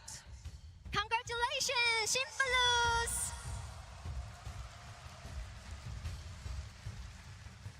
This cosplay unites handcrafted details, impressive construction, and fun electronics. Shin has shown high skill in the application of a wide range of techniques, and he is indeed the best in show of TI 15. 这套 cosplay 将精湛的手工细节、出色的结构制作与趣味十足的电子机关完美的结合 ，Shimbalus 展现运用了多种制作技艺的高超能力，成为了 TI 2026年度最佳作品的不二之选。Yes, we feel you. 好的，再一次恭喜所有的获奖选手，也感谢每一位 cosplayer 为我们带来的精彩作品。Congratulations once again to all of our winners, and huge thank you to every cosplayer. 有人用一针一线让 Dota 的英雄走进现实，而接下来还有另外一群创作者用镜头和故事把他们心中的 Dota 搬上荧幕。We've just seen Dota brought into life through incredible costumes and craftsmanship. Now it's time to see Dota brought to life in a different way through cameras, stories, and imagination of filmmakers.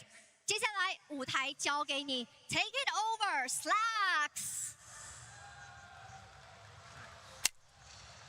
Thank you. For 15 years, the Dota 2 International has acted as a showcase of the finest teams and players from around the world. But that isn't it. No, TI is a place for the community to come together. From making signs in the arena to drafting some dank memes to post on the internet and spending thousands of hours on incredible cosplays like the ones we saw here today. These are all ways that the Dota community shows us their passion, drive, and love for this game. Now, for the last 10 years, the Dota 2 short film contest has been another way for fans to celebrate the community and show their love for Dota right here on the main stage. So many talented people have come together to participate in this contest over the last decade.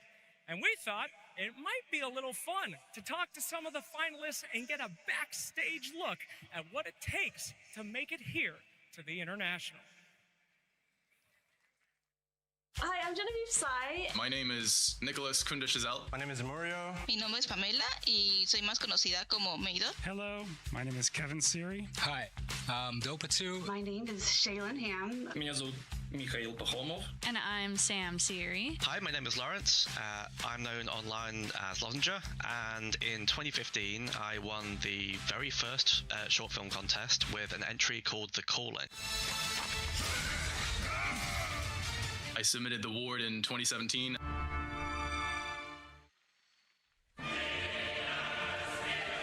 I won the short film contest with At Any Cost in 2024.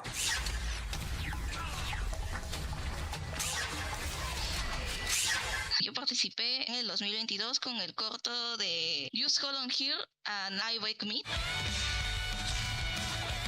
I submitted in the 2022 short film competition.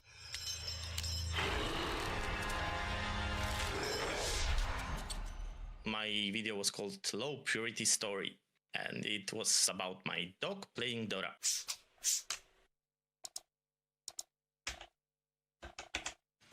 В прошлом году выиграл первое место, занял с работой кино. I first submitted the Night Stalker and Punch video. Fresh meat. Not yet. And we made Tiny and Io Elemental Adventure in 2016. Tiny and Io Elemental Adventure. I've always had an interest in animation. I was always kind of this creative kid. I love drawing, I love painting, I love playing the music. I love like making something that people have fun with. Like I love making something that makes people happy. As a form of storytelling, I think it could be something that's very powerful. And when you express it artistically, whether that's animation or drawing or music, someone else is going to be touched and someone else is going to relate. And when they tell you they feel the same way, it's going to be this magical moment for you. When I got to know about the short film contests, I just had to jump in. Как только появился конкурс короткометражек от Valve, я ушел. The first time that I saw the short film contest was in 2016, and seeing like the amazing quality videos that they were putting out there made me really inspired, and I felt like, okay, I gotta try next year. When I found out about the Dota 2 short film contest, I'm like, this is it. This is my chance. This was honestly my first kind of animation for a project. I submitted many times. I remember my first submission sucked. I don't care if this sucks. Ever since I heard Timbersaw's voice, I just had this intense need to animate him. I just want to show the world what I see when I hear his voice. It's great to be back. Well, that's what I tell people anyway. I had no experience whatsoever in animation, especially in Source Filmmaker, but I tried my best to learn it as much as I could, so every single year I was trying to improve. El proceso sí fue duro. Fue bastante duro. Because it's all in your head and you know what you want to put out, but like not everyone will understand what you're trying to tell. And like the hardest thing to get better at was definitely directing and like finding a way to tell a story in 1 minute and a half. Just like anything else, you need like a plan, a draft, a sketch. So you have to like really think about what's gonna be my story. Am I gonna make it comedy or drama or action? From makeup to wardrobe to the director, the producers, or if you need a PA, or if you need production designers, set dressers. And for me, even though you're so exhausted, I have that feeling of just knowing that this is exactly what I would want to do. I wouldn't rather do anything else. I'm the voice of the song. A rock and a ball, best friends forever. Super simple and elementary, but it was cool to be like, oh, I wrote that. Tiny and I would say, brought us closer together. We got married 2 years later after the video. And I love you. I created several short films for the short film contest, which for me was one of the biggest moments, I think, in my entire creative career, where for the first time something that I made was put on a big screen and millions of people watched it at one point in time. Seeing your video inside the game client later and all your friends are watching and people are adding you to their friend lists, people I don't know. It was just fun. When they chose me as a finalist, I was like, ah! Oh my god, I just could not believe it. Hearing my name, like hearing like the title of the video was really something that I'll never forget really. I was just like jumping and screaming. I was super, super happy, super, super excited. I remember watching a lot of reaction videos from people who were watching the award for the first time and just really laughing at it. And that just brought me a lot of joy, you know? That was a beautiful moment for me. It kind of made my family proud of me. I live in a small village in a rural area. I said to a couple of guys, and the thing spread throughout the community. And people now know that I have a YouTube channel. I got kind of famous in my community. I was on my bed still, like I was watching my bed, and then I heard you saying that, and then I was like so fucking happy. I started like banging my bed with my hand. That was an incredibly validating moment for me as a creator, and to that I do credit a lot of my background with the short film contest. The short film contest, all the years that I've submitted, they've changed my life in so many different ways. Эти конкурсы кардинально изменили мою жизнь, и стало понятно, в какую сторону будет двигаться моя карьера дальше. Сразу после первого моего участия в конкурсе короткометражек я смог найти работу в геймдев-студии. After short film, I was blessed to work with as many tournament organizers as there is in the Dota scene, so I had a chance to work with PGL, ESL, Blast. For PGL, for instance, I worked on those animations that you guys see, like the draft animations where the hero will pop up during the draft phase. And definitely like the craziest thing that I've ever worked on was this year's TI, so the embroidery theme, the opening ceremony that you guys seen. Now I've been working with animations for like 10 years, which is something I never imagined I would do. After the film contest, I've gone on to continue my career in character design, and previously I've worked on The Wild Robot as a story artist and a character designer. And currently, DreamWorks feature animation. A new movie I have been working on is coming out called The Forgotten Island.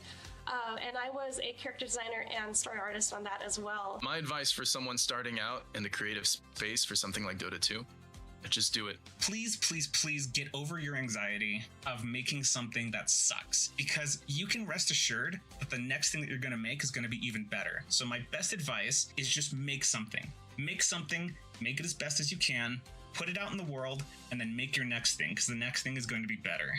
And trust me, 3 years after that very first video, you're gonna be happy you hit that button. Working in animation is just being surrounded by a community of nerds like me. Dota is this wonderful heritage for us because it's come from a very bottom-up place. It's very grassroots.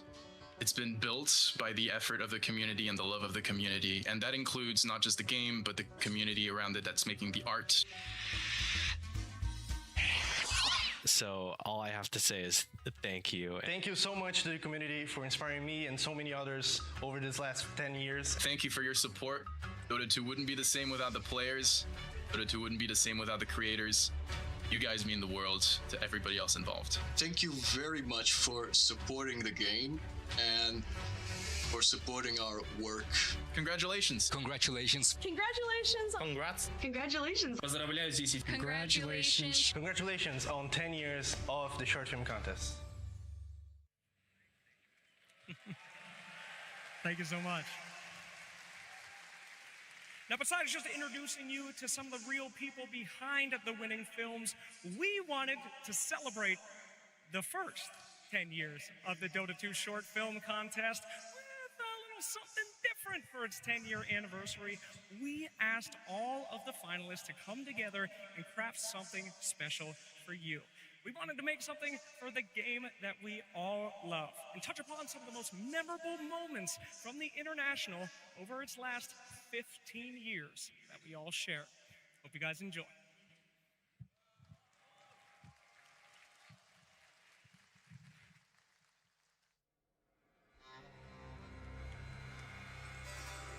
Often I am asked, what does a hero truly need? Much depends upon the hero. Would you be swift? Then for you, I have speed beyond measure.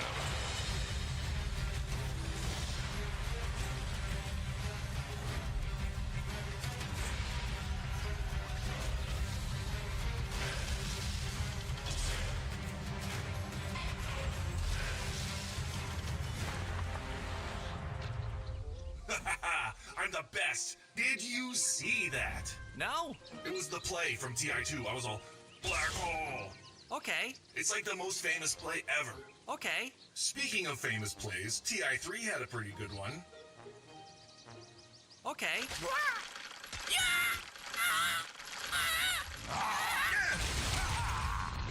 Would you be strong? Then I can grant you the might to overpower any foe.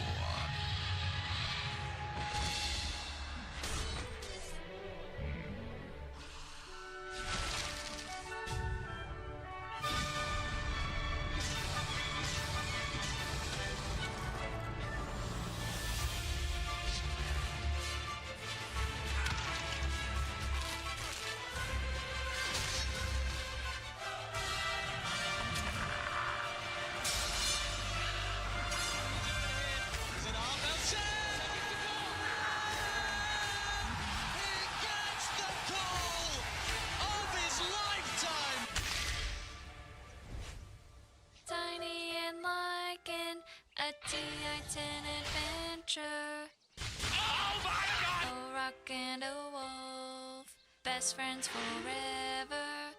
Gets blown up against All right. Focus, my son. Focus. Everyone called me crazy when I said hamsters could learn Dota. But who's laughing now? You have learned all you can about being a rat. Just pick nature's prophet and... No! Not again! Please! Would you be wise? Then come closer and I will unlock your inner cunning. Engaging! Open fire!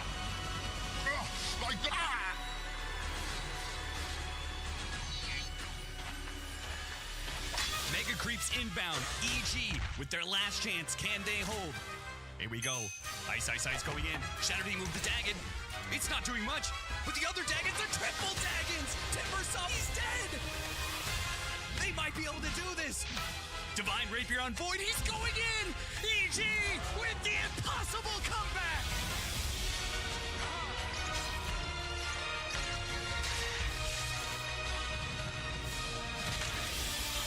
What does a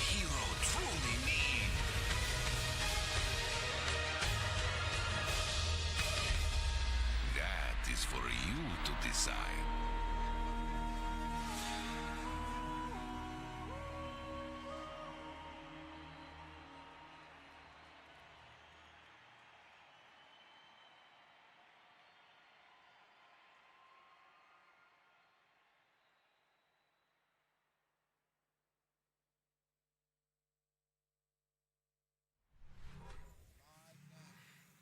Years of the short film contest, 15 different internationals, one yet still to claim who will be the champion for it. And it is this one in Shanghai right now. We're looking at our grand finals. Only 2 teams stand the test of time and have the chance to be able to get up there and lift the Aegis.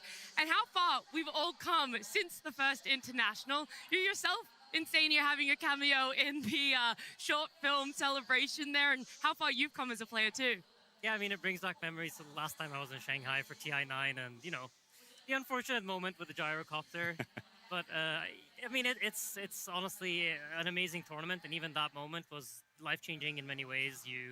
I got to see my teammates and how they truly feel in a moment where you need them more than anything.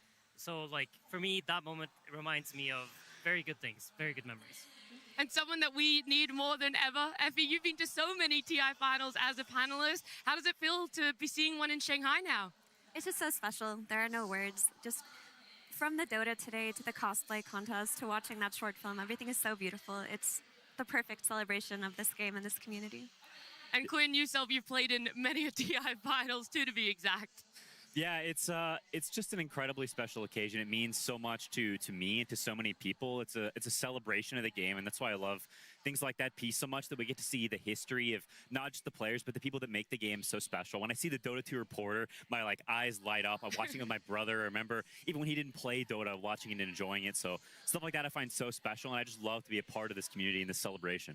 I mean, today is by far one of the most emotional days that exists in the season of Dota. It's our final day of TI, and we're on to our last best of 5 here, our last series that we're going to get.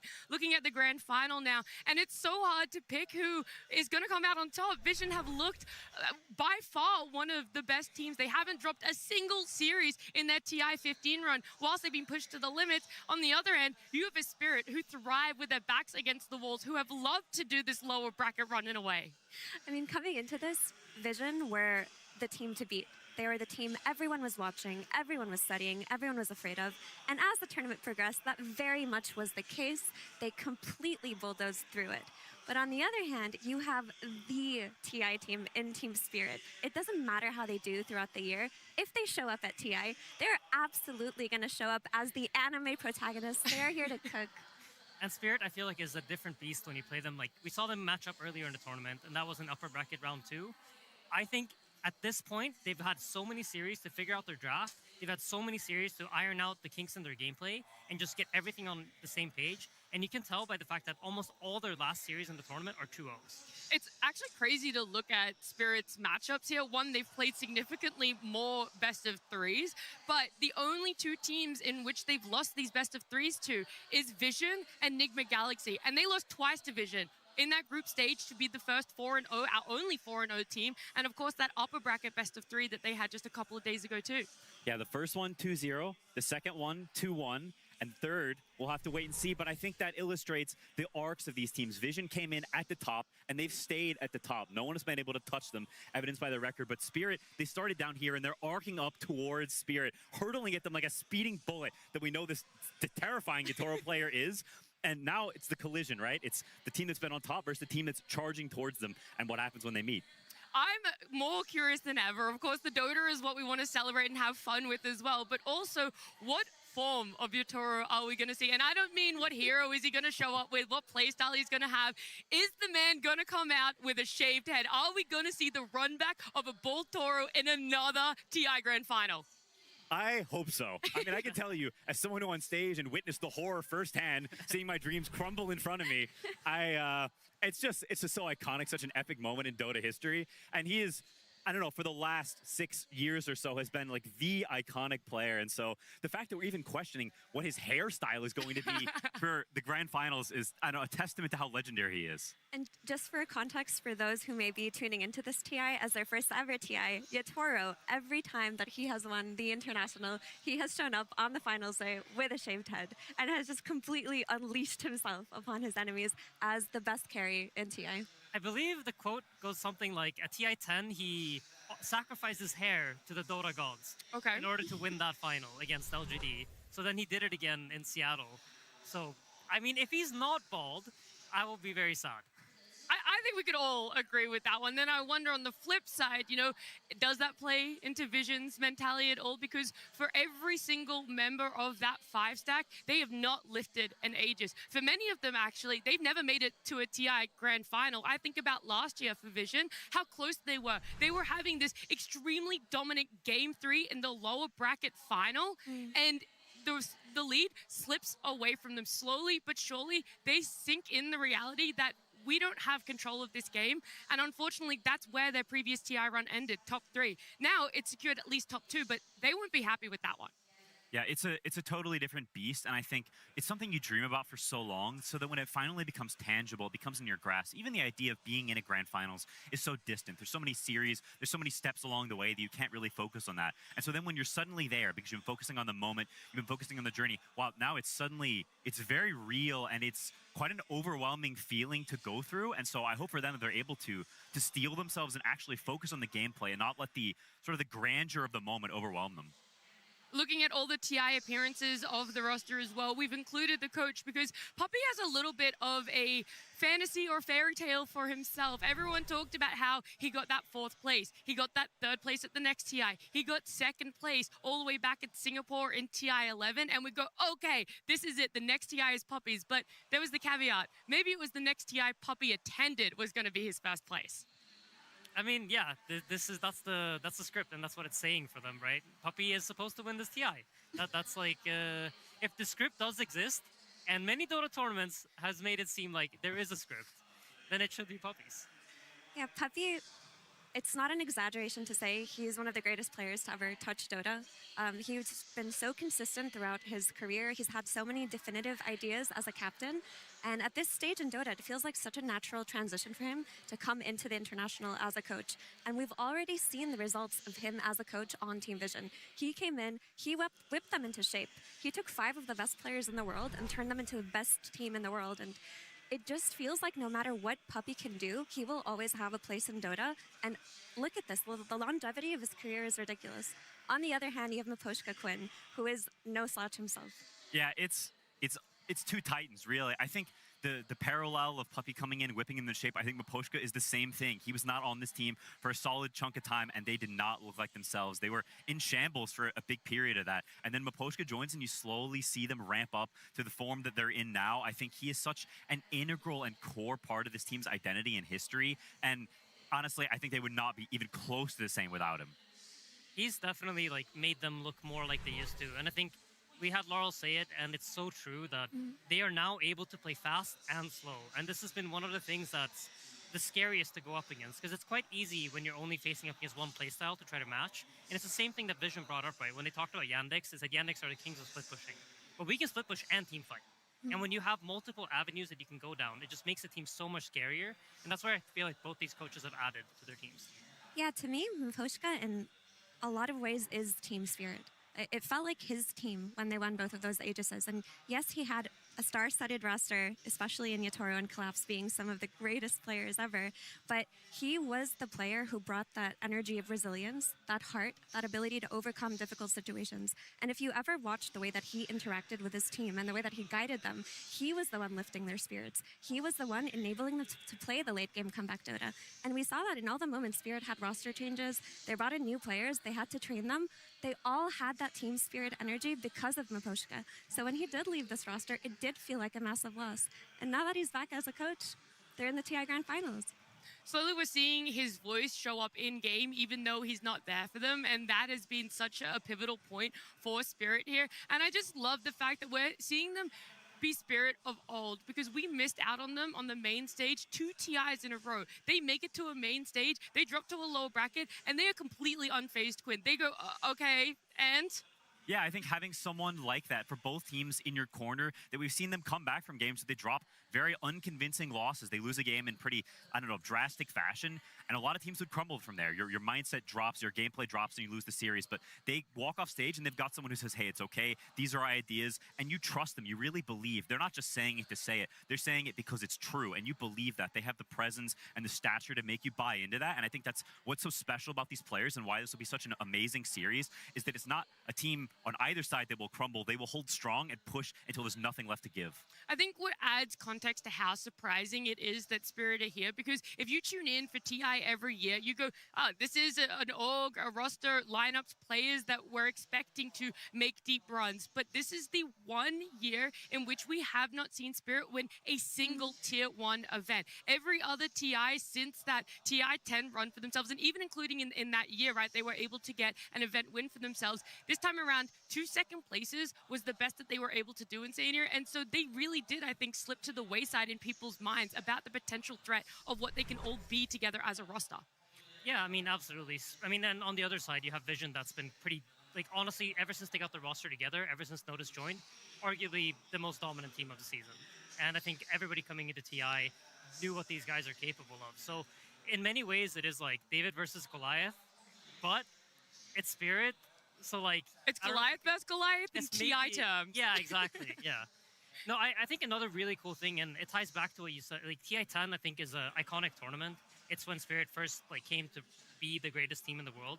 And I know, like, Team Secret at that tournament coming in, they were, like, the favorites of that year. They had this super dominant online era, and they come to TI, they lose to Spirit in the end, in this, like, kind of crazy game with, like, I think it's a Like and Tiny situation going on. Anyhow, I'm just rambling. But the reason I bring it up is because we talked to Sumail at some point, and I remember he mentioned that he thinks Vision is the most similar team to that Secret ever since Puppy's joined. So I think for Puppy, this is also like revenge for TI 10. And that TI 10 mattered more than any TI, I think, to most players that were there. So for him, I think this moment means everything.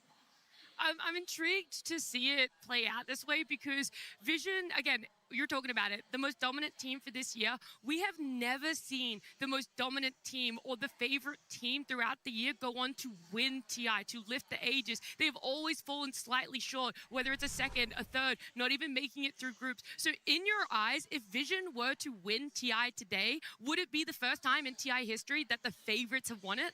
That's a good point. I would say that they're an exception to this because they were not the most dominant team for the first half of the season. They were going through the growing pains of their roster changes. They had a stand-in situation. They had offlaner switches for a while. Puppy came in as a coach halfway through the season. It took a while to wrinkle out a lot of that growing pains. And towards the last 3 months, they've been the beast.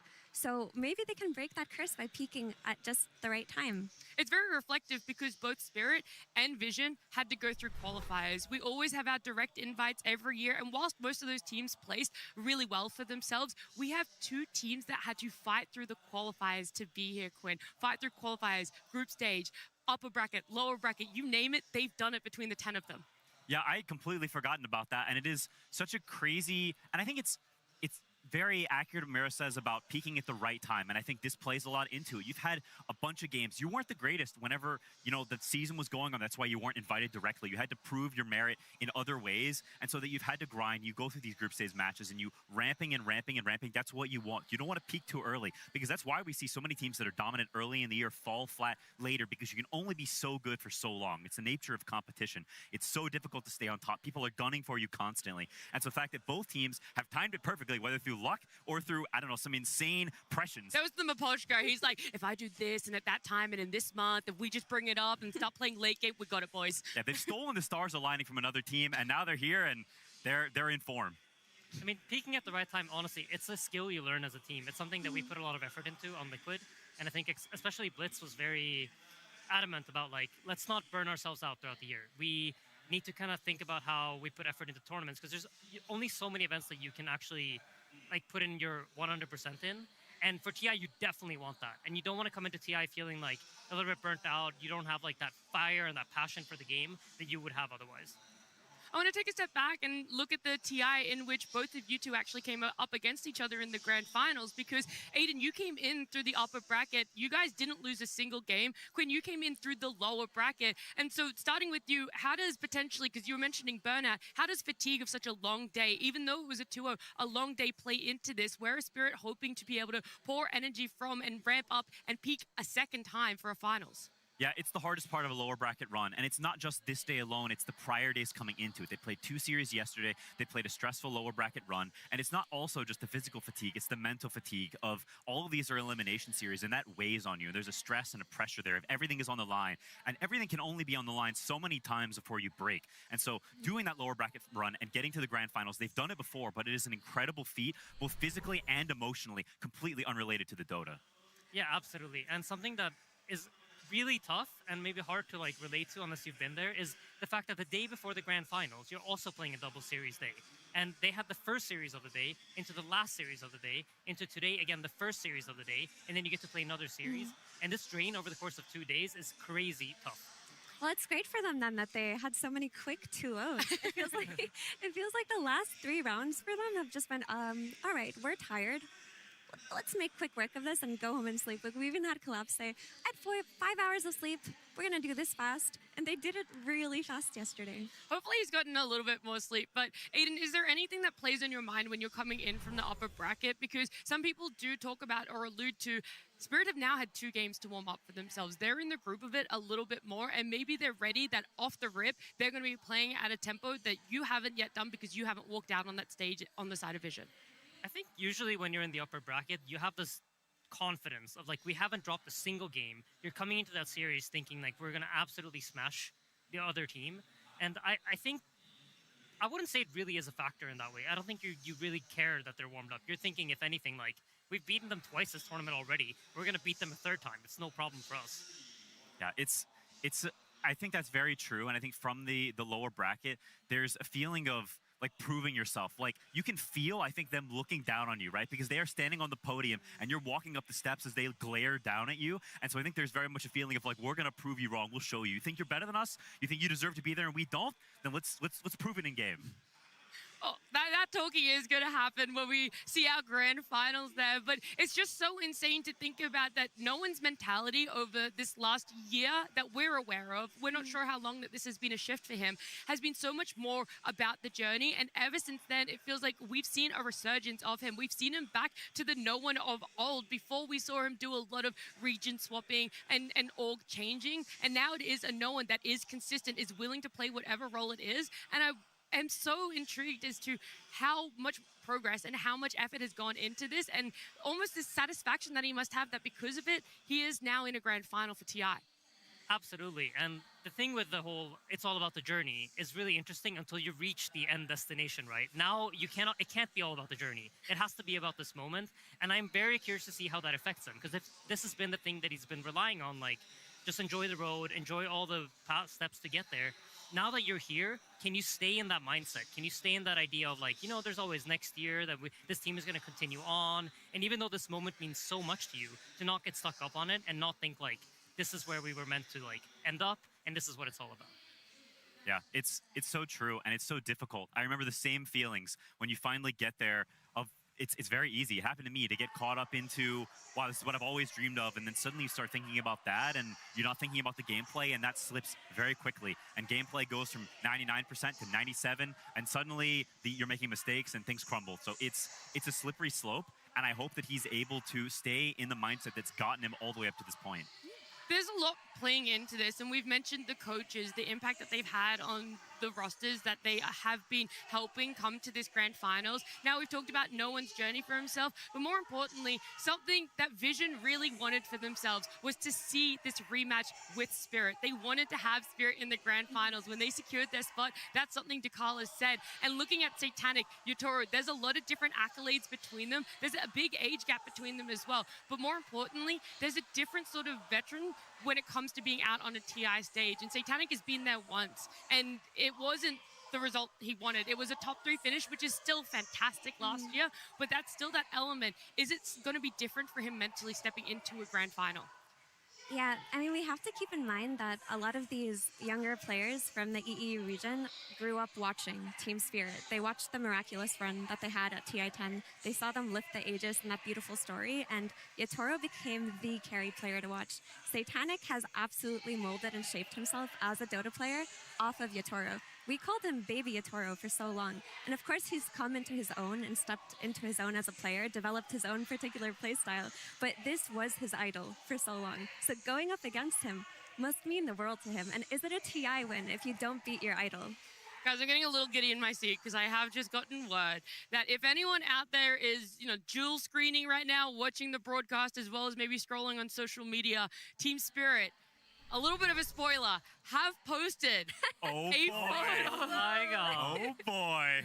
Now, we don't know whose hair this is that has been sacrificed to the Dota gods, it's all I'm going to say.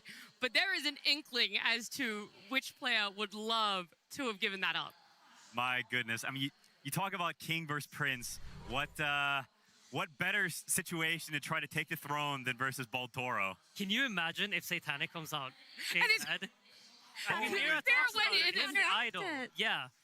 Do you think? No.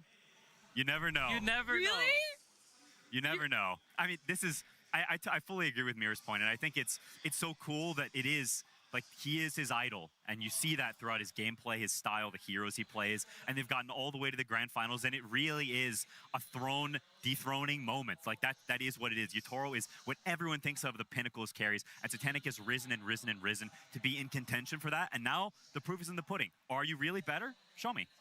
We're looking at the hero pool comparison. There's a lot of common overlapping heroes, but when it comes to unique heroes, we're not seeing as many come out from Satanic, but there's a caveat to that one in Satanic. Remember, they haven't played as many series, they haven't played as many games, but I also think that that is a lot of props to Poppy. He's not putting Satanic in a situation that you have to reach really deep into your hero pool and hopefully get the final pick, the last gotcha pick that comes out from our carry. It's a stable, all-rounded draft, and you can just excel in those heroes in which we're picking for you. Yeah, absolutely. And it comes down to the different draft styles of the two teams. We saw multiple times throughout this tournament where Spirit just end up in a position where they're last picking their carry against a team that's also last picking their carry. So the maximum amount of bans that can be on carries are being had. And I think Yatoro thrives in that position. That's what he wants to be in. He wants to abuse the fact that he has a big hero pool and make sure that neither carry is necessarily on their most comfort. But I think this is where Satanic can match him. He just hasn't needed to do it yet. Yeah. Looking towards our offlaners as well, because that has been the narrative around Vision. It felt like they were unsatisfied with their top 3 last year, and things just needed to change. They ended up bringing in Puppy as their new coach, but obviously Notice now joining them as their offlaner as well. And it was a departure of DM with a stand-in of SSS, and once Notice became that free agent from Yandex, they brought him over into Vision here, and we're looking at him. He is not necessarily a same player in the way that collapses, despite us seeing a similar hero pool up the top there. It is just so different in how they can engage for their team and what they can offer in terms of stability. Yeah, for Noticed, I consider him very much the best all-rounder in all of Dota offlaners, in the sense that no matter what you give him, he will make it work. Do you need blink initiation? He can do that. Do you need scaling through your offlane? He will be able to do that. Do you need him to take a step back and sacrifice himself? He will do that, and he will make it work. Whereas for a Collapse, he has, of course, naturally shifted his hero pool as the meta has shifted. But what he's the best at in the entire world, and has been, is clutching team fights. He's the best blink initiator in all of Dota. He's the best Aegis stealer in all of Dota, and he is the player that you rely on when things are going bad. He finds a way to turn impossible situations. Yeah, he has this magic quality to him almost, that it just feels like if you have any player in the world at a clutch moment, you're picking him. I don't even care what role it is. If he's playing mid, you're still picking Collapse. He's just that, I don't know, he just has that special sauce. And I think Mira's point about Notice is also very true, that somehow in a comparison of offlaners, I don't think Collapse is the clear favorite. This versatility that Notice has, I think, is something that's fallen by the wayside for a lot of Dota players. People are hyper-specialized in modern Dota. They play one way and they do it so well that they force you to beat it. And Notice says, screw that, I'll play all the styles at a good enough level that I can win TI. That is amazing. It reminds me of XXS last year. I feel like he had a similar thing going where, like, whatever the team needs, whatever way I can enable our draft to work, I'm going to do that. And it's a player that you can't really, like, ban against. Like, what do you can't take him out of the game. You know, he's always going to have some sort of impact. there's a lot of fun being had between these, all of us here, a lot of people in the arena as well. We can hear them cheering, having enjoyment of what's happening over on the Chinese broadcast too. But the arena has been filled out by everyone here in Shanghai. It has been such a phenomenal time. And Slacks, so thankfully, decided that he would give us all a preview of what you guys might be missing out if you're watching at home. Everybody, I thought I'd give you a tour around the arena. Sir Action Slacks here with a little walkthrough of all the different sights to see around the old bowl, as they say. We're going to start things off with this embroidered Aegis. This is a real embroidery done by a master of embroidery in his own specific style, specifically to the Aegis that you'll be seeing on people's backs. Here we have our haul of different jerseys and rings throughout all the TIs. This is where it all started, baby. TI1 over for the free-to-play pin is there, the original shirt, the original ring, and there's so many beautiful designs. We've seen some of these before, but just seeing the growth of Dota 2, all the different rings, you get to pick your favorites. I know mine, one of mine used to be this guy right here, just a standard Team Liquid, got a bunch of gems and stuff. But I have to say, oh, this is a cool one. If you want to say, this one is Tundra, and they made the ring itself look like the logo. Very cool. But I got to take you to the new edition. This is last year, Team Falcons. Absolutely beautiful purple ring in there.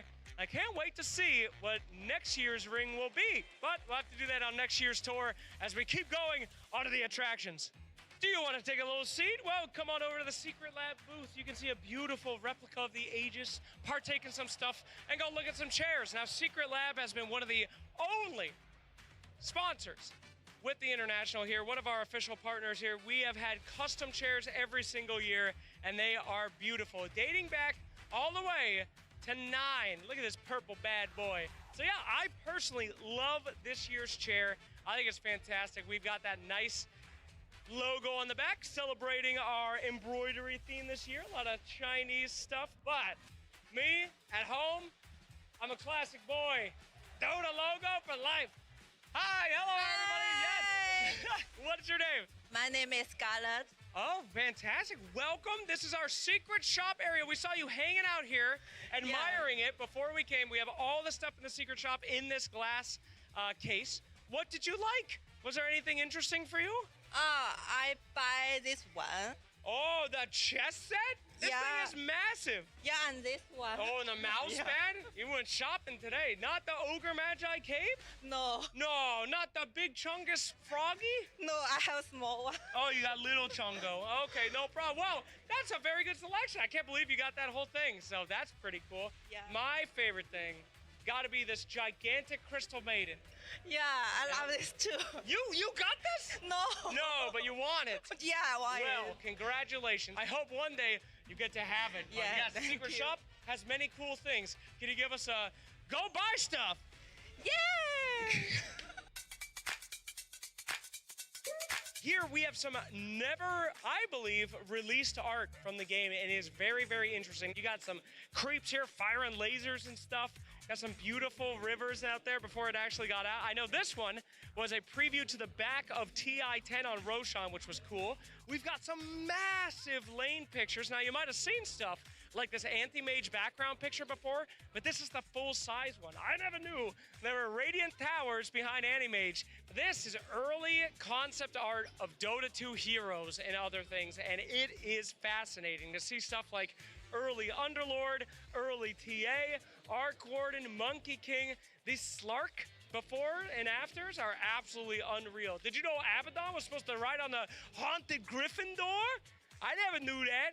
But yes, absolutely fantastic. And this one I know I've never seen, the early concepts of Aghanim. So if you're a lore nerd, come and check out the early concepts. It is super cool. Welcome to the secret shop, my friends. There he is, the shopkeeper and his beautiful pet.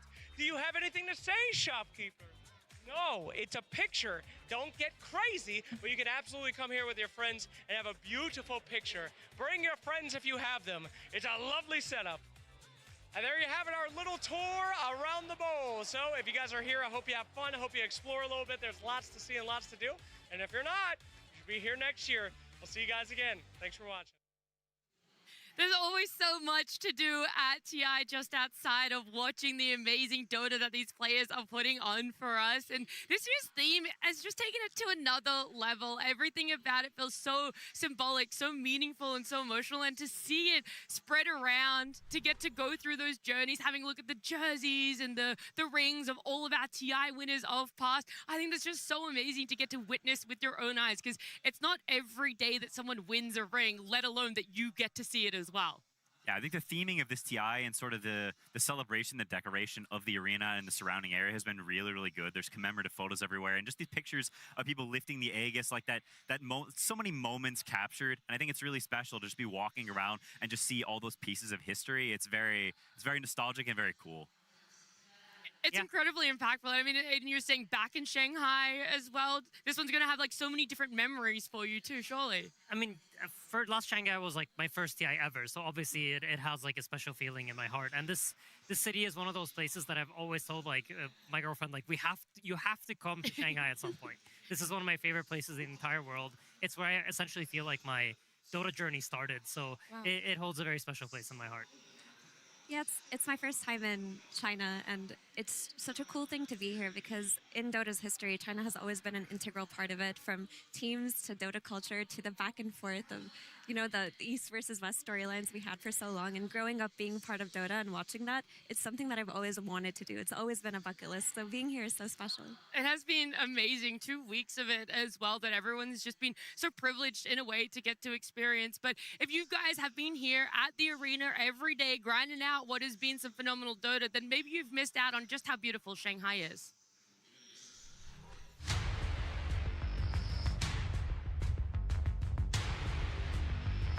We are here in Shanghai for TI15 on the hunt for statues of heroes and, of course, the Aegis of the Immortals, Nomad. It's beautiful, isn't it? Has it ever made you consider going pro, Ted? Nothing has ever made me consider going pro, especially my total lack of ability. But I tell you what, this is the actual size of the Aegis. If you've ever seen the players lifting it on stage, they're giants. Yes, your size grows relative to your Dota skill. It does indeed, it does indeed. These are dotted around. There's like different statues. We've got to find a Quap statue, which I'm looking forward to. What are the other ones? Axe. There's a gigantic jug balloon on the roof of one of the buildings here. Yeah. We're going to see Don't how tell many. Slacks, but there is a Wind Ranger around as well. There is a Wind Ranger. Yeah. Don't let him hunt her down. We're going to see how many we can find in 30 seconds. No, I'm only kidding. It's not a race. Jesus Christ. We're going to go visit them all, and we'll get you some shots. And there's fans here taking pictures. This is fun. It's very muggy here today. It is humid. It's very tropical. I feel like I'm on holiday with my dad. Can I call you Dad? No, you cannot call me Dad. Okay. No. What about no. Father? No, not father, no. Daddy? No, definitely not. Papa? No. Padre? No. Oh. Nomad. Wow. Take a look at these bad boys. What Wow, have you got over there? This giant inflatable Pudge. I mean, this is a Pudge I actually want on my team. Yeah. Carry Pudge. This is proper late game Pudge. A 10,000 health Pudge. I'll take my Quap Arcana. Thank you very, very much. This is my queen right here. I've got the blue Arcana because I unlocked it because I love Quap so much. Hail Quap, I love you, my queen. This thing is absolutely massive. This is taller than Saxa. I think it might actually be taller than Saxa. Anyway, Nomad, we got plenty more to find. Let's go. Let's have a look. Oh. Golly, Pyrian, I think that's an axe. I think you might be right, Nomad. Look at this. He's glorious. Absolutely phenomenal axe here. He looks very disappointed. Slightly disappointed axe. This is my offlaner when I'm pos for supporting axe. I failed to pull the camp. The carry and the 5 have jumped in. They got level 2 before us. I'm nowhere to be seen. That's the face. I feel like that's the face you some make. Trauma coming out here, Pyrian. But yeah, I will say, usually there is a barrier around here, so you don't need to worry about someone coming around the corner too fast and getting beheaded by the axe. It is normally very safe. And if you do come here, you're not allowed to do this. Boop. You can't boop axe like I can. Look, boop, boop, boop, boop, boop, boop. You're not allowed to do that. Goodness, look at those muscles. I think he's got bigger biceps than Fly. I think they might be slightly bigger than Fly. It might. I still think Saxa is taller than this. Yes, he is. But yes. Fly is swoller than this, I believe. Anyway, we've got other statues to find. Nomad, are you ready? I'm ready. Let's go. What are we looking for next, Nomad? Says here a big jug, Pyrian. Big jug, big jug. Stop. Look at the size of that jug over there, baby. Oh my That's the God, that biggest is jug I've ever huge. seen coming over the skyline. It's massive. It's up on a cliff. Is it not easy? Artur, come down. It's not safe up there. I didn't think he made it to this TI. I don't think he has a TP scroll. Well, he's stuck now. Someone get him a ladder. Pyrian Flax, look at this. This is absolutely breathtaking. Holy moly. Wind Ranger in all her glory. The Arcanus. Oh my God. Jesus, please, almost please don't broken. touch it. Be Oh my careful. God, it's so delicate, it's so intricate, it's It so is. well made. It is. It's really good. I mean, the leaves, the detail on these is incredible. Each one of these was hand carved by an old Chinese lady. Is that right? Yes, that is true. Well, we found a lot of things so far on our trek around Shanghai. I think we've got 2 or 3 more things to find, so Yeah. let's split up and search for clues. Okay, Daphne? All right, sounds like a good plan, Fred. Pyrian! Oh, there you are. Hello, mate. Hello. Look at these beauties. Oh my God. I mean, this, I don't even have jokes. This Mars is just fantastic. That is pretty blooming cool. And they got a Shadow Fiend as well, who's, well, turns out I'm taller than Shadow Fiend. So that feels pretty good. I mean, feels it's pretty good. It looks epic for sure. I mean, look at the colors, look at the rendering. It's sick. I mean, this is how every Shadow Fiend player thinks they look when they're playing this hero. After they've just missed their 3rd Yule's combo. Of course. And there in the middle is the true-sized Aegis, not like the gigantic one we saw at the start of this bit. This is more like what it actually looks like. Realistic, yeah. You ever held the actual Aegis? I haven't, have you? Several times. I'm sure you have. Several times. And every single time, there's a Valve person there who says, don't drop it. Well, we've done a full tour of these now. Yes, indeed. It's been a full tour of all of the Dota heroes around here, and yeah, you can go out into the streets of Shanghai and see it yourself. They are fantastic, and some of them will be around the arena as well. For those of you who don't get a chance to come to Shanghai, we've done the tour for you. We've had a great time, seen all the sites, been driven all around Shanghai, and it all ends here, as it will, at the end of the Grand Finals. Next week, when someone lifts the actual version of this above their head and everyone goes ballistic. That's what's going to happen. From the streets of Shanghai, from us, bye-bye.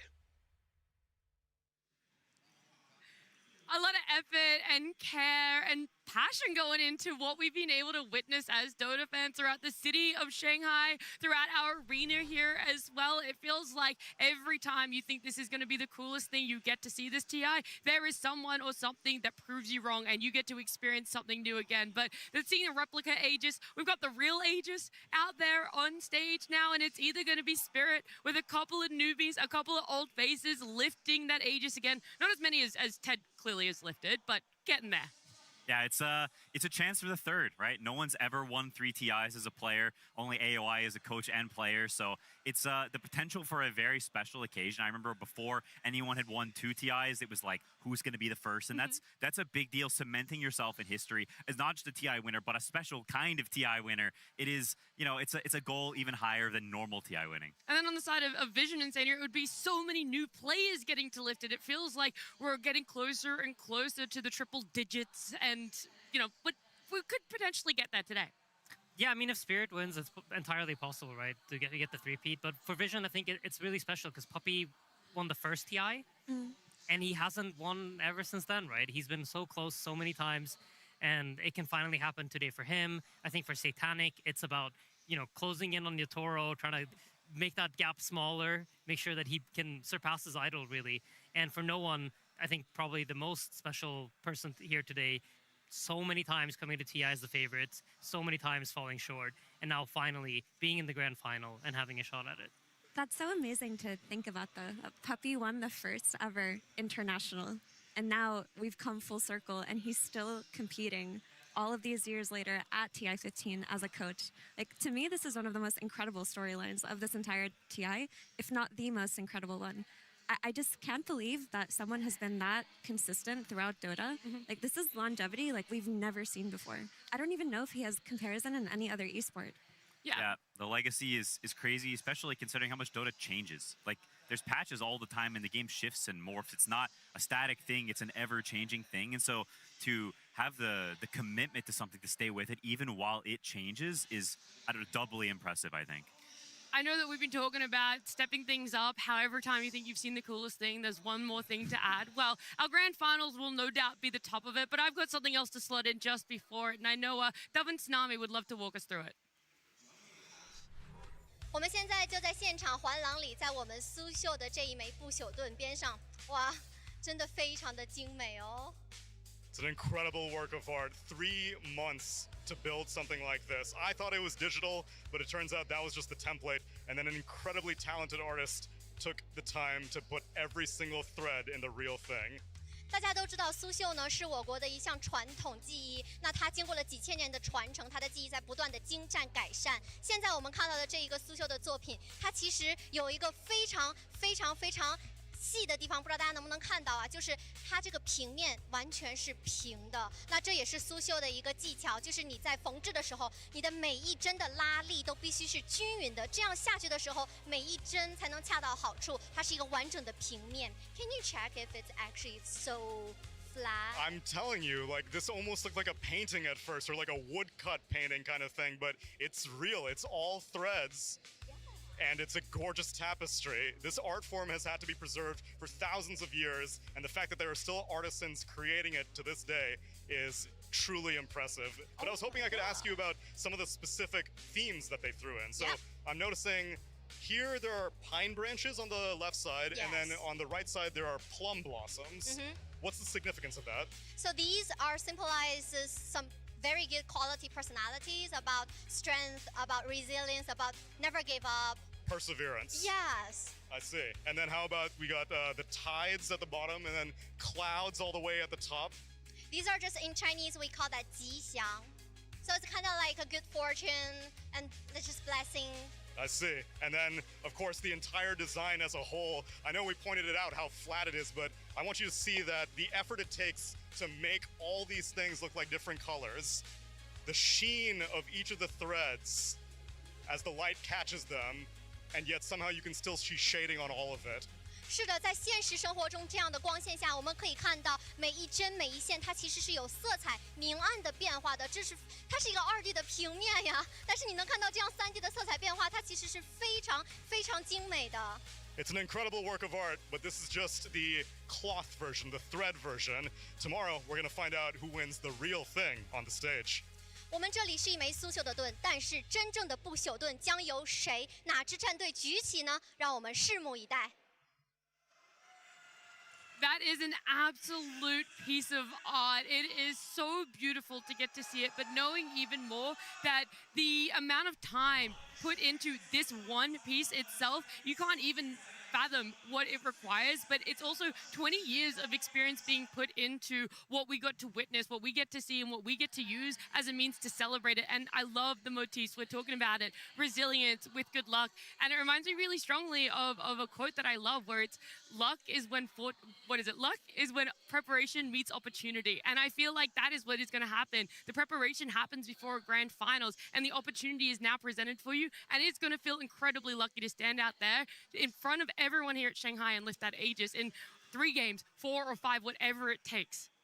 Yeah, it's an amazing feat, and it's something that you always strive for, but you don't have complete control, right? Dota is a team game. There are a lot of moving parts. There are patches. There are all these things that can change your odds of actually winning, and so you do your job. You do as much as you can, your individual work, either helping your teammates or just your gameplay. But at the end of the day, everyone has to show up and play their part in winning the tournament. I think that's why, part of why it's so difficult on a mental and sort of, I don't know, just preparation level is that you are just a small part of that. You don't have complete control, and humans love control. And I mean, I think every single TI winner would account their win to some degree of luck, whether it's luck with a patch or luck with like everything clicked at the right time, or luck with like us peaking and the other team maybe not peaking. Like there is always an element of luck involved in winning TI, and it's cool to see. You know, you just have to have it. If you don't, you're not going to win.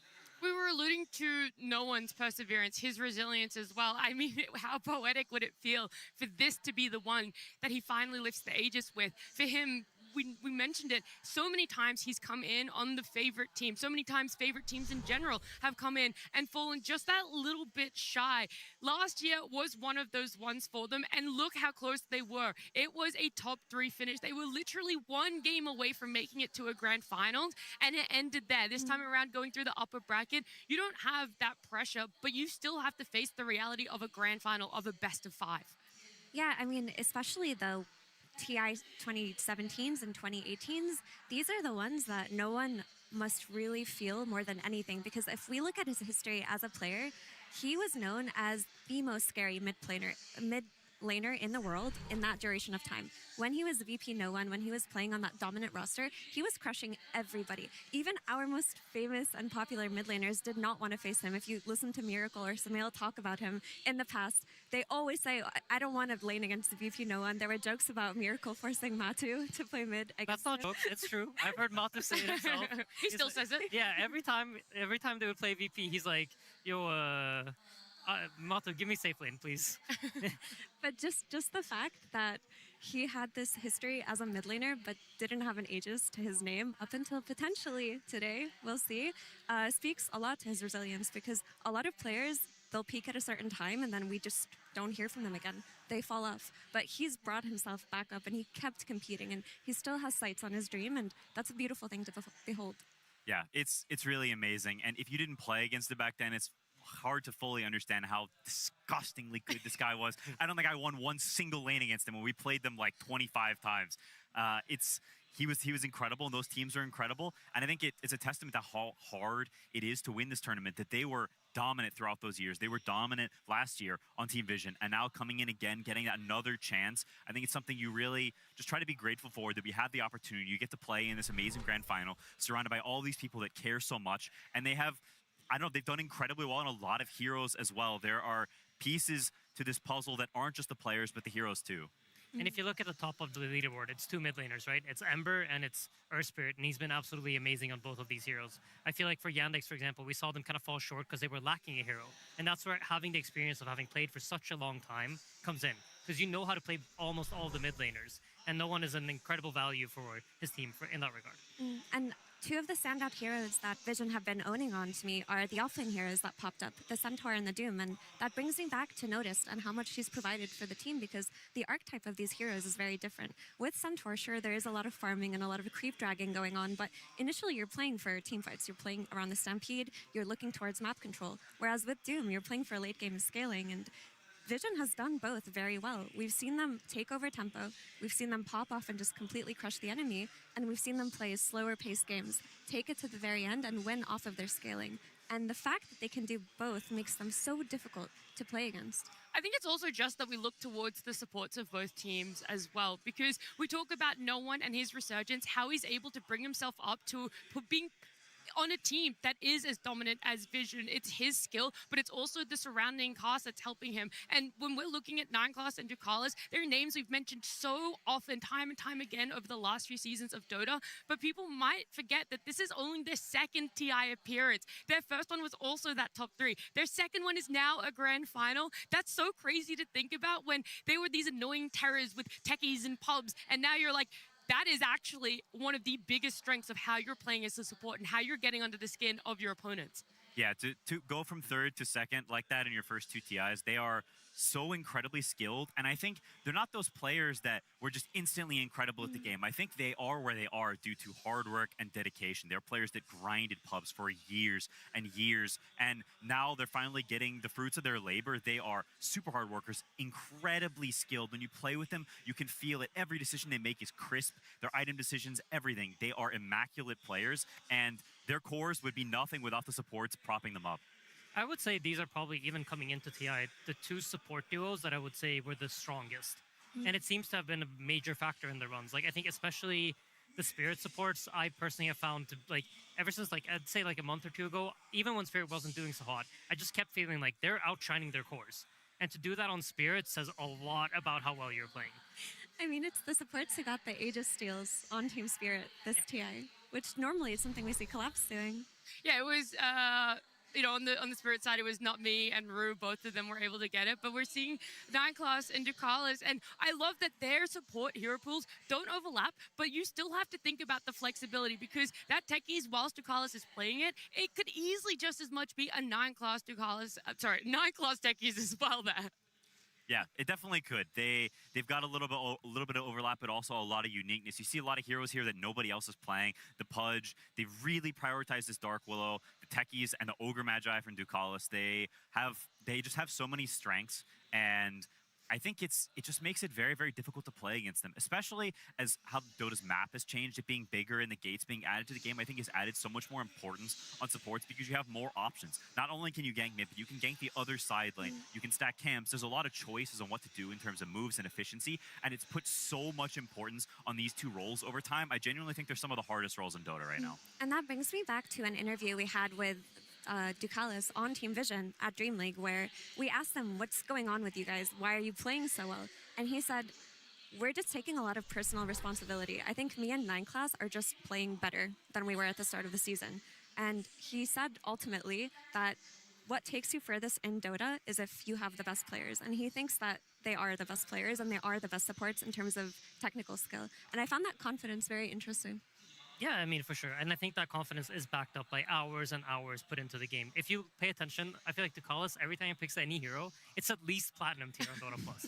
Like, he's like the Amar of position 5.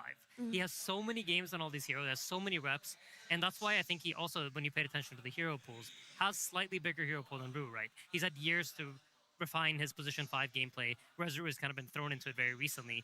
So it's cool also to see that kind of matchup of like a lot of experience versus somebody who's coming into a role with like a completely different perspective on it. I mean, there's someone that's coming into this TI as their first one, and that's not me. We haven't even mentioned him yet, just how impactful it's been that he also joins the team of Spirit around the time that Maposhka is joining as coach as well, and it feels like he slotted in. We didn't even necessarily see the roster change. That's how seamless it felt him joining and removing to that 5. Yeah, I think it's also very fitting that he's laning with Collapse, because it's not me guy has the clutch gene. Like almost nobody I've ever seen as a rookie. It's ridiculous. This guy, whether it's the hardest match of his life, if they're down 15k gold, he is still absolutely owning. And so the fact that the two most clutch guys ever that I've seen are on the same lane, I think it's just only fitting that it fits Spirit so much that they're just the clutch guys. I also find it a benefit of it when it's your first time playing a tournament or like a big tournament like TI. You don't really necessarily have the experience of like fully having understood what it means and all this pressure that's going on. You just show up and you're thinking, I'm just going to focus on playing the best Dota that I possibly can. And I think that it also enables you to be a bit more clutch, to take those risks, because you don't have the experience of trying to do that and then being punished for it. So I think that gives them a little bit of freedom in the series too. Oh, 25 seconds. I'm just excited. Are you more nervous as a panelist than when you were playing, walking out for a grand final? No, not even close. Playing is way more stressful, and that's why I'm excited to see how they look, how they feel, how they play, because it's just such a monumental moment for all 10 of those players. It's just so insane the way that everyone's feeling, Effie, to feel like we're this close, moments away from our grand finals in Shanghai. I have such high expectations for these finals. I think it's going to go to all 5 games. All 5 games would be amazing, and we get the moment everyone's been waiting for, the horn here. This grand final has everything on the line. 3-time hopefuls here, 2-time hopeful in LoL, first-timers as well on the side of Vision, but we know at the end of the day, whoever lifts that Aegis, it's going to be a lot of fun, and it brings me immense pleasure to welcome you to the grand finals here at TI 15. They battle around the world for the right to stand amongst legends. We gather where the legends are made.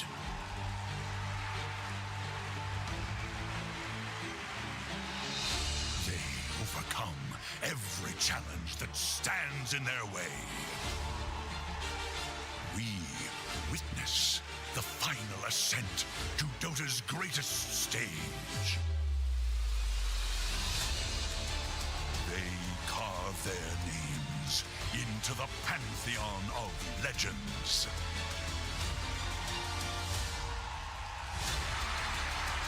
We cheer as the immortal pattern finally comes into view. Now, at last, we can answer the ultimate question. shape does greatness take?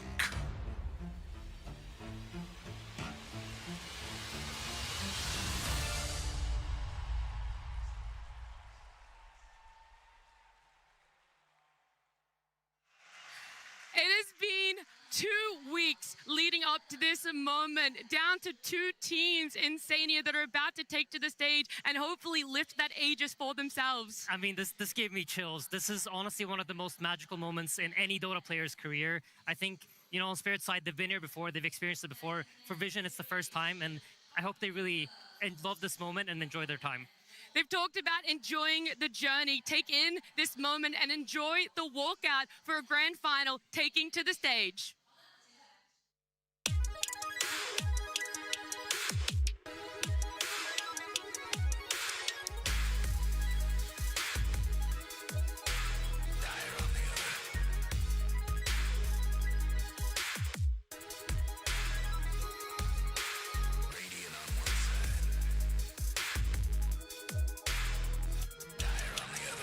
Team Vision!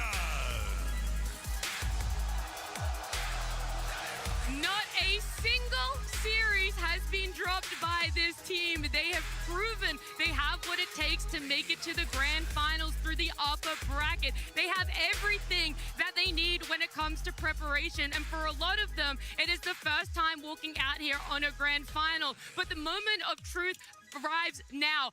What sort of Yotaro and Spirit will you be facing?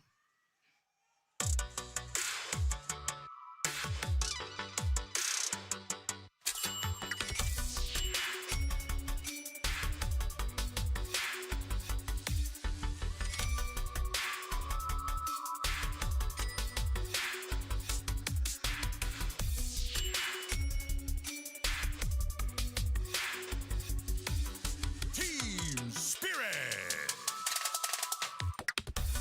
A 100% success rate when it comes to TI Grand Finals. We've got Spirit walking out there, and I think a little bit of a dismay to some of the Spirit fans. It is Yotaro with a full head of hair, but he doesn't need to make a sacrifice to the Dota gods to show that he has what it takes to potentially be our first ever 3-time TI winner, along with Collapse there, and so many new players by their side. They've done it time and again, bringing in new players, changing up their roster, and still proving they have what it takes when it comes to a grand final, when it comes to Spirit being in TI form. They are one of the most epic rosters in Dota history. This is their bread and butter. They love this spot. They love the spotlight, the crowd, the pressure. They are the kings of this domain. I remember a long time ago, once the TI prize pool dropped, them saying, like, we absolutely do not care about that. That it doesn't matter one bit. We want to win as many TIs as possible. TI is the most important tournament, and this is the only thing we care about. They also have the opportunity today to silence all the people that claim that OG are the GOATs, and they are not.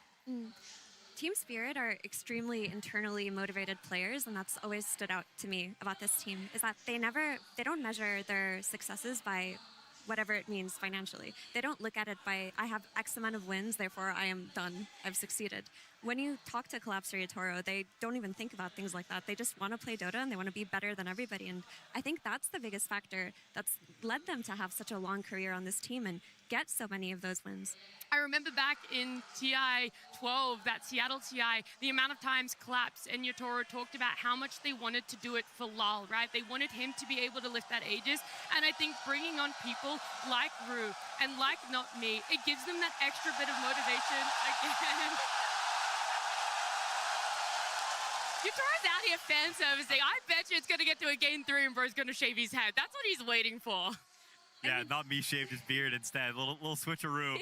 But I mean, to be honest, he's the rookie. You know, you got to take some sacrifices for the big dogs now. And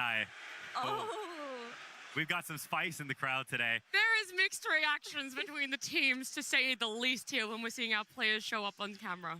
You know, we've got the narrative set, we've got the tone set by the crowd, the favorite in Team Spirit versus the villain. And you know what? Team Vision have been happy to play the villain all year, so long as they won. You know, these players, they don't care about public perception. They play incredible Dota, and they've shown it to us throughout this season that they are the best. And can Team Spirit, the heroes, beat them? Yeah, I mean, you mentioned how Team Spirit cares so much about the pride and the glory, and I think Vision is the same way. People are not here because of the money or because of this. They're here because it matters so much to them, because they set it as a goal. This is what they've set their heart on. This is their ego, their pride. This is a battle of emotions, not of just gameplay. There's so much on the line. The pressure, how it builds, it's unlike anything else they've experienced in their lives, and now's the moment to show that you're truly worthy of it. It's so phenomenal to get to feel how everyone is looking at these players. We've all loved the journey that they've taken to make it to a grand finals, to see each individual player get their flowers, their cheers from the crowd, to feel the energy that TI-15 in Shanghai has been able to offer us. It only makes me question just how excited everyone in the crowd is for our grand finals. Ladies and gentlemen, it is time to get the final series of the International 2026 underway! 女士们、先生们、现场的观众朋友以及所有正在观看直播的 Dota 2玩家朋友们，欢迎来到2026国际邀请赛总决赛的现场。But hold up, before we kick off the grand final, Tsunami, I want to ask everyone here some questions. Okay, let's hear it. 在我们总决赛开始之前，我想问一下现场的观众朋友们一些问题哦。有谁是第一次来到 TI 现场看比赛的呢？ Wait a second, are you asking how many people are here for their very first TI? What? What ding da dong? All right, you're very smart. 那接下来我想问一下，有谁7年前上海 TI9 也在现场呢？ That's a lot. So you're asking how many people were here from TI9 7 years ago here in Shanghai, and now they're back again. That's a lot of history. 15 years of the International, and now we are celebrating a very important anniversary. But in that time, so many players, teams, coaches, they have poured their blood, sweat, and tears to reach this moment. 距离第1届国际邀请赛已经过去了15年，而距离 TI9 也过去了7年。当年那些熬夜陪你看比赛的朋友们，可能很久没有联系了，可能还坐在你身边，而有一些可能成了云玩家。This year, 80 players set foot here in Shanghai, and now we are down to the final 10. And along the way, we may have said our final goodbyes to some of the most storied players who have written their name in the history of this game. 但是当现场的声音响起来，我们还是会回到这里，不是吗？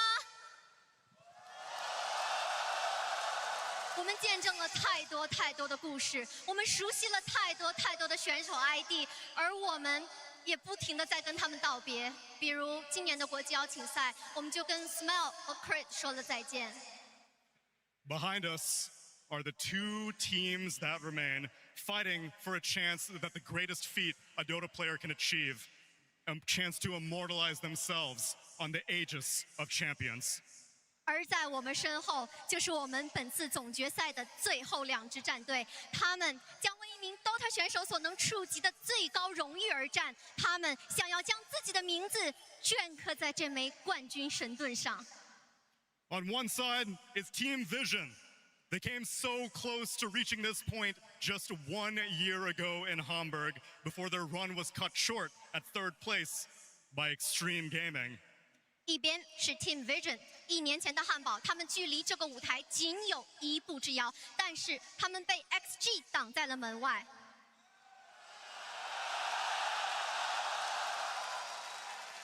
Today they are here to prove that second chances do exist. 而今天他们站在了这里，他们想要证明机会可以再来一次。And on the other side is Team Spirit. What more could I say that you aren't already? They won the hearts and minds of everyone in 2021, and they have simply built on that legacy ever since. 关于 Team Spirit， 我们还需要再多说一些什么呢？这支队伍从2021年起就赢得了全世界观众朋友们的心，而在那之后，他们从未停止过书写自己的传奇。Some of the players may have changed, but the storied core remains, and they are here fighting for a chance to potentially make a third inscription on this Aegis. 也许阵容会改变，他们的核心却永远未变。他们想要达到他们的目标，那就是举起这门冠军盾第3次。These two teams have taken very different paths to get to this best of 5, however. Vision made their way through the upper bracket, defeating all of the remaining 3 teams in 4th, 3rd, and potentially even 2nd place. 两支队伍在本届 TI 都有不一样的故事线 ，Vision 一直在胜者组勇往无前。Spirit, however, have had a different journey, but arguably a scarier journey. They got sent to lower bracket by Vision, and since then they have crushed every single one of their opponents 2-0 in the lower bracket.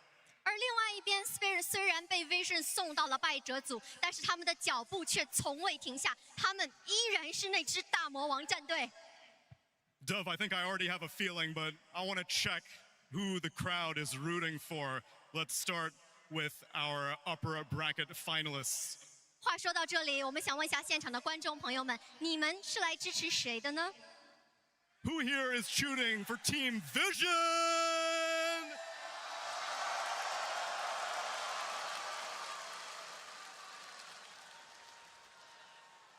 I think it's probably half.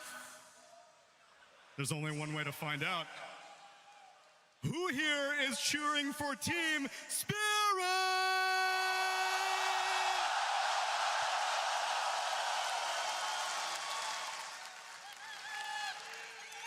I don't think it's half and half. 我其实也不觉得现场观众是一个对半开的支持率啊，可以明显的听到我们 Team Spirit 的粉丝好像更多一些。But I know I can get one thing that everyone can agree on. Who here wants to see some good Dota?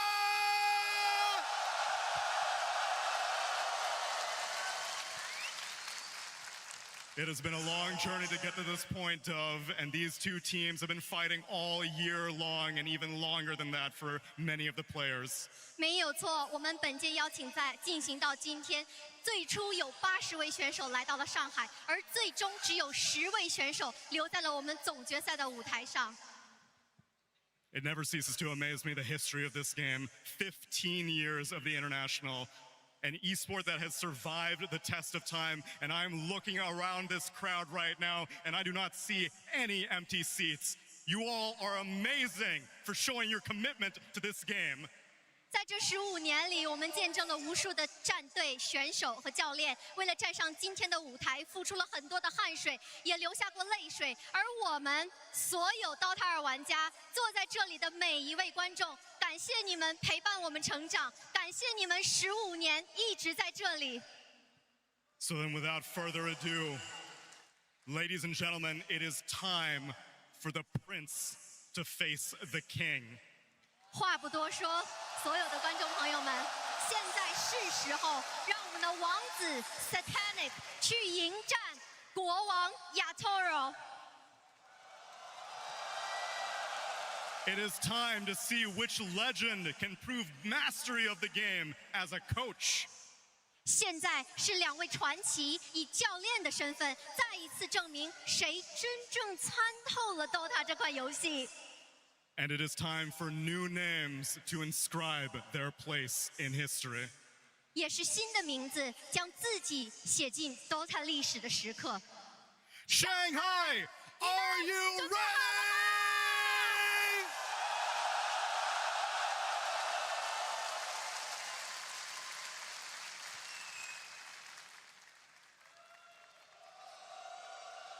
Such a beautiful arena here, a full house, a lot of fans coming from everywhere here to celebrate what is our 15th international. And there's cheers for Vision, there's a lot of cheers for Spirit is the way in which I will coin this. And I love just what narrative we've been able to accrue for ourselves between these 10 players. But you know, I really hope the crowd bias lights a fire in Team Vision and in Puppy, because they've been the greatest Dota team this TI.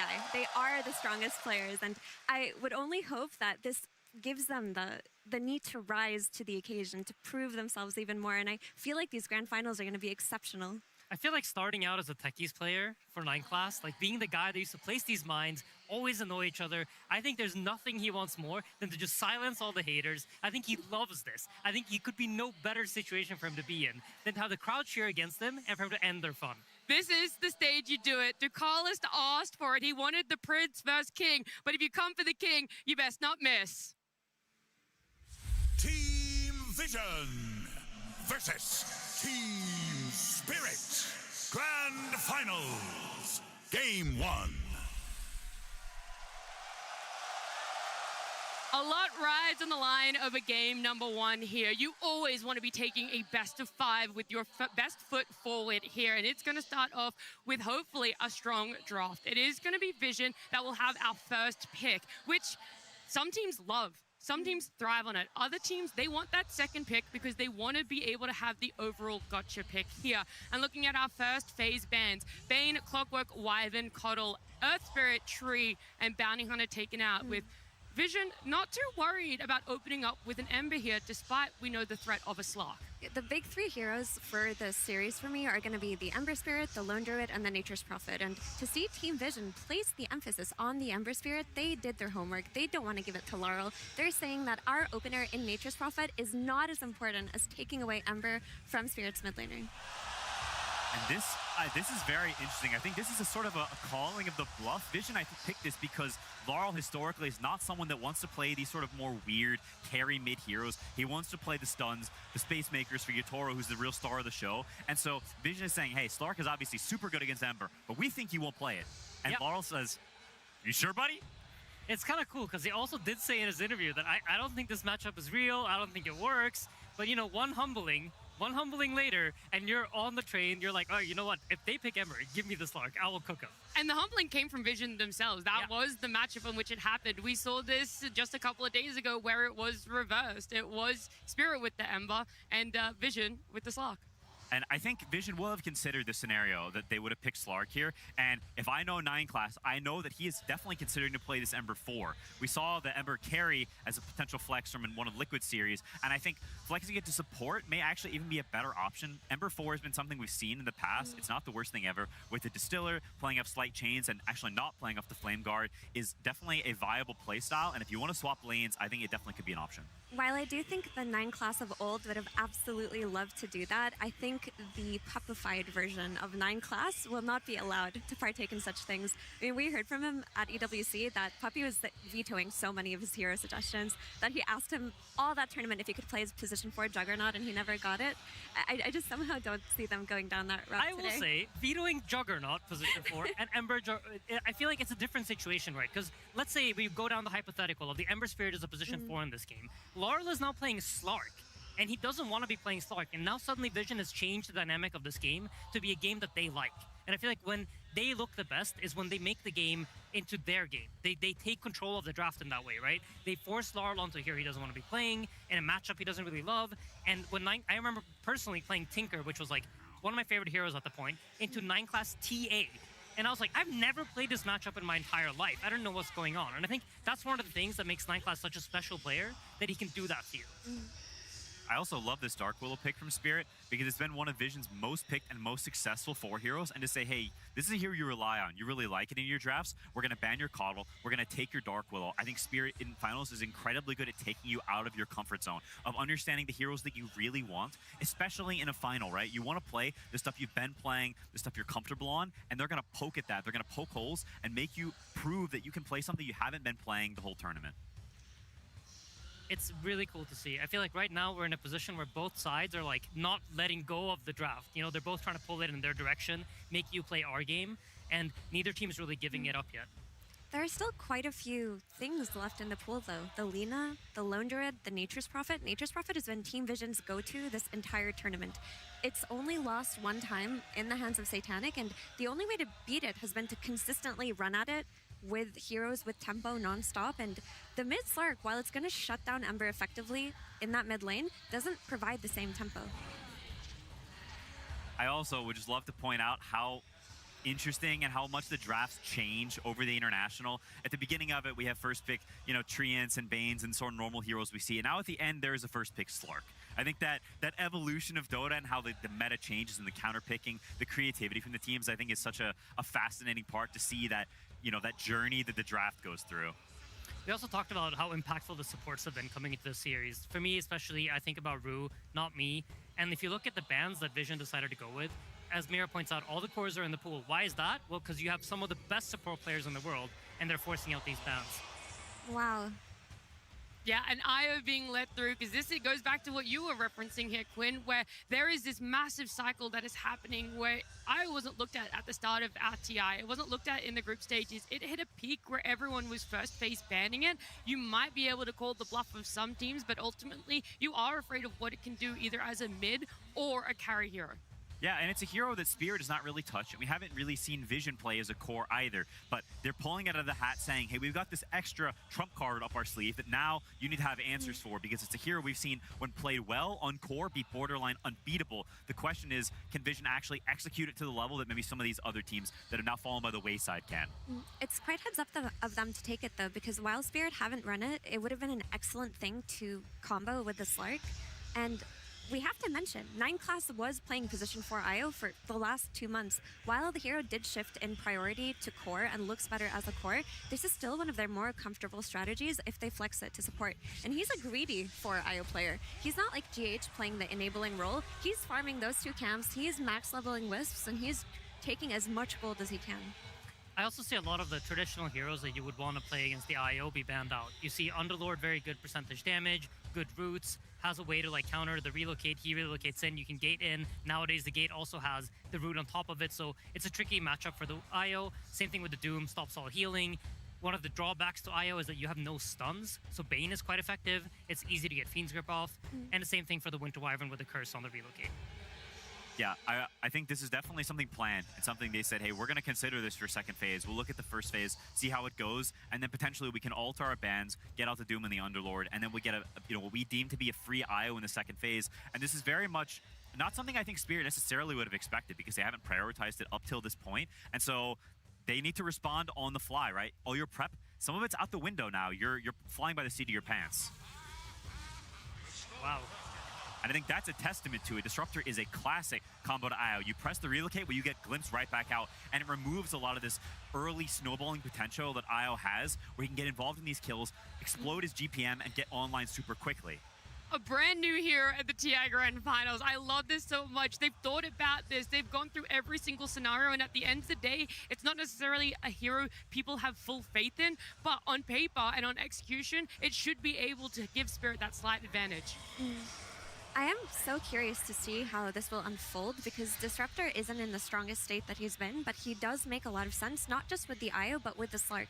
For a mid-Slark to set tempo, he needs supports that can play on his night vision, and if you pair up the Glimpse with the Slark just de-warding, positioning his body aggressively, the amount of kills that can be developed by Team Spirit are going to be crazy. Yeah, absolutely. And it makes sense, right? I think one of the things that Spirit has managed to do throughout the last stages of this tournament is to find heroes that are picked with purpose. The hero has clearly a reason to be in this game. It's good against the IO. It's even good against the Ember in many ways. You get any sort of stun on the Ember, you get the static storm on top of it, and he just dies. And against Mirana, she wants to leap away. And we've seen problems in this patch where these Miranas, like GH was playing, it was like 9-1 and 17 because you just can't kill him. But with Glimpse, that suddenly becomes very easy. Yeah, it's the way Team Spirit drafts. They see what you have, and they respond to it on a theoretical level. They're not trying to pick the same stuff every game. They're trying to pick what makes sense if everyone was playing perfect. And I think that's such a cool and interesting way of drafting. But there definitely is, the risk when picking Disruptor that the hero is just not that good right now. It's a great game for it, but you're walking into lane against Axe. The hero's going to be pressing Battle Hunger on you off cooldown, and there is that burden of execution. Disruptor wants to play from ahead. He hates playing from behind. You have to chase people to be able to use Glimpse and actually have it be effective, so there's a risk in lanes. Yeah, the game can get out of hand really quickly for a Disruptor on the losing team. When we look at Team Vision, we see the main combination in their draft in the slight chains into arrow. This is going to be how they're going to play through the mid game, and Dark Willow and Disruptor as supports are very susceptible to dying to this combination. They have no means of defending themselves. There really is no counterplay outside of being the aggressor yourselves on Team Spirit. Yeah, absolutely. Another cool factor about Vision's draft is like, where is any of these heroes going? We still don't know. Is this a position for Ember potentially? Is this IO going to be a 4? They have a lot of ability to adapt their entire draft with this last pick. And I think Spirit, like we said, they like to conceptually beat what you're setting up for. And by putting themselves in this position where we're just not going to tell you what our draft wants to do at the end of the day, gives them that advantage. And I think it doesn't allow Spirit to have that edge that they've had in all the other drafts leading up to this grand final. On top of that, it also makes your last bands very cloudy. Because you don't know where these roles are going, it's much easier to miss on those last bands, which you would typically want to be very accurate and take out some key heroes that could be game-winning picks, counter picks against your draft. Well, you don't really know what those are anymore. You can see them banning the Kez, so they're definitely considering this being a support IO. I mean, that's the only thing we've seen from Vision throughout the year, right? I don't think we've seen a Satanic IO. It's been 9 class, it's been his signature. Could it still not be a mid IO though, and the Ember 4 that you guys were talking about, which is why they're doubling down that if that's what they want to go, at least Satanic won't get something that he's popped off on and felt comfortable with? That's definitely possible, and I think they're trying to cover their bases because they're not entirely sure. No one is, besides the 6 people in that Vision booth. Nobody knows what the plan is with this IO. It was pre-concocted for this game when we're going to surprise them. We're going to get off the jump in the right way, and so we just don't know yet.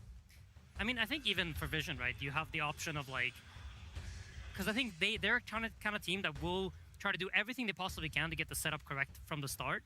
So depending on what they feel like is, you know, do we want a Satanic hero here? Does the Satanic just play the IO? It looks like he's pretty quiet, so I'm leaning towards him potentially being the IO and it being a new mid pick. Yeah, you often can gauge who's picking their hero just by who's talking the most near the end of the draft, and I agree with that rationale. I also think I've seen him play it in pubs. I've played against his IO in pubs, and so it is something that he has practiced. He's not incapable of doing. It's not completely blind, even though it may be new to officials. And they're gonna tank the mid matchup, so no one's saying, I picked the Ember, it's fine, I can deal with the Slark. We've seen many mid players this tournament say that, and they cannot deal with the Slark, and so no one will have to prove if he's different from the rest, if he's cut from a different cloth.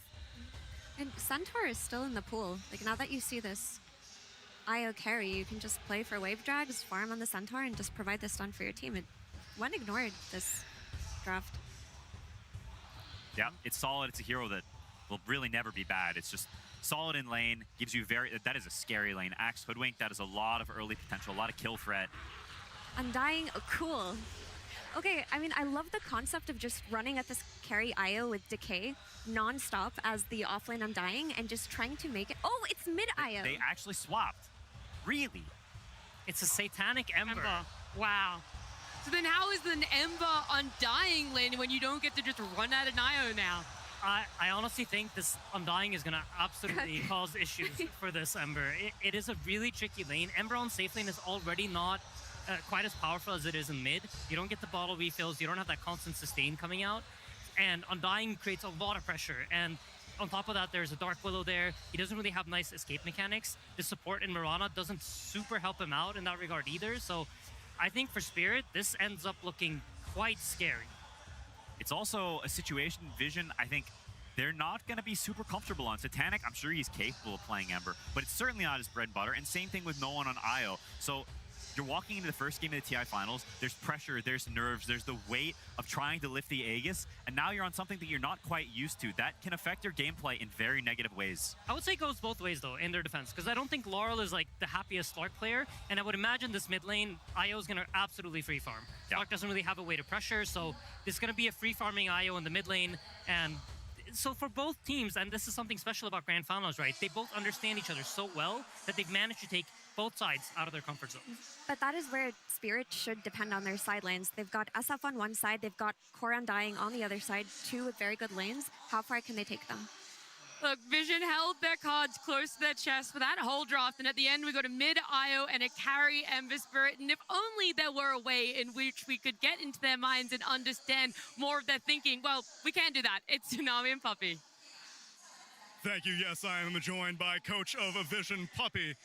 Welcome back to TI Grand Finals, my man. And I mean, no disrespect when I say this, but after the past few years of your Dota career, were you ever wondering if you would be able to make it back here?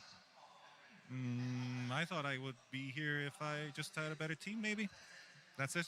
Oh, so you're just like all my pub teammates then? Yeah, fucking teammates. No, I mean, it was a rough time. Maybe I needed a vacation. Maybe I needed something. But overall, I always thought that I know how to play Dota, or at least I know how to win Dota. You have proven that time and time again, and now you're ready to prove it in a best of 5. And in a best of 5, I'm wondering, how do you approach banning and drafting? Do you get to give yourself more of a leash because you're like, well, I'm not going to get eliminated after 2 games of experimentation? Yeah, but this is not necessarily an experiment. This is something we've tried. So if it works, it's great. If it doesn't, well, we tried it. We did. And the this that I'm assuming you're referring to is no one on IO. He has 0 competitive games on this hero, and you're debuting it now at TI Grand Finals. That's what TI is for. And also what TI is for is watching the games. Puppy, thank you very much for the interview as we send it to game number 1.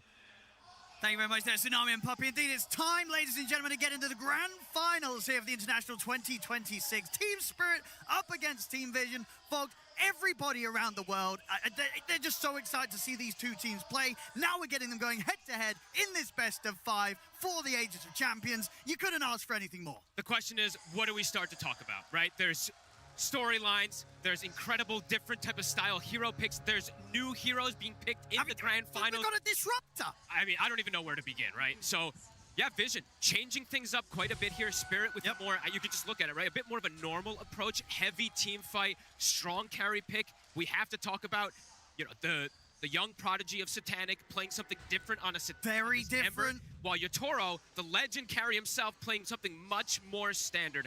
I don't know where to even start. Yeah, I mean, how is that matchup going to go down? We're going to look forward to the clashes when it inevitably gets to the point where these 2 carries are going to have to meet head-to-head. But, yeah, a confident move here from Team Vision, and a risky one. You know, Puppy said, game 1, trying something different. It's TI. It's the time, apparently, to try something a little new in game 1 of the Grand Finals. I'm all for it, and I'm not surprised. I'm sure as this Grand Finals goes on, we're going to see both teams bring out some strategies that we're yet to see in the entire tournament. We're already getting here in this first game from them. So Satanic playing the side lane Ember. I think we've seen one of these side lane Embers have success. I think it was Sumail in one of the games that we did. He did win again, but out. Good. But that was it. Yeah. All the other side lane Embers, they've had a pretty horrible start into the games, especially when they're into these Slarks and into quite a bit of counter picks too, right? Oh, for it's sure. Not just the Slark, this Disruptor pick as well, the Willow pick too. Willow is a problematic hero for a lot of these Spirits in the mid game, so we'll see how they do endure. Mid lane though, let's see, because I haven't seen these Slarks lose the lane and get pressured super hard, so I'm wondering how he's going to do if he does get set behind too much versus the IO as well. So approaches, Spirit, as we said, much more of a normal type of strategy, lots of team fight coming together, while for the side of Vision, this is a incredibly strong skirmish draft with high mobility that can punish a bit of more of a kind of greedy type of draft, I guess you could say. Oh, Satanic!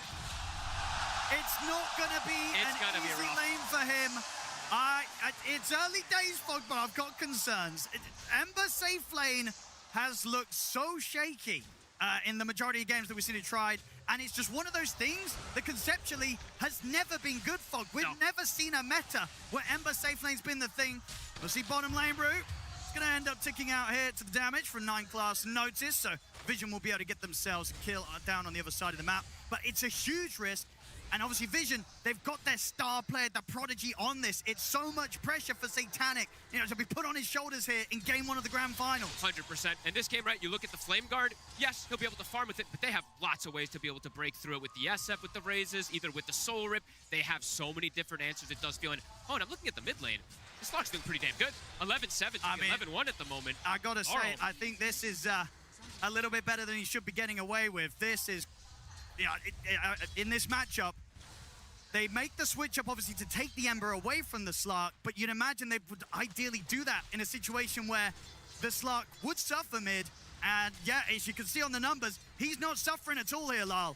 At the least, it isn't an Ember that has well, he still has very low last hits, but we've seen a lot of these mid matchups versus the Ember, where the Ember has like 2 last hits to 15 of the Slark, so at least there's that, but yeah, I'm just watching the Slark walk up, steal the regen of the IO with his, with the Shiv. So he's getting quite a lot out of it versus that bottle, versus the Tango region that's coming in from a high regen here. Not me. Making it look easy on this top lane. Having to just chase down Ducalis solo and finish off the kill completely on his own. Oh, and this does look like one of those games where it's one of the best Willow games I think I've seen. You're playing versus Ember, you're playing versus Mirana as well. It is a fantastic game just to have these Brambles. And in terms of the Spirit duo as a whole, right, the fact that we're on this Disruptor, we don't see it really at all, but this game, you're seeing a lot of potential for a Disruptor. Absolutely. Great ways to catch versus the Ember. Your great counter pick versus the Satanic. Io. Satanic again. It's a lot of damage. He's going to get chased down. Will Nice dodge the Shadow Realm hit. There's going to be another decay in a second here with the stick charges. Doesn't matter. He's still going to live, Satanic, but kept incredibly low and barely finding farm from this top lane. Bottom of the cores right now. It's going to be such a tough early game here for Satanic. And a lot of the games for Vision, too. We mentioned the power of Ducalis plus Satanic, what they're able to get out of the lane, what they're able to punish the opposing lane with. This is just a lane that cannot win. So trying to get as much as they can out of it. But yeah, Satanic being brought super low over and over again. The decay on the Ember also, it's pretty devastating when you have this much damage from a hero like Willow. Ducalis, careful. It's going to be all right, but again, relatively so. Super low HP here on Ducalis, completely out of regen. Oh, and they are free farming all three lanes right now. Yatoro now at this point, he's given the lane for free. They have to actually move Noticed away. They don't want to be playing versus that Shadow Fiend, so movements are coming in from both sides. 9 class in mid, looking for Laurel. They really need this kill. They've got to try and punish this Slark somehow, because so far, Lal to be top 2 CS here in a matchup where Vision had the chance to switch things up and try and force this Slark into a less favorable position. It just hasn't happened. Lal, he's loving the laning stage. And Spirit overall, right? If they win the laning phase, very strong team fight prowess and good vision heroes as well, too. We don't see it picked as much, you know, because the Disruptor isn't picked as much, but Slark with the night vision, Undying Tombstone gives great vision. You're gonna get these glimpses off if you're ahead, and no one... Be able to tether across the 9 class. Nice pushback does catch onto the both of them. Ducalis here as well to help out. No one. He's got a TP back to base, though, to refuel. It's a pretty fantastic start for Spirit here. Yatoro has run away with these games when he's been given this space on the Shadow Fiend. He's gonna have a lot of that space in this game, and look just from the way these lanes are. Extra pressure being brought into the top lane. Rue ready to join. We're looking for collapse. Gonna get the Soul Rip heal off. Good damage with the Acorn shot. They'll bring him down. If they can get the chance to finish off another Thunderstrike on it, Ducalis will allow Rue to take the Mirana out. Not me. See Not Me getting chased down by 9 class. A few more right clicks should do it. Try and hide around the trees, but 9 class will find him. But it will be a trade. Yeah, Rue's going to have to glimpse into another Thunderstrike soon if necessary. Shouldn't be. The creeps and a right click will do the job. So Spirit, bring attention top. Same to be said, though, for Vision. Still, overall, Spirit coming out on top of these trades. But I like the movement, to be honest with you, from Vision. I think this was super clever, just breaking the lanes, moving the supports to help the Ember. The Io is ahead of the Slark now at this point, and they're not that far behind on the Ember Spirit, all things considered. Yes. He's 500 behind the Shadow Fiend, so as a side lane Ember, you know what? Not too shabby with these type of moves that we've seen them make. Look at this early move from Yatoro. Not normally a place you expect to see the carry here stepping up. Oh, 9 class. The tier 2. 9 class is going to be massively surprised by the fact that there's a safe lane SF here behind the tier 1 mid. With 6 minutes in. And here the catch, the glimpse. Is it enough? No one has a regen. I mean, Yatoro's stepping up. He's going to be able to line up a couple of raises. Won't be enough, but still a massive aggression here from Yatoro. Making moves this deep pre-7 minutes. Wisdom Rune, are they going to end up having to sack it, though? We do see the positioning here from Vision. There's a Tombstone on high ground. This might be hard for Ducalis and Satanic to battle. He sees it. He can hit it up yeah, on the but high ground. Ducalis might get taken out first. Collapse turns towards him. Ducalis the Soul Rip. Dead. No one will come over to help out. So they'll at least make sure they get the kill in return and will manage to take away that Wisdom. So that's, when you do make these type of moves, Yatoro wants to go for the mid lane. They don't have the Slark going toward the left side. They get outnumbered. They will have to give up that double shrine there, which is very important, as we said, for Vision, being able to get this. And it's Satanic who gets it too. So he is a side lane Ember, but gets that big bonus of levels that is pretty necessary. And that's huge. He needs everything he can get here out of this laning stage. Satanic trading. We get caught by the glimpse. And here's still pre-level 6. It's a bit tough. He'll get the chains off onto Collapse. Managed to hide in the trees. He'll get away for now, Satanic. Didn't have the mana for the kinetic field there on Rue. Just a bit lacking on it, so won't be able to get that follow-up catch. Yatoro, though, getting this crazy amount of free farm on a much more normal carry hero. We just have to keep referencing that, right? Satanic, sure, he has played quite a bit of Ember in the past, but to see how it's going to end up matching up in this game. I see he's queuing up the Mage Slayer. I like the build. We saw some alternative ways tried, right, with the safe lane, and I think what we have Mickey going for like an Urn into Radiance build. Didn't work out. We're actually seeing Satanic still considering options Switching here, it up. queuing up the Kaya and such. Definitely would help in terms of just kind of speeding up the farm, allowing him to stay out on the map a little longer with the mana.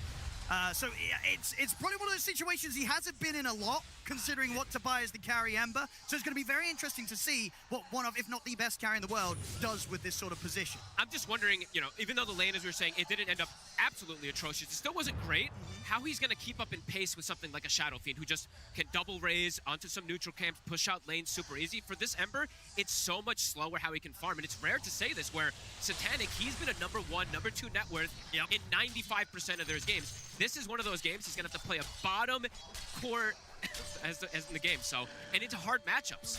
Yeah, I mean, that's the thing, just the carry matchup in general. The fact that he's doing it against Yatoro, you know, the other one that very easily could be labeled the best carry in the world, on an SF. Like, Yatoro could not be more comfortable in this position. Game 1 of a grand final, some ways, you know, done pretty well historically when he gets to them, and he's on his Shadow Fiend, one of the hottest carries right now in the meta. And he warmed up on it already today, finding a solo kill on Watson earlier, which was super impressive. So we're going to see a lot of aggression come out from Spirit.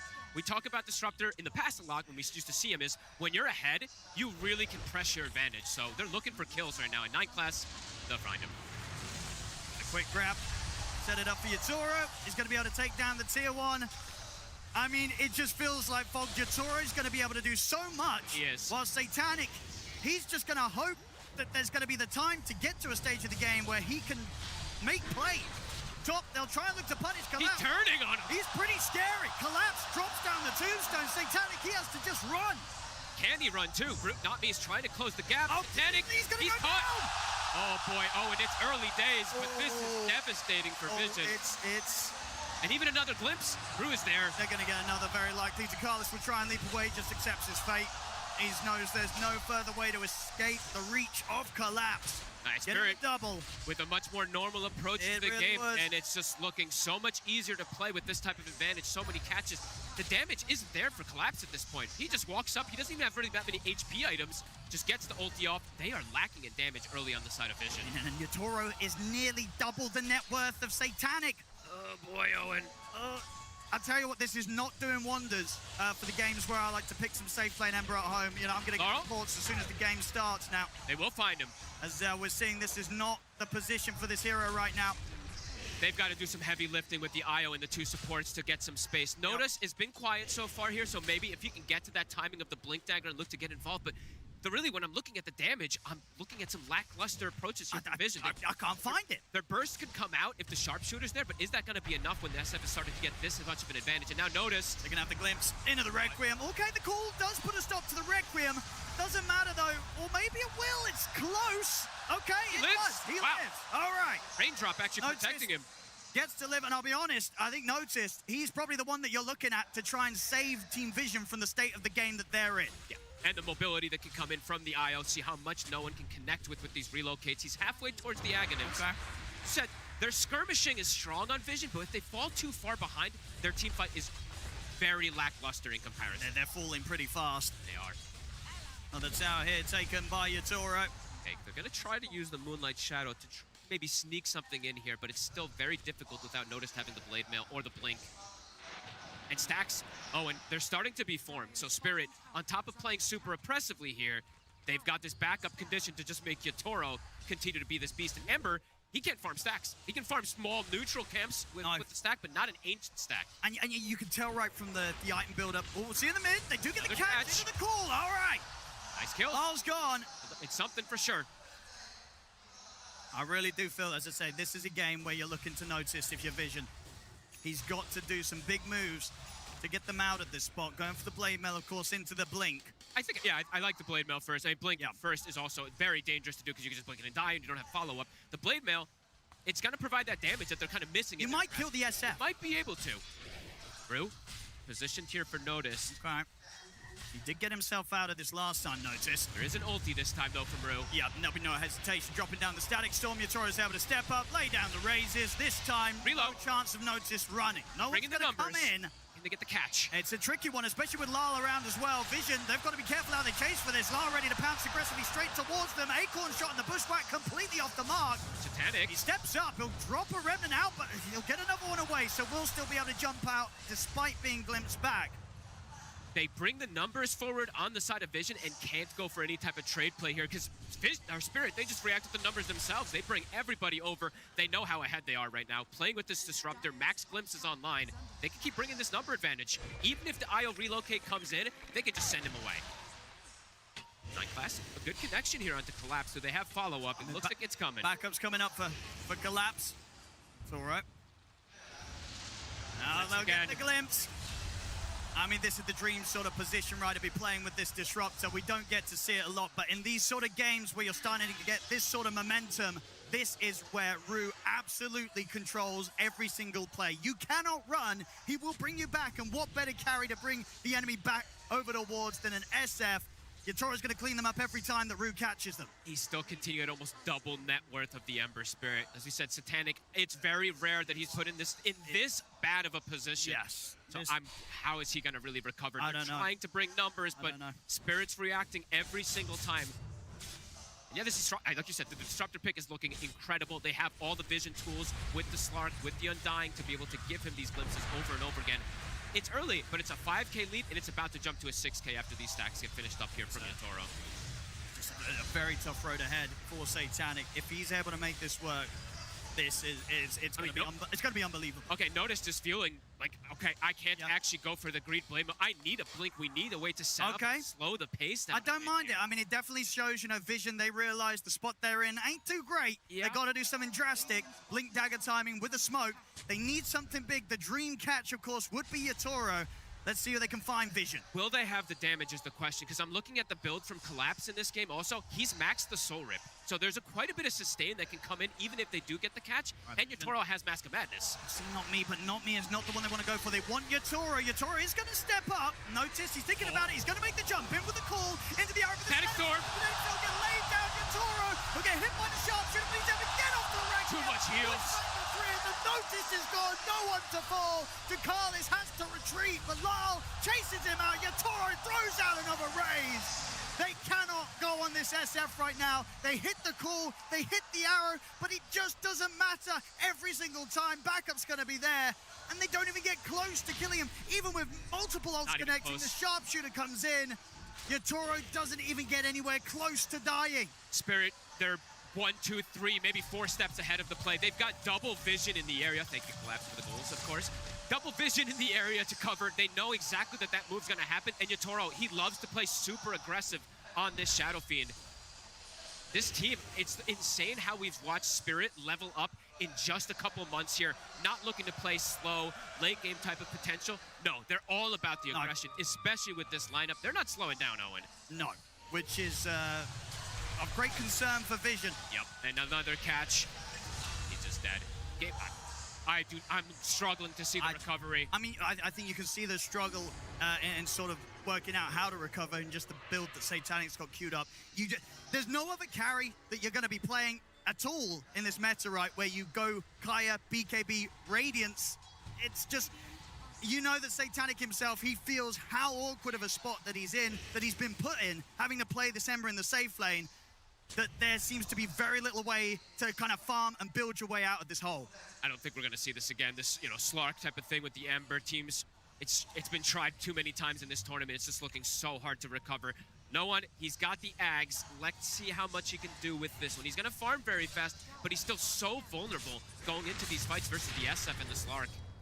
With the Remnant there, Satanic will make sure it doesn't get tripped up by the Willow combo. The thing, too, is, like, a lot of times when you're playing with the IO, it's not, of course, it is about the IO, the spirits, how much damage they do, but it's also, you're able to provide this extra sustain at times. When you're playing versus this Slark, too, he just steals it. He walks up, throws that shiv onto somebody, and you're just preventing all that extra heal. They'll find Root. It's going to be enough to kill him. Can they get out? They get out. I don't think Notice this. He's gone. Not me, though. Able to find him, but indeed 2 supports taken down. Time's been bought there for Yatoro to turn up. Dekalis will manage to leap away. A favorable trade in terms of numbers. Yep, not bad They here. get both the supports. Sure, they lose a core, but in the position they're in, they'll take that. Collapse. Dodging the bushwhack. He's got Octarine already, so these decays, they're building up, reducing their health, tanking up himself. And also, so I keep mentioning about playing ahead on the side of Spirit when we're talking about the Disruptor. The other thing about playing ahead too is they have a Slark. So look at the vision on the map. All the wards, they're just getting taken away. So just completely controlling that versus vision, so limiting any of these aggressive moves of trying to outnumber in any way as well. It's so hard for them to make a move like this. Look where Yotoro's farming. He's just like, okay, I'll just take your Ancients multiple times here. I'm at no risk really at this point. He continues to have absolutely insane net worth. He is the net worth of 2 core heroes right now. Catch on the Undying. They've got him. All right. Ceaseless Sturge, he's right back into the mix. Spirit might still bring the pressure in around this tier 2. Yotoro ready to turn up. Looking for the wraparound here. I mean, they might go for round 2 on Collapse. Oh, okay. Max is already going to be out through the Twin Gate. Not looking to set up though. 9 class. Back off. Oh, no one's also caught in the back. Laurel does see him. He's going to look to relocate out of this. They got the glimpse. They do. They Perfect timing. One of the age-old counters there to the Ion. That's one of the reasons the glimpse can be a bit too much sometime for him. They're just running at them at this point. Oh, and 9 class, he's trying to get away, but they've got the vision on hiding in the trees. They're not going to quite see him in time, so he will live, still losing their mid vision. No space on the map, Owen. The only place that they can play right now is where they had that vision on team vision, and they're just still getting run at in that area. They'll kill the Undying, but as you said, Ceaseless Sturge, he's back immediately, and with the Octarine, it's a much faster cooldown as well. 360 seconds rather than that 480, so we'll be able to utilize that in the next move as well, potentially. See if vision can bring the numbers again. Not me. Does still have this ward on the high ground. Panic. Bringing the brambles. Into the fear, Lal ready to pounce in, closing onto Ducalis. He'll get the leap off. Soul Rip from Collapse will allow Spirit to continue to rack up the kills here against Vision. And Spirit too. They have a building hitter. While on Vision, they do not have a building hitter. They don't have a single building. They do not have a single one at this point too. So overall, just have to play to farm and try to catch back up with these items that they can get. Looking for the BKB timing. So double BKB, potentially triple BKB timing that Vision is going to look for versus that heavy team fight. But it's not just that team fight. That physical damage, it is there too from Yotoro that will be able to bypass it. Roche soon on the menu probably for Spirit. With this damage, I think it's time right now. Step straight into there with the amplified damage. Yep, they've got the Undying too, so he can pop the ult. He can keep pushing it forward even faster with the Tombstone too. They'll even save the ult potentially here for the fights. It's just going to be brought down so fast. Little to no mistakes from Spirit right now. And Vision just still trying to get these items online, trying to make the recovery for Satanic. Yeah, very much making a statement for, you know, maybe that Slark does actually have to be first phase if you want to open with December. Yeah, potentially so. Might just force you to kind of have to come in with these sort of strats that just don't seem to be anywhere close to working. 9 class trying to be cheeky here, finding a place to farm. Rune knows where he is. They're going to see him. They've got the catch. Static Storm. Make sure there's no way for him to play his way out there. At the same time, Spirit, they've also got the creep wave moving in top. Notice we'll get the call onto Yotoro. Got Aegis. And no one's come across. Satanic. The numbers are being brought in. They're buybacking on 9 class. Let's have a look. They want to try and put everything into this play, Vision, see if they can find some sort of kill. But Collapse is ready to just run straight at them. Comes in with the ultimate, tanking up, heals up with the Soul Rip. Vision, they can't even touch him. He's fine. They've got to back off. A cool build too. Collapse going for just a casual Glimmer Cape. He knows that the big burst damage that's coming out for Vision, it's that magical damage from the Mirana, from that Hoodwink as well with the Shard too. So that Glimmer is going to be very, very strong. He's kind of like this pseudo support to be able to protect Yotoro as well with the heals. I mean, because at the moment, right, that's all that matters, really. All the if they can save Yotoro, he will do everything. He'll kill them all. He'll kill their base. We'll see you in the Catch on Laurel. He'll get the call. Got him. Laurel's gone. Noticed, I don't think he's getting out, though. Yotoro turns up with Collapse. They're able to take him down. Now over towards Ducalis. He's out of leaps. They've got a glimpse if they needed it anyway. Rue wants another target, though. He's got a blink. He's got a Tumbler's toy if he can look for one. Panic. Trying to be cheeky here. Cut wave to get this extra farm. He's got the BKB. Look at a courier. Playing with fire here. Should be okay. Rue's like, you know what? I don't even want to chase him at this point. He's got the BKB. So Yatoro trying to was stop over there the by the Agate. Remnant. Nearly He actually in actually- position, and now He has to Rude. be careful. Satanic. He's going to have to BKB possibly. Okay, did get the Remnant off. They got vision. There, he can maybe time it, and he can. Okay. Able to jump back despite the glimpse. That's the last remnant. He's really trying to hang on to that BKB. But it really is just hanging on to it as Santoro trying to give some more of that information. 8,000 lead for Spirit, continuing to play super oppressive here. And Root, he is starting to build toward that Aghanims as well too already at this point. Blink and a point booster picked up. Vision starting to bring the numbers. Eyes on notice to see how big of calls he can get. Going to be off the top of the call. Doesn't matter though. Relocate comes in. They'll still get Rue. They'll get the two of them. Getting the supports over and over again. Pretty decent when you are this far behind. Calls from Spirit are watching at the side just in case anybody steps up here. They can still fight despite the death of their supports with how large they are. First BKB reveal from no one as well. They're trying to get to this timing of those triple BKBs for Vision. Toro on the hunt. Give us the free kill to Chaseful. Can't quite find him here. Tries his luck there with the raises, but off the mark. Potentially looking for, you know, that Tormentor cup of play. It's going to shift soon. Both these teams, not really the biggest Tormentor teams either.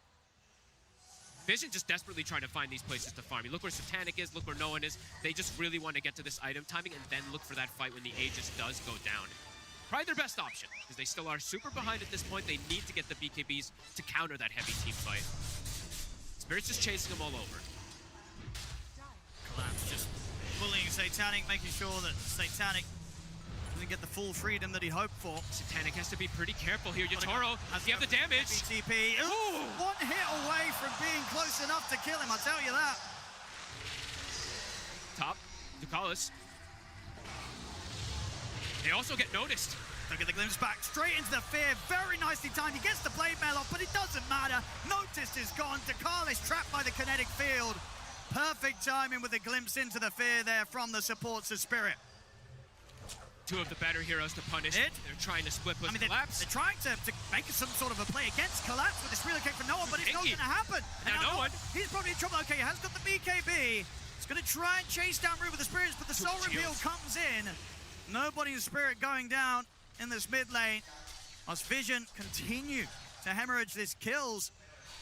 3 deaths there, and it was a 9-class buyback earlier too that they were desperately trying to look for these extra kills up top. Ends up being brought down. Yatoro very close to having the silver edge. He is continuing to be double net worth of the Emerald. I mean, he's just having a completely free game here. I can't imagine a better way to start off a TI Grand Finals if you're a carry than the one that Yatoro is having right now, and he is making absolutely everything out of the situation he's been given. Not only is it 24-12, but look at the tower situation, right? As we said, Vision, they cannot touch the towers, especially because of how far behind they were at the start of this game. They're almost full HP. All the ones of Spirits have barely been touched at this point, while 2 tier 2s already have dropped on the side of Vision. And noticed his BKB is the timing that he wanted to get a bit of acceleration onto it. He's now died, I think, 3 times trying to make the space for the team, so his BKB is going to be so delayed at this point. Rue is going to have an Aghanims, maybe as that BKB comes out from the axe, so he's going to have extra answers even to prevent them from using it if he does get the initial catch. Vision. Panic. There's a silver-edged Yatoro stalking him. Lines up and ready to go for this final tier 2 on the bottom lane. So hard for Vision to put together a team fight. Spirit will take every single one of these battles at this point. Level 20, this well now hit for Yatoro. Satanic. I feel like every time we see Satanic, Collapse is on top of him. He's just following him, being super annoying. See in the mid. Another catch on Laurel. They do manage to bring Laurel down. Yatoro's considering if he wants to fight back here. The BKB was used by no one. That is 4 times they've been able to find Laurel. Noticed. He'll yet to get Yatoro. Can he get the glimpse? He will. Straight back into the field and the Static Storm into the Requiem. Oh, there'll be a relocate. Nice save. velo. A nice one. All right, no one able to bail his axe out for now. They're going to look for the fight after this. They're going to kill the Tombstone off. Doesn't look like they can go for the fight themselves. BKB still cooldown for no one. He'll play cautious. Spirit also will back up. They'll respect that save. Space needed. No one is pulling ahead a good amount here over the Slark, as they have been able to find some nice kills onto Laurel with the chain stuns. If no one can end up being that rock that they really need for the team. Gonna go that Shiva's build that we do see for pretty much all the mid laners on the IO. But it's slower paced damage in comparison to something like Yatoro, who is accelerating toward more lifesteal, is gonna go that Satanic build, stalling out any type of BKB, knows he doesn't need it for now, maybe eventually at some points, but we know Yatoro, he plays for the Manta dodges, and 9 class, dead in 2 or 3 hits. Also, Rue won't be able to tease much out of Satanic there. Satanic quick with a Remnant away. And even though they're not keeping up, right, but not making the gold league go so much faster in terms of per spirit, but the gains just aren't that big for Vision. I just don't know how much this Radiance for Satanic is really going to do, because we did see Mick try for it the other day, but as soon as he showed up to the fights with the Radiance and the BKB, he did absolutely nothing. And it's a different build-up. The fact that Radiance is going to come so much later. It is later as well. It's, as I said, I think, you know, Satanic's trying to do his best to adapt to this situation that he's been put on off the back of this draft. It's just not easy to make this safe lane Ember work. Laurel now has the gem, so should be a lot safer. We have seen them pick him off a couple times here, but now with the gem should be much more protected in terms of not getting caught by the Blink Axe from that distance. Also going for the BKB early. I like it. It's all right. Can you do something cute here? Thinking about it. He can line up the Requiem. He's gonna try and open things up here with the Fear. That will do it. We saw him solo kill Watson earlier. That was almost a solo kill as well, too. Did get a little help, but super impressive play. A flawless game from the legend himself. 8-0-3. I'm pretty much maintaining this net worth position where he's so close to essentially being double the net worth of Satanic. He's double the net worth of Laurel even, too, of his own teammate. Absolutely crazy performance from Yatoro this game. They're not able to slow things down. Noticed his BKB is about to be finished, so let's see if they can connect with this triple BKB timing, how much they can do. But again, the Radiance was slowed down. And it's besides the gold lead, look at the experience. It's a level 16 Ember. Yatoro's cracking level 23 in a second. I mean, this is the thing, right? Yatoro, he is not going to care one bit about a Radiance on this Ember Spirit. 9 class, Laurel, stalking him.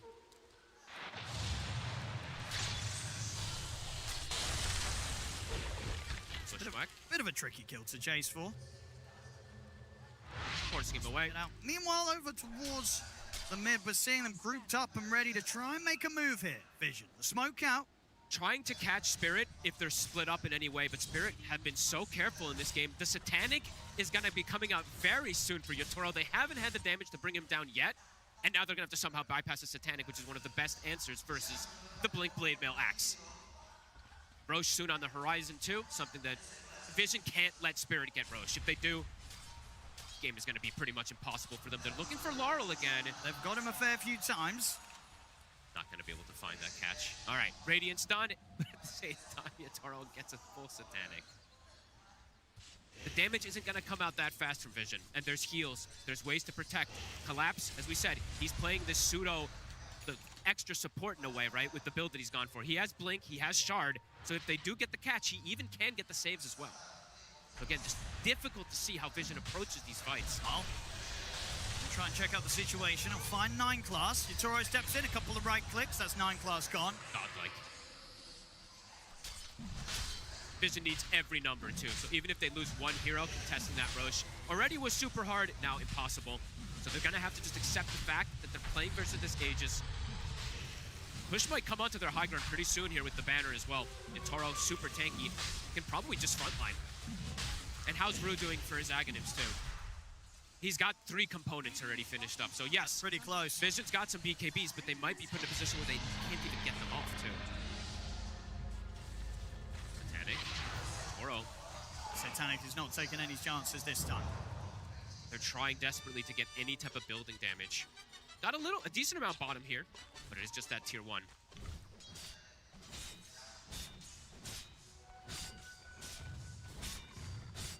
Ready to get this bottom wave pushed out. They'll pick up the Tormentor first. Finally. These teams hate Tormentor.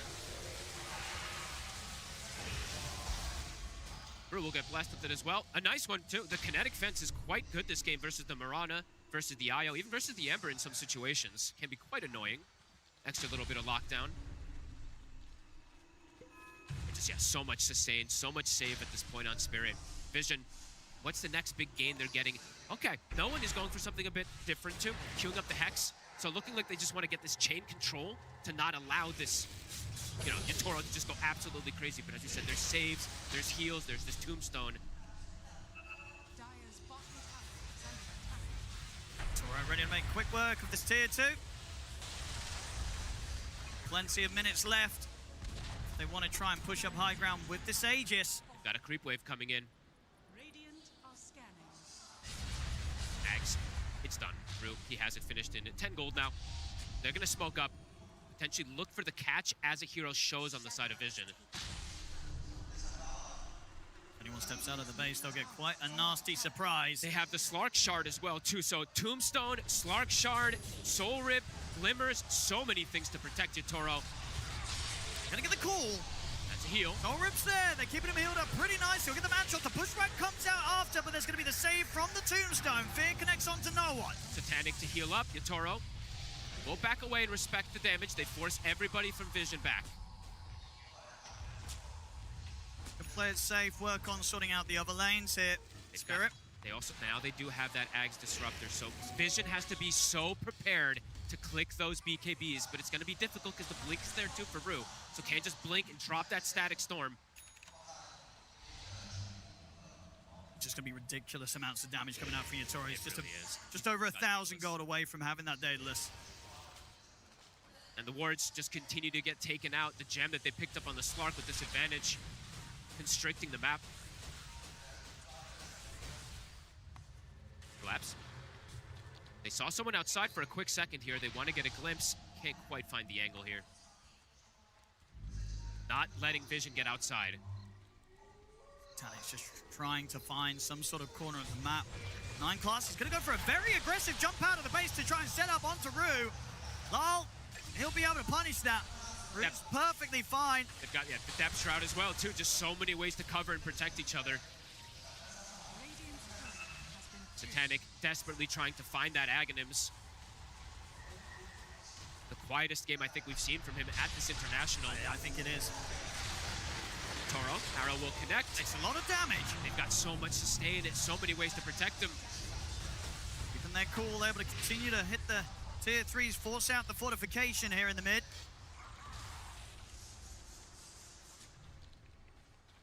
Toro can back up, pick up that Demon Edge. 90 seconds still on this Aegis.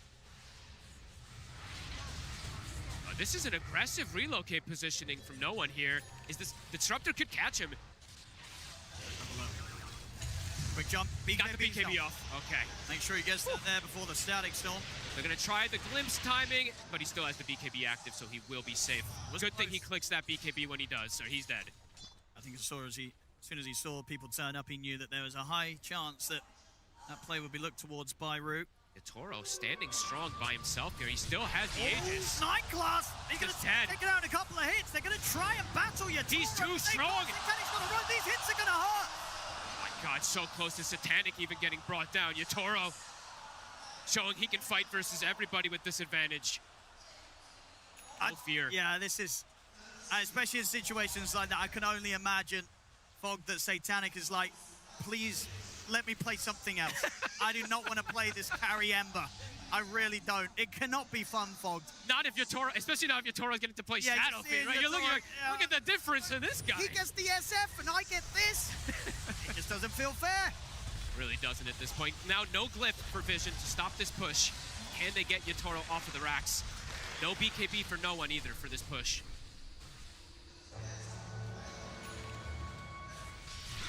Gonna get the call. Try again. Really any follow-up. They do get the arrow. Collapse has already jumped in. Satanic's going to try and go in on the back lines here aggressively with the BKB. He's going to try and chase out Rue, bring the Disruptor down. He'll succeed. Takes Rue out the fight. BKB's about to come to an end though, so he'll have to jump back defensively. Did manage to get that kill there with that play, Satanic. That was a pretty cool one. Just jumps past everybody. Did have to use a lot of the remnants. They did have to use their BKB.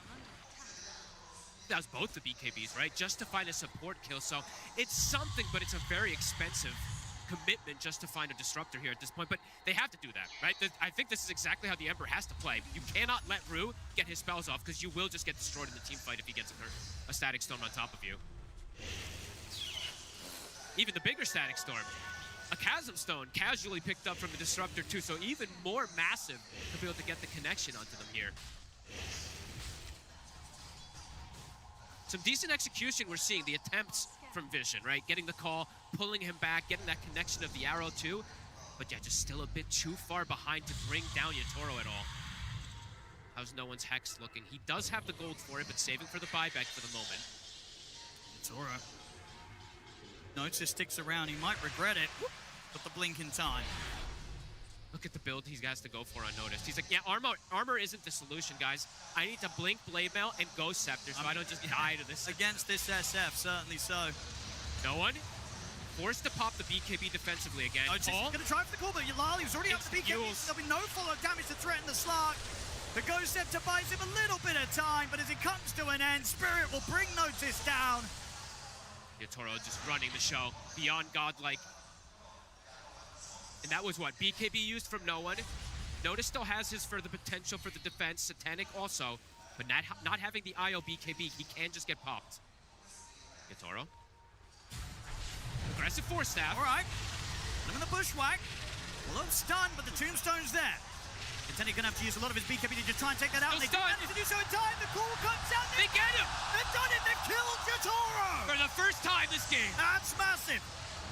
Vision doing what seems to be the impossible. Now, Collapse, on the other hand, he's got a lot of HP to get through if they want to try and catch Undying.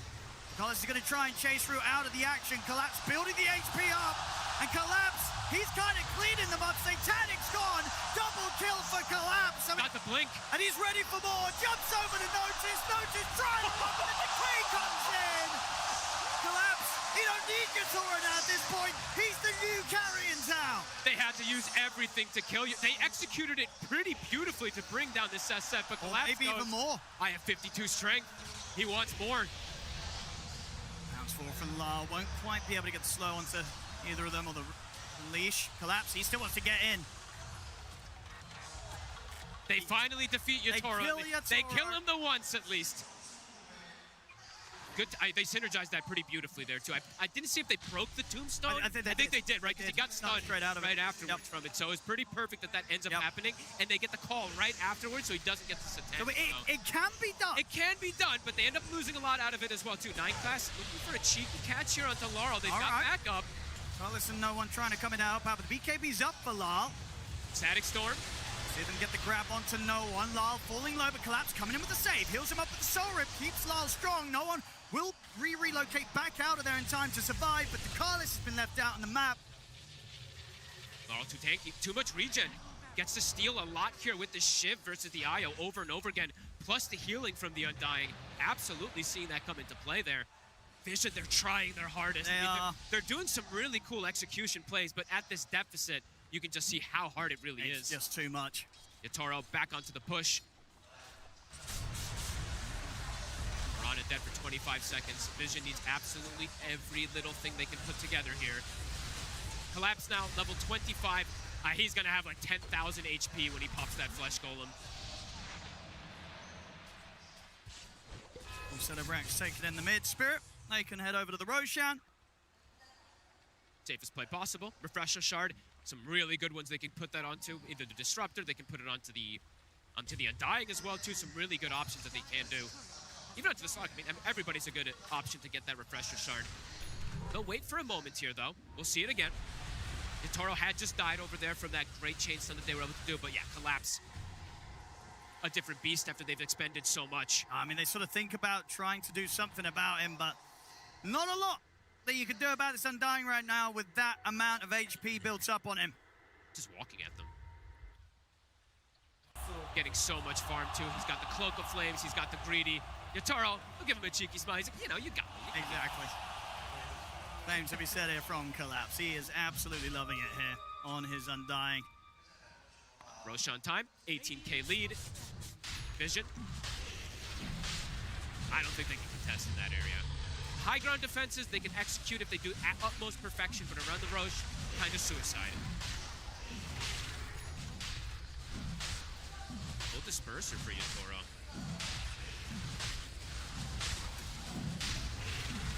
Yeah, Aegis.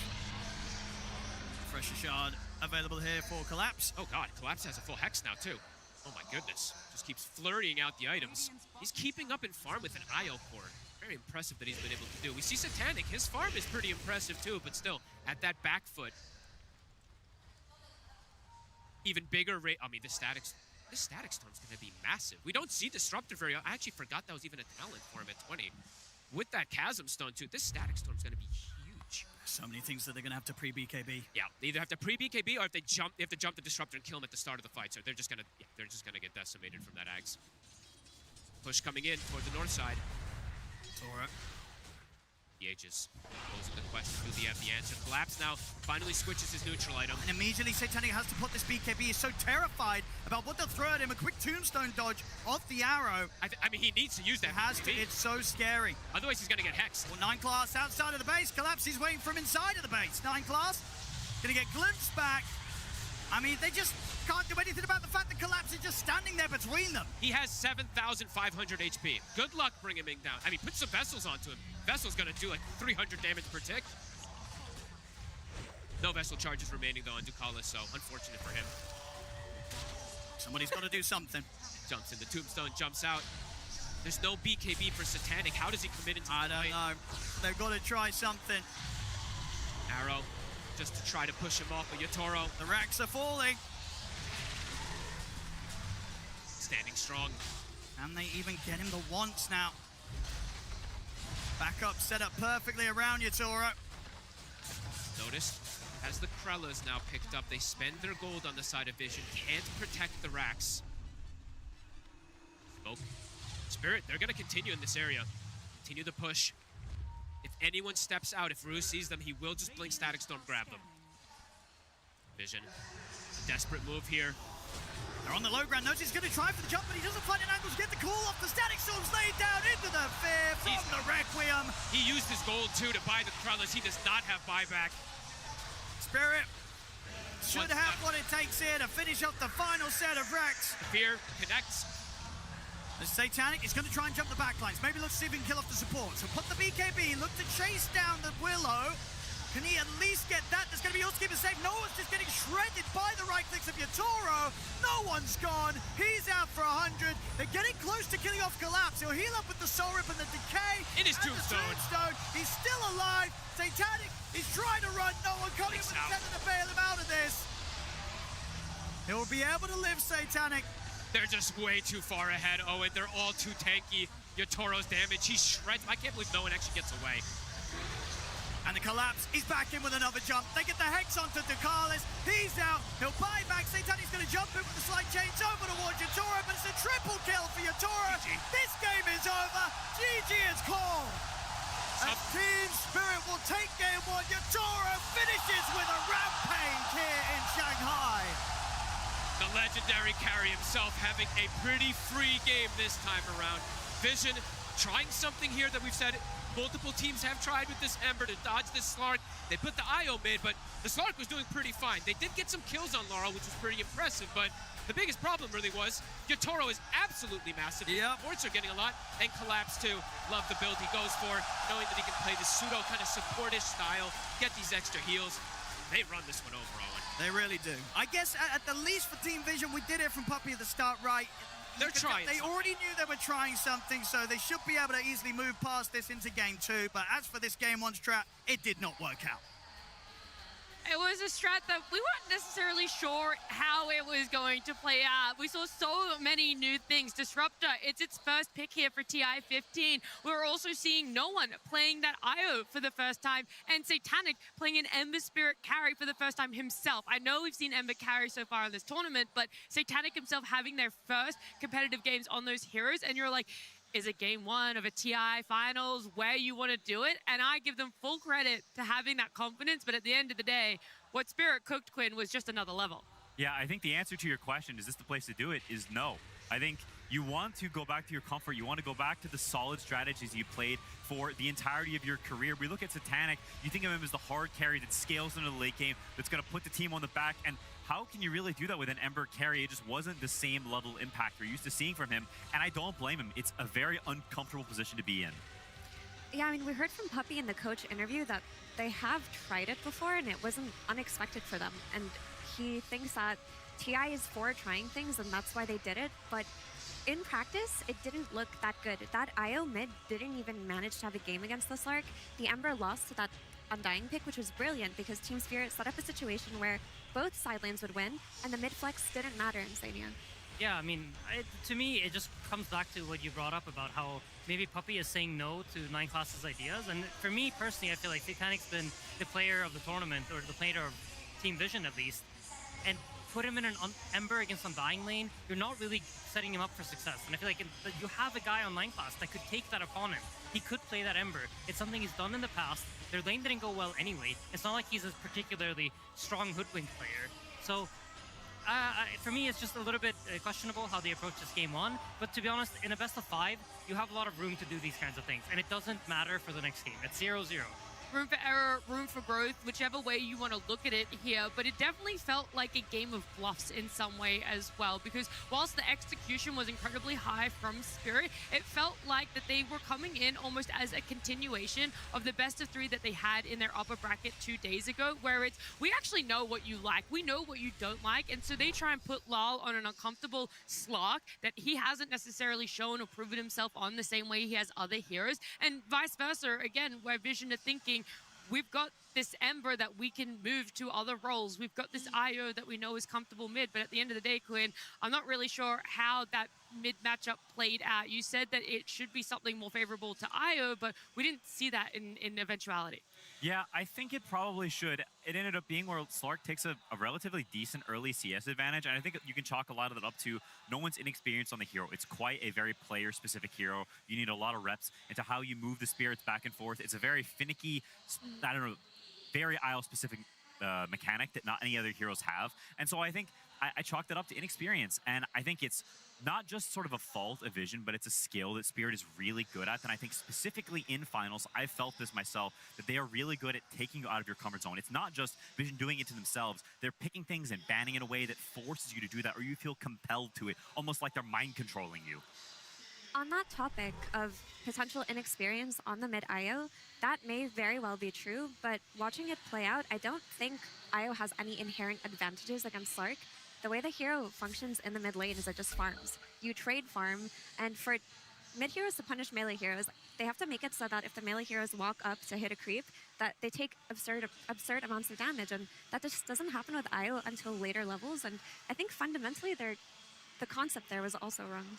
We're going to look at the earlier mark between these two, right? Looking at about 10 minutes, I feel like that's that moment where you're wanting to see a little bit more movement coming out from your mid. You're hoping that they're going to be up there, the playmaker, or the solid rock for your team, and hopefully that they've had a good enough lane for themselves. But when it comes to this mark, it's not necessarily a glaring obvious who is doing that for their team, right, Quinn? Yeah, it's very even, and you've got the pressure on the side lanes, and I think that's Spirit, that's how they love to play. They want to have Laurel just chilling, playing some matchup that's whatever, that's normal, that he's fine in, and they put pressure and they put the precedence on their side lanes to do well and have good matchups, and I think that came to fruition completely this game. It's exactly how they want to play. It's a bread and butter Spirit draft. I feel like the main thing that I take away from that is the net worth. The Wisp has to be a lot more farmed coming out of that matchup. Honestly, it needs to be almost 1,000 gold higher at minute time. Okay, that is a big difference. And you mentioned something briefly, Quinn, where you're talking about it's a lot down to the side lanes. What's happening on the action there as well? How much more can their mids offer, depending on how well their side lanes are going? And we've already talked about it. This is the first official we've seen Satanic on that Ember Spirit. And luckily we have Purge, who's going to give us more information about how it played out for him.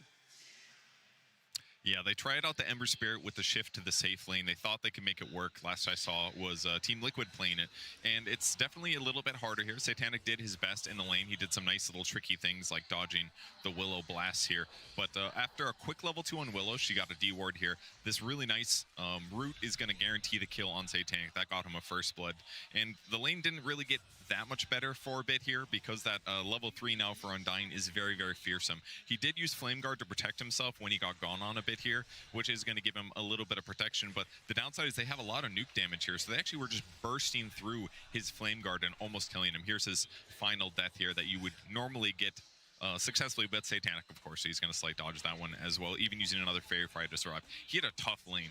They did gank the Undying, but they did do this nice move on the Wisdom Shrine, which allowed them to, at the very least, get the Wisdom Shrine, but it forced a ton of rotations here, and Clap still got one support kill. So, but this was a nice moment for Satanic to catch up, and in the end of this, he's actually kind of close in net worth if you take a look at it. All things considered, yeah, he's really not that far away, so that was great. Then Yatoro did some really interesting things in this game, and you probably spotted him in the stream at some point showing up somewhere he's not supposed to be. So watch his path here. He was thinking about killing the Axe, but Axe basically got zoned because he's SF. SF wins his matchups, and then he's just fishing to do mid pressure. There's a catapult at this moment, so this is a really good time for him to be here, because if he's just successful at helping to get a kill, then they get a whole bunch more damage. And this is probably the moment you saw him on stream when he came here and double raised the enemy mid. This is kind of crazy to look at, but if you look at what happened on the map here, he's basically forcing the IO to go farm these camps over here, which means he's super far away from the mid lane, so it basically makes it easier for them to pressure the mid lane and for his Slark to get as much farm as he wants. And a short time later, he basically does the same thing. He's going to clear the wave,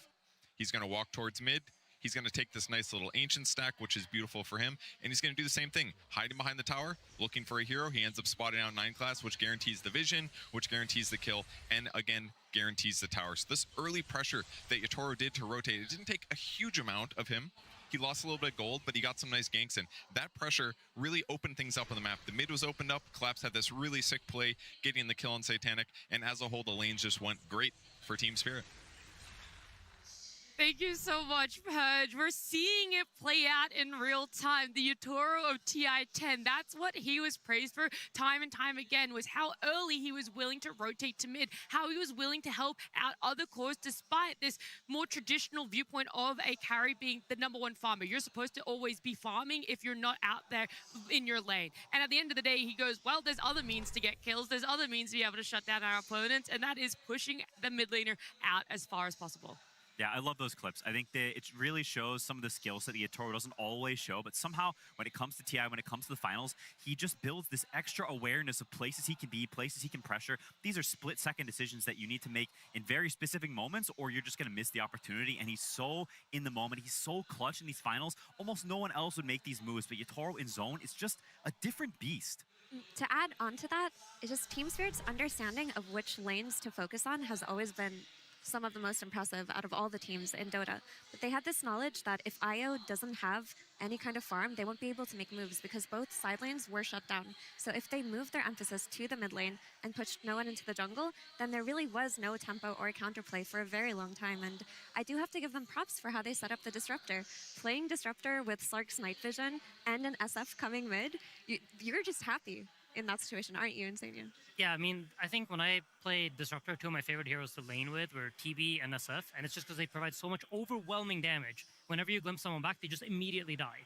And that's like what they do on the lane, but then Yatoro takes it one step further, and he just makes sure that he's connected to all the moves that Disruptor wants to make. When Disruptor wants to move mid, well, he's there to provide the damage. And now suddenly, anybody that's within 1,600 range of a Disruptor is just dead. Yeah, you can see it even from just the positioning. The SF is not playing like a typical turret in that he's standing behind everyone. For the majority of this game, Yatoro is standing in front of everyone because his supports wants to stand behind. He's charging at them so then the Disruptor can glimpse them back. That's such an unusual sort of switch of priority in how you're even just standing. These are the little things that go into the greatness that is these Tier 1 carry players or Tier 1 players in general on the biggest stage that he sees in the moment. This is a time for me to walk up and chat up for my supports who are going to sit behind. Compared to the inverse, that is amazing awareness in the moment. The domino effects that can happen in Dota are so beautiful because, like, when you think about it, you're like, okay, Slark, night vision, and yes, Disruptor, he needs vision. But if your side lanes are so overwhelming, you can play on the first night after minute 5. That's when the laning stage occurs, and that's when a lot of the kills were happening after those first 5 minutes. So from the first night to be able to make that many kills happen off of your vision strategy, we don't see that very often. Usually it's the second or third night that this really becomes significant. I don't think I've ever seen a first night be that impactful. It's rare. It's honestly super rare that you have like a disruptor in a winning lane, a Slark mid of all things, and then the carry willing to connect as well. So I think all three of these things have to align for us to have this beautiful early game.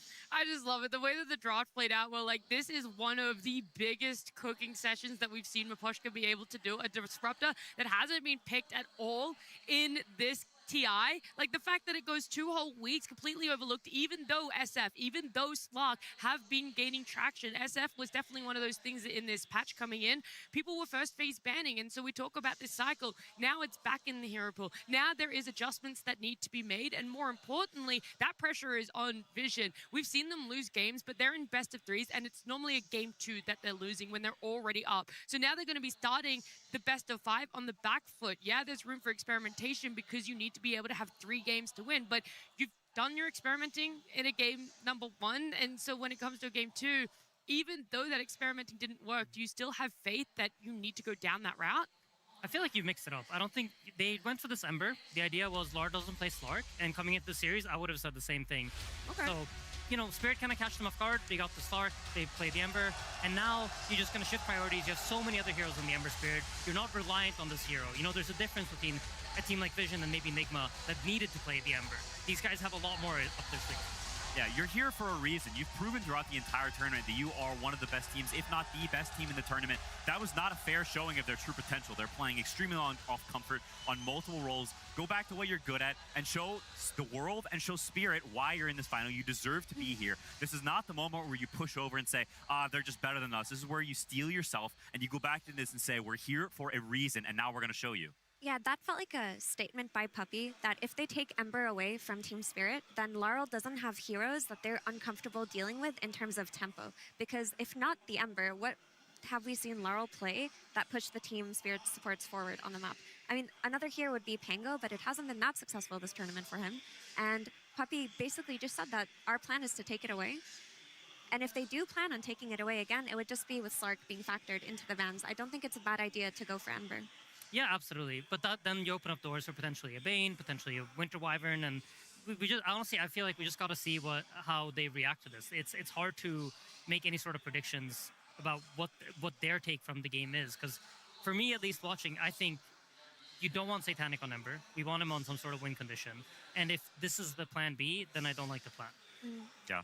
I think it's also interesting how the sort of the order of these drafts pans out whenever hard counters like this Slark versus Ember arise. Ember, through a lot of this tournament, I think would be getting first pick, but there's this one pesky Slark. And so that means Ember is will be a second pick only hero because you need to pick it on the end of the first phase, so then you can ban the Slark in the next phase. Compared to if you try to pre-ban it, then they will just respond with the Ember ban. So you can actually never get Ember if you're first pick. And these things can arise and change how teams prioritize draft order and how the lineups are created, because maybe Ember was crucial and now you can't get it anymore from that pick side. It's always the back and forth when it does come to drafting. Are you a team that loves and thrives on that first pick, or are you a team that wants to wait until the end, be able to be more reactionary and know that you have that depth within you there? And we're seeing all of our players, they walked out on stage, sitting back down in the booth, and we've brought this up time and time again, is how necessarily do Vision feel after a loss, right? Are they a team that gets a little bit downtrodden about it, or are they a team that goes, hey man, you chalk it up, it is what it is, and we just look towards a whole brand new game here? And I honestly think it's the second of those two options, because even though we've seen them be the team with an early GG in a game at TI, there were still a lot of laughs, there were still a lot of smiles, and I think the camaraderie between Vision is much stronger than maybe public perception sees. I think so too, and I mean, no one was smiling at Satanic at the end of the game. Someone was chatting, and they seem to be okay. I think they have this understanding that when it's a draft issue, then you go next. Like Insania loves to say, every game is 0-0. You give up on the last loss. Yeah, I think you just forget about the last game. I think you could draw some drafting lessons, but that's mostly for Puppey to do. And I think for the players, it's just, we're going to go into the game, we're going to run it back. We had a series against Spirit before where we lost the game, and it's nothing new to us. We've done this before. And I feel like they've proven throughout this tournament that they are not fazed by losses. This has happened so many times. And this whole idea of like, they used to be a team that tilted out a series or stuff like that, it just doesn't apply to them anymore. Yeah. And again, they have so many approaches they can take in a draft, Quinn, like their Lone Druid or Nature's Prophet. Yeah, I totally agree. I think they've got plenty of tricks in the bag still. And I think they've also gotten, I hope, some of the jitters out of the way. If you look at some of the clips that Purge was showing, the Ember Spirit walks back into a bramble, or no one maybe is CSing it's a little bit off in lane. I think some of that is, it's a grand final. It just feels a little different. It's a little bigger, grander, scarier. You love to see it. Bro knows it's him. You love to see the smiles in finals. I think it's very easy to get sucked into, especially when you're down a game, the stress and pressure of we're down, we need to come back, we need to fix things, there's problems, and these can mount up and feel like this overwhelming dread sort of enveloping you. But I think the ability to not, only try to win, which is the most important thing, but also appreciate this is a very special moment you may never get again. You never know whenever these things will happen. Dota is a very competitive game, and people fall by the wayside all the time. And so I think being able to laugh and appreciate the moment, the privilege you've been given, I think is something they should all very much look to do. We also saw just briefly there, we had Not Me come up on the screen, and I think it's a face not a lot of people are familiar with for two reasons. One, this is his first TI appearance. You're making it to a grand final with a veteran and a decorated org such as Spirit here. But on top of that, he shaved his beard off. And I know coming into the grand finals, we were all discussing, is it going to be Bull Toro? Well, over on the Chinese stream, Delph was talking to Maposhka and asked Maposhka about, oh, did you guys consider shaving your Toro's head? And he goes, it worked twice. We don't really think it's going to work a third time. And as the rookie, Not Me had to tank it, and he was more than willing to shave his beard instead. I love that this is kind of an initiation ritual for Team Spirit. I mean, there is a very specific culture in this team, and you can really watch it unfold in moments like these in the TI Grand Finals. We've alluded to draft alterations that need to be had. The preparation and the pressure of those said drafts really falls on Puppy and Maposhka, and so we'll see how it pans out for game number 2. Team Vision versus Team Spirit. Grand Finals. Game 2. Spirit is up 1 game here in a best of 5 for our TI-15 Grand Finals. We had Vision with first pick in game number 1, and it has been flipped this time around. It's going to be Spirit with their first pick, and so it does bring back all of those theories that you guys were crafting. Where does this Ember take priority now? Where does the Slark fall in the draft if you're willing or wanting to take Ember in the first phase? Yeah. There's this really cool thing you could do here if you're Team Spirit. Like, let's see, we're going to see Vision's 2 first bans. And if they notice that there's like 2 heroes that they want to ban out, that we know they want to ban, and we don't want to give them the opportunity to do it, you can ban out the Slark, forcing them to ban the Ember, and then giving you one of those heroes that you want to play in the upcoming situation. Yeah, it's definitely something you consider, and with the way the bans have been changed over the years, the order of them is very important, and trading bans in that forced way is definitely a smart and cool tactic. They choose to pass on it in this instance, but it's something that may come into effect in later games as well. With the Nature's Prophet taken out by Team Spirit, I think if you're Team Vision, you can comfortably lean back on your Lone Druid.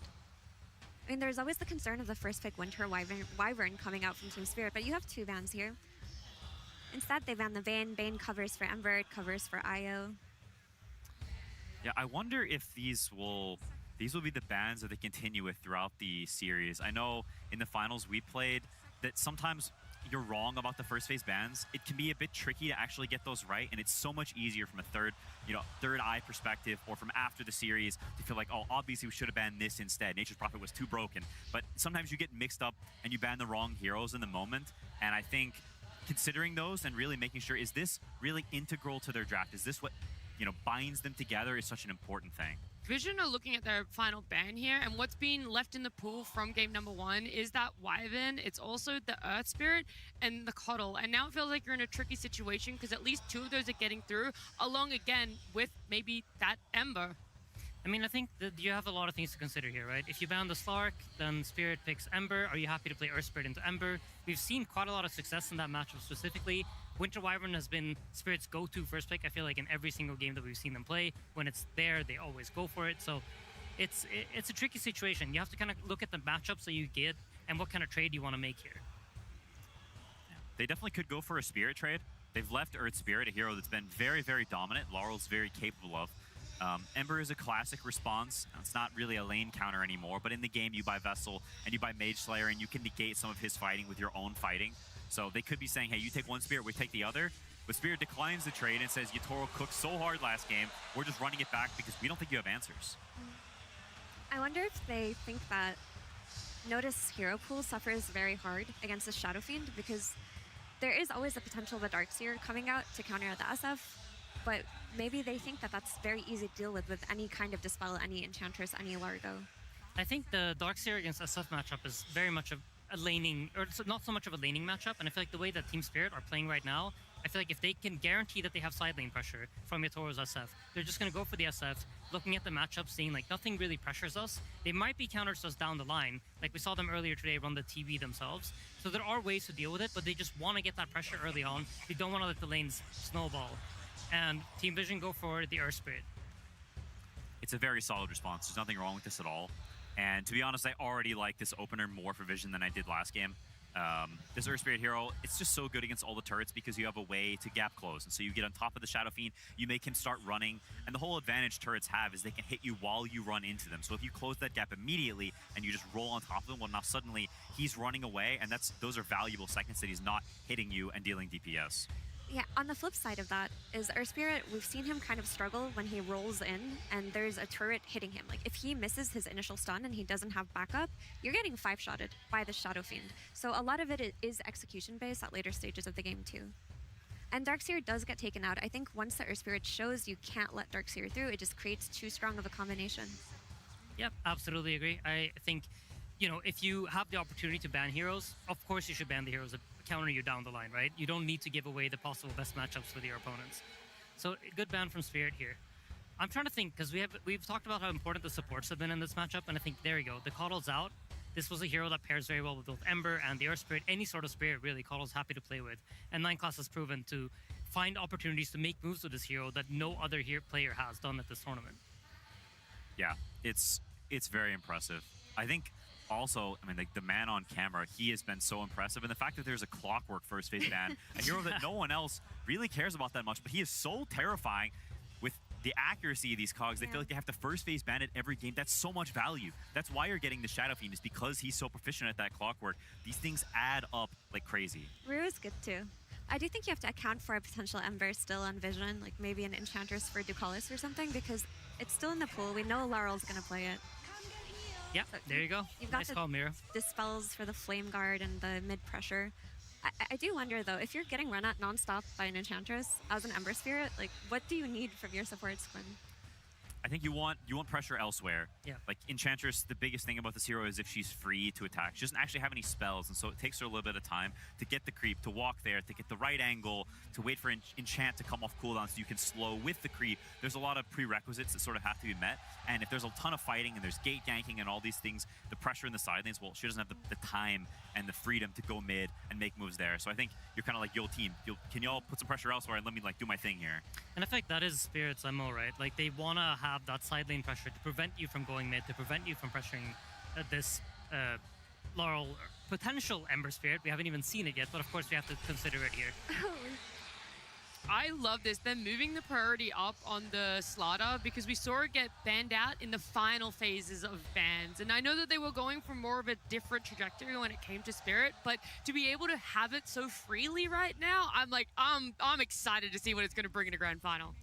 That's really cool. I mean, I love the combo of Amplify Damage with SF, but outside of that, Slardar was kind of the lane counter to Earth Spirit for a while last month, and people gave up on it. I think another nice dynamic with Slardar is Lina, who's very popular in this patch, has been shown to be countered by Slardar the last couple of days. Yeah, you're reducing options, right? You pick Slardar, you know they're not going to pick any Linas from this point onward. Also, I think what Spirit does is really cool here, because they have the flex on the Slardar, right, between the mid and the off lane. But because they already see the mid laner, they know that they guaranteed have one good lane for the Slardar. Even if there comes the hardest counter pick of all time on the safe lane, you guaranteed can put the Slardar in a nice position, but they could still put it on the off lane if you don't address this. So now Vision have to address the Slardar in the off lane, so that, or they're gonna just end up playing against it mid. And it's a really cool draft here from Spirit. I love what they're doing. Do you think Enchantress is enough versus an offlane Slardar? Because you can Dispel Sprint and maybe go for a kill combo? I think it's a decent hero, but the thing with Enchantress is she doesn't really do anything except auto attack, and Slardar has really high armor, so he tanks that pretty decently. It's also kind of a cool situation in that Vision, whenever you see Slaughter SF, you want to pick the high armor carries. You want Phantom Lancer, Terrorblade, you want Illusion Bros that can outscale the Shadow Fiend, but it's tricky to actually pick it on 16-17 on the Underlord Rubik spots because you're going to get counterpicked by the offlane because of that Slardar flex. And so because he can go in either lane, if you pick that carry there, well, suddenly a bunch of magic damage is getting slapped down right after, and you don't have as good of a matchup anymore. And so as it goes to the last pick, they have the option to ban the Terrorblades and the Phantom Lancers, these heroes that counter the Shadow Fiend, which, you know, sort of goes more into just a very nice order of things from Spirit. We're going to be waiting not too much longer for what Spirit are deciding for themselves, and it is that Undying. And again, it still keeps a lot of things open for themselves because we know how strong of a lane an SF and Undying can be together, but we also just saw in game number 1, Collapse won't shy away from picking up that Undying too. Yeah, there's absolutely the potential for Collapse to play it. I mean, we touched upon it earlier in the tournament, but this Undying has some purpose when playing against Earth Spirit, where if Earth Spirit rolls in, and nowadays Earth Spirits tend to have a very low level roll, max out the other 2 spells, Undying can slow you, drop a tombstone, and you just can't get out of that fight. And all the Spirit heroes, they love to kite, they don't like getting slowed, they don't like being rooted down into one place. And these are 2 of some of the highest strength gain heroes in Dota, in Earth Spirit and Underlord, and an offlane Undying is a very strong counterpick as he scales. Yep, keeping the flex potential open, it's very, very nice. And Mira mentioned it earlier, but Earth Spirit rolling in, Spirit loves to conceptually counterpick you. Well, now you want to roll into the Shadow Fiend, well, you're going to get amplified, Undying is going to hit you, and now you're going to get completely exploded by the physical damage. And so they've turned what you thought was a counter back to countering yourself. And they're flipping that script and changing the way the matchup dynamics work and proving that matchups are not one-dimensional. They're based on all the other heroes at play. It's such a cool concept. Yeah, I mean, this is what Spirit does, right? They always look at how to conceptually beat what you're doing. They also take out the TB. It's a great matchup against the SF. We saw them run this exact same matchup earlier today, so I like the position that they're in. I feel like when I think of Earth Spirit and how he deals damage, it's by being tanky. It's by staying alive, letting that Magnetize run. It takes time.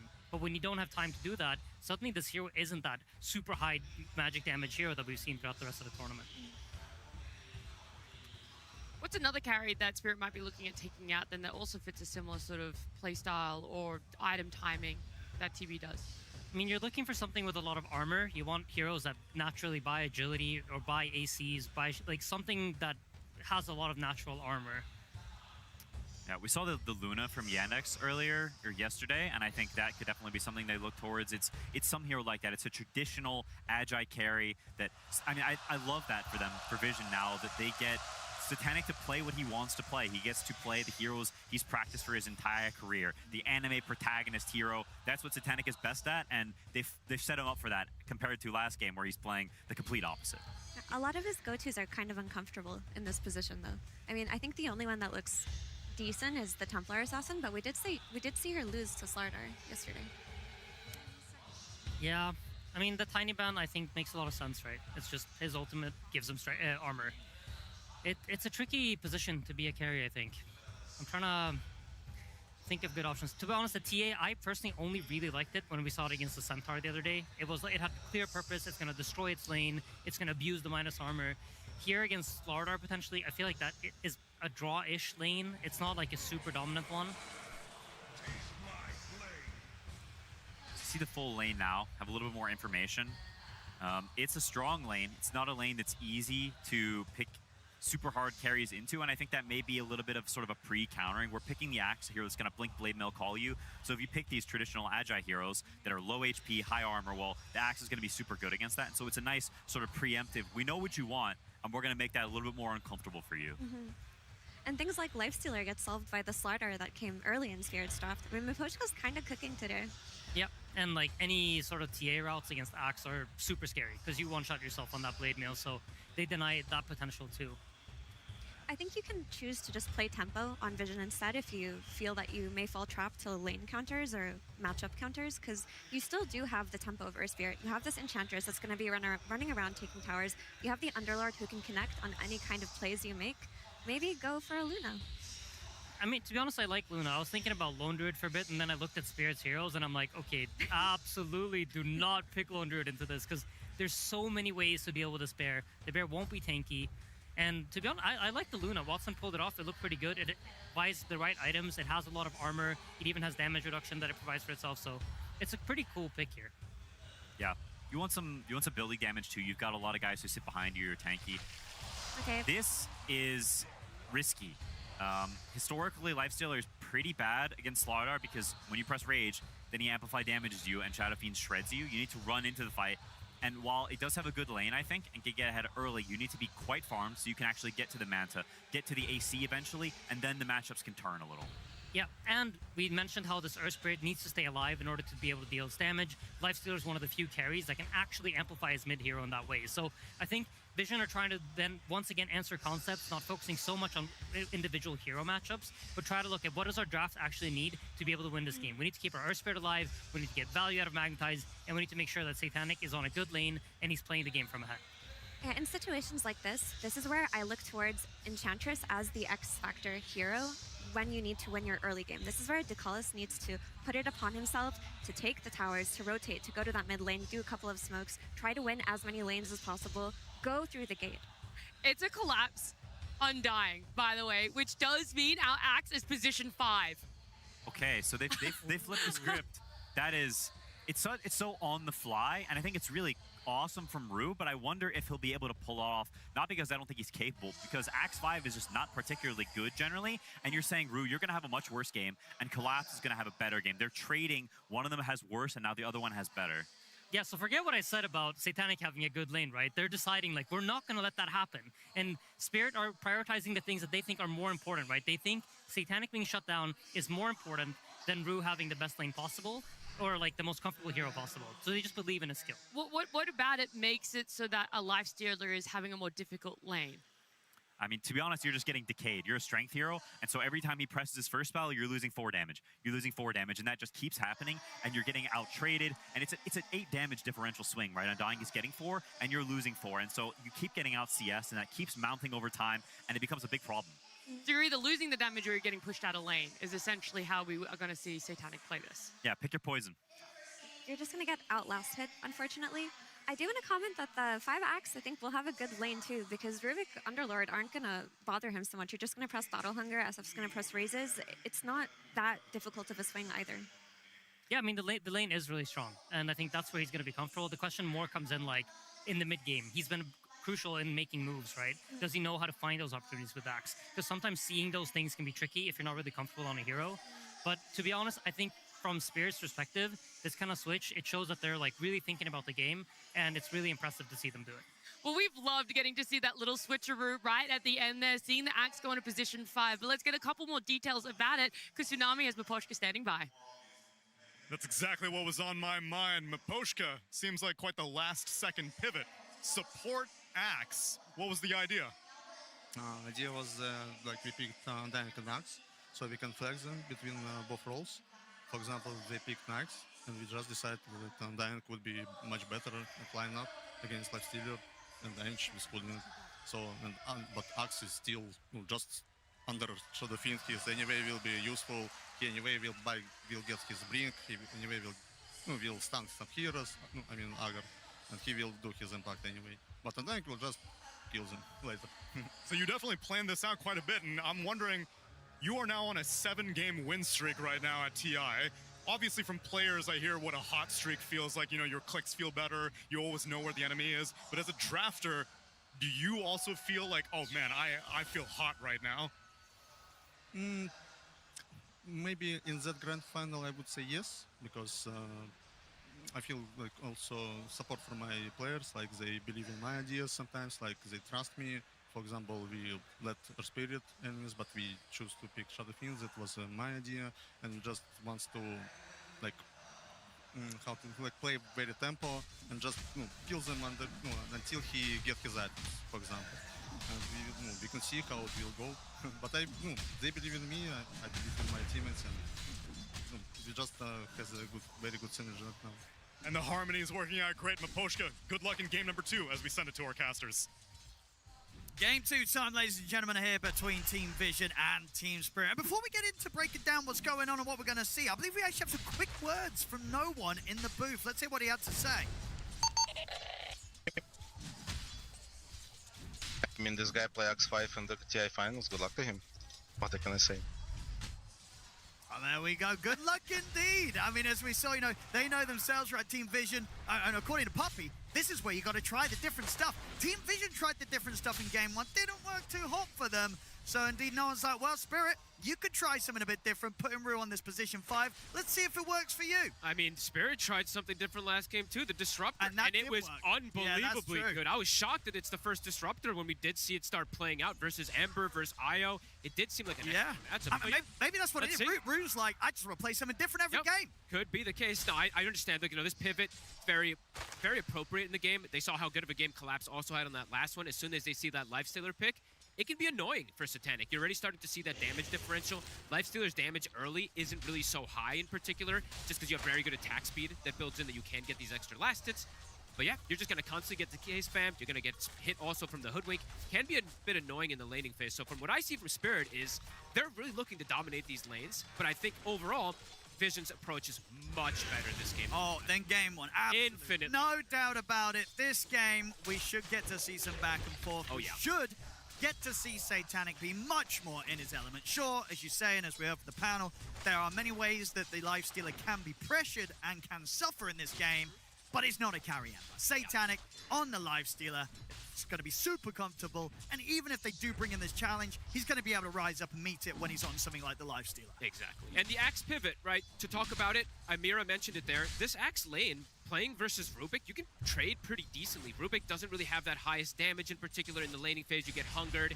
Axe has crazy high HP regen, decent armor to trade with too, so you can be that protective force for a Shadow Feed, and you provide the catch later on that the team is going to watch. A BKB Piercing Disable. They have multiple of them to deal with the Lifestealer. Already we see 9 class starting to pull some waves. You're playing versus Shadow Fiend with Underlord. It's a very difficult lane to be able to pressure Yatoro. Mid lane, pretty even so far. In fact, dead even. But let's see how Satanic deals with when the levels start coming out down here, because this just does not feel like an easy lane for him to just freely last it. Can potential just get burst. Yeah, especially not when Collapse is going to absolutely be in the zone after his game 1 Undying performance. And I love that Not Me did this. It's a usual thing we see on the Hoodwinks, but some players have strayed away from it lately. It's just buying a Blightstone. I mean, Orb of Blight, sorry for the name change, but it's very strong versus something like Lifestealer. You're very low armor. It's very annoying to deal with this constant harassment, and Collapse's damage is high. If he gets a couple right clicks with a Blightstone, it's going to be crazy how much he actually deals to this lane. Not actually that easy for Satanic to step up to the creep wave. Each and every time he's having to use this rage to just not get caught by these bushwhacks from Not Me. So it could be that case. Well, sure, it's not a side lane Ember where he's just struggling to get that full recovery, but it's going to be Yatoro with absolute free farm to a bit of a slowed down Satanic again. They're going to try and go for a bit of a dive here with the Tombstone. Satanic will turn to try and take it out, but a little bit of a soul reveal comes out onto the Tombstone, and Satanic, he's going down. First blood here for Collapse. They will get Not Me. There's a big creep wave, though. Punishing Collapse with it is not easy. Too many creeps. He can easily walk this one off. I mean, already showing that with this aggression spirit, they're ready to punish Satanic early. They don't want him to have the free game at all. And talking about the Lifestealer as well, too, they went for this last pick, but by no means is this a free Lifestealer game by any means, right? They're playing into the Corrosive Haze from the Slardar, the minus armor that comes up from the Shadow Fiend, the Axe that has the call versus him, and a difficult lane as we're seeing. So already seeing the approach from Spirit to shut things down. No one, though, he's going to be that one to watch. His Earth Spirit has been phenomenal in these games. Absolutely can punish these side lanes if he's off to a good start, and he is off to a good start into a counter pick matchup. Class. He's got to be careful. He tried to strike from the side here, but Collapse and Nomi just turned towards him. He's dead. Blood grenades on him. Actually, okay, Not Me should have the connection. They should get him with the decay. They do. So another kill here for the duo off lane of Team Spirit. These two are owning. Like, Not Me in so many of these games has been incredible for this team. One of the newer pickups. Laurel. Get something to that. Living on the edge here against no one. We'll have to sit back here once he's got the South. Bruce coming in with the rotation. Oh, this is clever. I mean, the Battle Hunger slowed things down. They were able to prime the bash into the crush. That'll do it. They bring down no one here with the rotation. 9+ is going to try and turn up and get through in return. The call's going to buy him a bit of extra safety. Not enough to survive the tower, but enough to maybe just set up for Lyle to get a second kill here in the minute at the same time down bottom. They've just killed Satanic again. They're breaking the game, and the movements that they're doing is forcing these reactions from Vision that they're not used to having to do. They probably want to have their usual game plan where they're like, okay, Enchantress is able to get a creep. I'm able to swing toward the mid lane, play around this timing. This is so fast from Spirit already. It's so early. And of course, top lane, Yatoro. Free farm. It's happening again for him. It is. And in a situation where this came out very early in the draft, Fog, the question is, did Vision, can you see at least what Vision did try and do to adapt and say, hey, we cannot let the SF, Yatoro, get as free as a game as he did in game one? Like, do you see an idea here? I see them having damage mitigation at the least, right? The Underlord plus the Rubik, just the Fade Bolt, plus the Atrophy Aura that comes into play in mid-game team fights can be very strong. And they have a gap closer that comes in from the Earth Spirit. But if he falls too far behind, this Earth Spirit, Panel was talking about it too. If he rolls in, you're going to have level 1 roll very early into Undying, SF, Slardar, and stuns. It's not an easy game for him to just roll in and get out if he does get committed in. Max call. Won't be able to bring down Noticed. Pulling him away from the wave, making sure that Yatoro continues to get all the space in the world in his safe lane. Amazing start that they're having here. And Collapse now at this point, it's gone to that 7-minute mark too, so even if he does die down here, he will be able to respawn instantly and continue that pressure onto Satanic as well. And they'll have to bring a lot of resources to kill him too, even if they want to. Trying to poke onto Collapse here. They have the creep from the Enchantress, but he's still healthy. Satanic's damage just continues to get limited every single time these decays come out. -8 this time. Yatoro, with a similar rotation that he did the last game, they are reading it. They do get the scan. Spirit bringing even more reinforcements to potentially look for a tower push here and force Satanic to jungle. He's not going to want to step anywhere near the lane whilst he's aware that this play was looked towards. Spirit know that they know, though, and will return Yatoro back up to the top lane. The nice thing, I will say, for Satanic in this game, though, even before he has Radiance, he kind of can turn up. Sure, not in like a very aggressive way, but playing into this Infest to protect his Earth Spirit could be these small moves that they can look for if they start to fall too far behind. Mid, Laurel. Fast is going to come in with the rotation. TP's coming in as well from Spirit. No one trying to stand his ground with the magnetized damage, but backup's coming in. No one be careful. Laurel just steals him off. Laurel should die. Bushwhack. Catches down onto the two of them going in. Collapse turns up, takes out 9 class. Vision, they've got to back off. The Tombstone's down. They can't handle it. Something I didn't really look at either about the game is they don't really have the best ways to hit this Tombstone. Lifestealer doesn't want to rage and commit for it. There's double supports that are ranged, but not the greatest ones to be able to go for it here. Takalis, they'll be able to finish it off here at the least, get that plus 125. But Collapse, Spirit, you can see the way they're playing. Very active on the map, looking to respond to the moves. Top. They're going for Yatoro. Good connection. He's got backup for Not Me. Just went there onto No One. Not Me. Ready to set up onto him. Heavy damage here with the Acorn shot. He's dead. The Amplify puts that is a very, very painful death for No One. Turning up to the top, immediately getting destroyed on top, and Notice getting dove, taken out. These are so painful, these early deaths here on these cores, Fogged. Not Me is owning. Look at the damage from the Acorn shot with the Orb of Blight, with the Amplify. Earth Spirit just comes in and dies immediately, put at negative armor. These are incredible moves from Spirit, and teams have talked about the best way to deal with Earth Spirit currently in this meta is shut down his early game. The hero is a lot about that momentum. Yes, he has absurd scaling, but if you slow down the vessel timing, this hero can fall off pretty quickly with how much damage he can put out versus these tanky heroes too, which they do have. They have a Slardar, they have the Undying. Laurel having a hell of a game this time. Last game, he did struggle a little bit in the mid game on the Slark, although his team was owning. This one, Laurel is performing incredible here versus that Earth Spirit. 3K lead first 10 minutes. They've got their work cut out for them yet again here, Vision. And Laurel. Not an easy spot to play from here. And overall, Laurel, have to keep mentioning the type of game for this Slardar. The fact that he's having such a good opener, he's very good versus all 3 of these cores. Underlord, it goes a bit of both ways, how good the Pit and the Firestorm is, but Collapse. Coming in with the body blocks onto Ducalis. He's getting slowed down here. Fine time for Laurel to close in. Ducalis, he's gone. See, no one coming up with the counterplay. We'll be able to roll forward, gets the silence in onto Collapse. He'll heal up here with the Soul Rip. Doesn't matter, they'll still kill him. They ditch him completely. They don't lose anybody else, and he's back to life. Ceaseless Sturge immediately is going to be able to rejoin the fray, so they cut their losses instantly, and now potentially going to go for another remove here.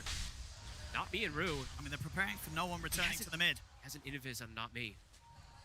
No One's not careful here. He could get caught. Gonna see Ducalis come in just so that there is some sort of backup for No One. These levels on the supports from Spirit, they're both level 6 already. High burst potential here. So much damage amplification. The Slardar, the Undying, as we're seeing come into play, they have to be very careful how they set up for these moves. 9 class, let's see what he's able to steal. That's a really good one. He's going to be able to find the crush. Just don't want to fully commit onto Lyle. No, not just yet. Not me, still getting some pretty valuable information. This is reminiscent of last game. Yatoro in the enemy triangle. Farming Ancients already at this point. Lifestealer not in a position to be able to do anything like that. But the important thing for Satanic is, though, he hasn't been pushed out of his lane at least. Isn't forced to just jungle right now. He's top 3 net worth. Last game, he was already by far the bottom of the core, so a much better start for him, all things considered. Definitely has a much greater chance to carry this time. No one. Not me.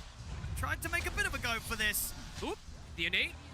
He's going down, surely. Yep, Dakalis will take him out. So tried to go for a bit of a cheeky move there against no one. Does not have enough burst on his own to take out the Earth Spirit. Tried for a solo kill there onto him, so not me. Feeling himself. Super deep aggressive wards as we do see. Not me, I think both of them. Aru was placing one of them around the triangle. Secondary one as we do see there, placed from Not Me. So they're going to get a lot of read of movements of where the Earth Spirit is going. So we'll see if no one can get the next connections. Laurel, Blink already finished up. Very early timing. Tread, Soul Ring, Blink from the mid lane already. Starting to head down towards the bottom lane. Not Me's got the catch with the bushwhack on a 9 class. The Corrosive Haze is there. The right clicks come through into the crush. They're snowballing right now. With this Blink Dagger also, Vision has to be very prepared how they bring the numbers. They have good ways to bring numbers, though. With the Earth Spirit, with that Underlord, they can look to match it, but have to be careful how many kills they hemorrhage versus this Laurel Blink at this point, because it's so fast that he's been able to find it. Brew now at this point also, he's playing the 5-axe. He got away with it completely. Now able to just sit back, get some jungle creeps too, gonna build toward that Blink Dagger. And Yatoro, now they're looking to push Satanic off of that lane. Satanic won't have any interest in showing his face, at least not until the Radiance is done. He's making decent timing on it, considering everything that's going down around him. They're gonna try for another move here. They're attempting to get no one into something here, but he has to be careful. He can just die if he rolls in again versus all of this amplification. They've already taken the tower, and by the looks of it, Spirit, they're already backing away. With the roll forward, but they're indeed through the gate. Whoop. Couldn't get the courier either. Tried to get the finish off onto it, just can't. One step ahead, Spirit. Reading the movement. Now the courier will die. Dire's courier has been killed. No one really trying to get involved in a move, trying to get himself into a better position. This is one of the rougher starts I think we've seen for an Earth Spirit. He's fallen behind, and the record's been pretty flawless so far from no one on his Earth Spirit. It really this has. game, he's having a tough opening. Just so many ways to kill him. Just so much damage that they're building up. And again, the aggressive wards. They put the same ward they had around the triangle before, just really limiting the moves that Vision can make. And maybe feeling the pressure, losing track of the timing. It's 14 minutes in. We're going to see Spirit get both of the wisdoms. Oh, wow, that's a big deal. Brew able to just walk in and sneak it. Moves aren't connecting. Spirit reading them perfectly. Level 8 now on the supports. Not Me. Almost the same level some of the cores on the side of Vision with this type of start. Collapse deviating the build this time around is going to go for the Lotus first rather than going for the Octarine. Very good Lotus game when you're playing versus the Magnetized versus the Silence. He will be able to get these saves off potentially. And it's the same build, at least in terms of skill build. Maxing the Soul Rip is going to have that extra sustain. Probably going to play as that semi-pseudo support, but also, you know, we saw how much he was able to do even with that anyway as a carry. And Yatoro's timings, he is having that clear separation. 2,800 over Satanic, his Manta coming out soon, but Satanic close to the Radiance. He is. It's an infinitely better game than the game one with the Ember Spirit. Still, though... At least for him, but for no one, he's having a much rougher one this time around. He actually is, honestly.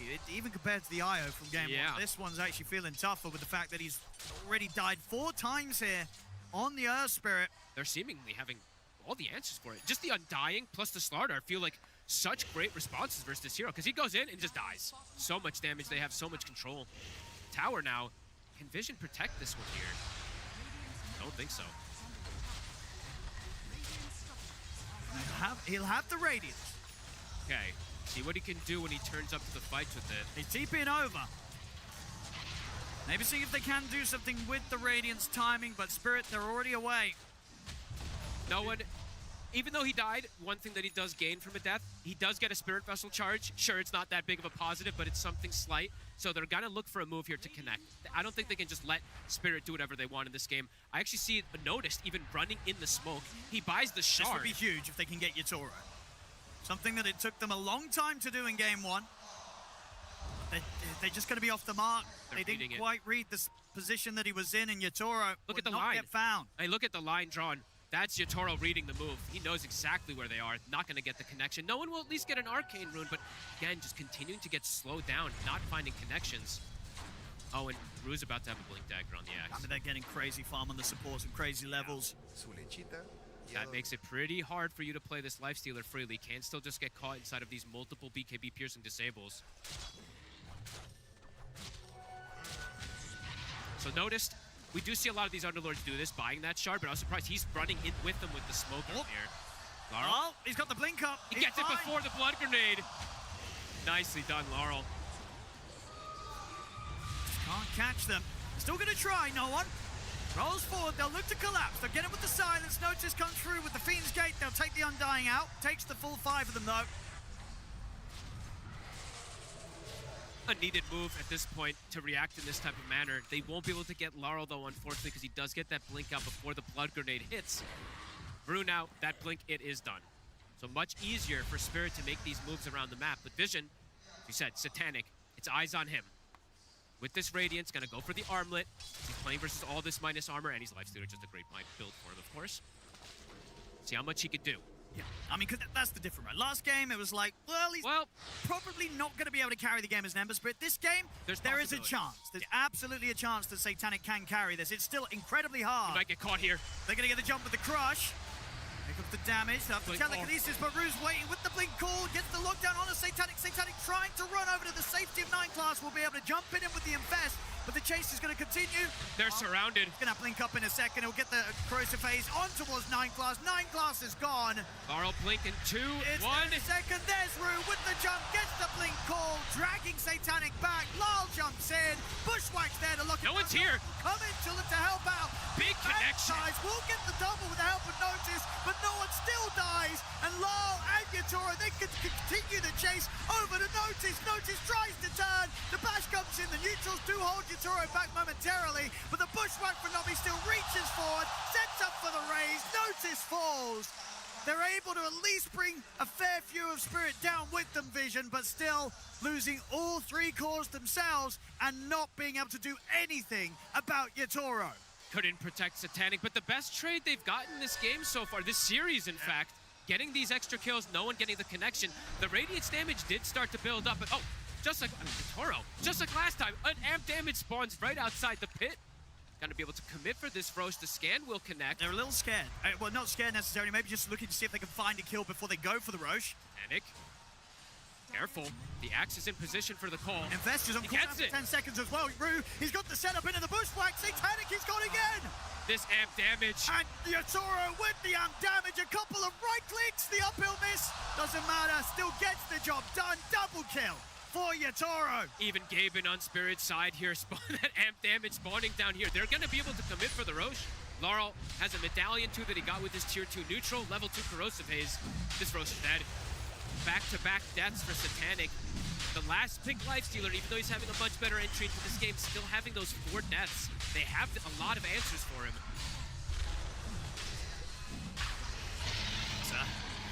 A difficult one yet again here for Vision in this grand finals game 2. But better than last time. Still ways to see ways to enter these fights. But yeah, Yatoro, he is 4K ahead. Yeah, I mean, if they don't manage to turn this game and we go to game 3, surely there's something that they can do to ensure that Yatoro's just not getting these sort of starts 2 times back-to-back here on his SF. He's making this grand finals look easy so far. He is. And Collapse now, maybe starting to try to get into no one's head as well. No one rolls top, the rune spawns bottom. Not going to be fortunate for him. Collapse will get a shield rune. And with this minus armor, can actually just go for an immediate Tormentor. Super efficient one, nice one as well. He gets it on Not Me, one of the better shards that you can get. And for the side of Vision, they don't really have these BKB piercing disables. They have much harder ways to start fights and force fights. It really has to be around no one. And as we've seen multiple times, he has to be careful, because once he's committed in those fights, he dies in just so fast to all this physical damage. hard for them to make these moves aggressively. Toro. I mean, they want to He's try and deep. stop the push. They get the setup here with the bit onto the two of them. This is a good connection. Okay, can they bring him down quickly the once? They can. The Aegis gone. Oh, this is a huge catch. 9 Class gets the sharpshooter steal too. They're trying to bring back up over to help him out. They'll look for the Requiem, but they're stunned from the Centaurs there to put a stop to it. Toro's going down. Taken out. No one gets the kill. Rue, he'll TP out of there. A Vision finally being able to take out Yatoro in a situation where he had that Aegis, so a rare sort of misstep from Yatoro where he may have just felt that he was a bit further ahead than he is. You know, he's incredibly far ahead, but not that far ahead enough, Fog, that he can just step up with the Aegis without his team behind him. Vision, they'll punish that any day of the week. The last game, when they did this type of move, they had Collapse with them. This time, not having Collapse, absolutely crucial. They see that on the side of Vision. They bring all 5 heroes with the Fiend's Gate. Nice move from Noticed. Easier for him to get involved this game. So not having the initiation from the Earth Spirit this time, but having the Ags on the Underlord actually making the difference. So good timing from him. Solid bit of a slowdown there from Vision. Well needed as well. If Spirit were allowed to continue to pick up objectives with that Aegis, this game would have fallen into an incredibly dire position. But hopes here now for Vision. Carl. Regen has been found. Sharpshooter won't connect. One. Moves around to make it a little less appealing for Spirit to commit for Ducalis. Trying to get him out of here won't happen. Ducalis goes down. Goes away. Also get the call onto 9 Class as well as the Battle Hunger. They should be able to pick up both supports. He'll try and lift himself away, but lulls in with the blink. Double kill for Yatoro. Speed from Spirit. No Magnetize available. No Underlord Gate. They immediately run at them. We'll be able to catch those 2 supports, but not core kills. Instant smoke, though. They do want to find another one. Titanic showing himself up top. Armlet is done. Gonna go for that Manta. I like the build. I mean, it's pretty standard this game. Going for the Armlet, Manta, AC, playing versus this physical damage. Wants a way to dispel that corrosive phase too. All makes sense from Satanic. Can they connect with this smoke rotation? Even if these two do, it won't be the easiest of kills. No, they probably want Yatoro to be in there if they want to go for a triangle play. So it looks like it's not going to be the case. 9 Class, I like that he buys this shard this game. Knows that he needs to be the save for Satanic or for no one to bail them out of a potential bad scenario. I like it quite a lot. And no one starting to recover. Has a way to protect himself now too. Does have the plate mail. So will be able to potentially survive versus that high burst. They're getting aggressive again. Ulti's at the ready. They've got Fiend's Gate. See who no one can find. Really big slowdown that they were able to do onto Yatoro once. Can they find another core kill? Because Yatoro, this time, does need a BKB this game. Not going to do it before the Shadow Blade, but the next item after that will be that BKB versus the Magnetize and the Underlord. So they do have windows. If they get on top of him at the moment, they will kill him. How's Collapse doing with his build? Okay. Still does the Lotus, going for that Octarine, then the eventual Blink Shard for the save. But this time also, Collapse being slowed down himself. Not having that same insane performance as he did on the Undying last time. Things have been slowed down. Won't get any kills with that move. They do manage to secure Tier 1 tower. They get a rune as well too for no one. So he's going to have the amp damage potentially for the next fight. And almost a Shiva's too. So things starting to come more and more together for the side of Vision to take these fights versus Spirit. Spirit. Gonna spot Ducalis. On in the river. He has got no one by his side if no one wants to fight, but seeing the 3 of them make it up. Three-man connection. They're going to try, but the BKB's up for Lyle. No one's rolled in for this. They've got the cool on towards him. Lyle coming in with the right clicks into the crush. The saves there, though. 9 Class having to drag no one back up the high ground. Lyle still on top of it, though. No one will fall. It's not me. Get the double. Titanic. They're looking to collapse, but Notice doesn't have enough damage on his own to kill this Undying. Yatoro can turn over towards Notice. Rue jumps back in. Will die for that play. But may have just set up for Yatoro to finish the kill. No! Another telekinesis save. Doesn't matter! Not me's there. With the wraparound. Gets the triple with the finisher. And now he looks over towards 9 Class. Falls forward from Yatoro. They take out another. Satanic is going to try and battle them, but he's surrounded by... 3v1. He's got to run. Ducalis comes in with the heals. Under the tier 2, they'll hit with the sharpshooter. It's tempting to dive this. Get a few more right clicks in onto the Enchantress. He's up to the high ground. Should be fine. Trades coming in, a couple decent bailouts, attempting to save no one, but still gets chased forward. They have the lift, they have the infest, but the chase forward's there. Not me. What a catch from this Hoodwink. He's level 16. He's higher level than all the core, like almost all the cores. What is going on? This Hoodwink.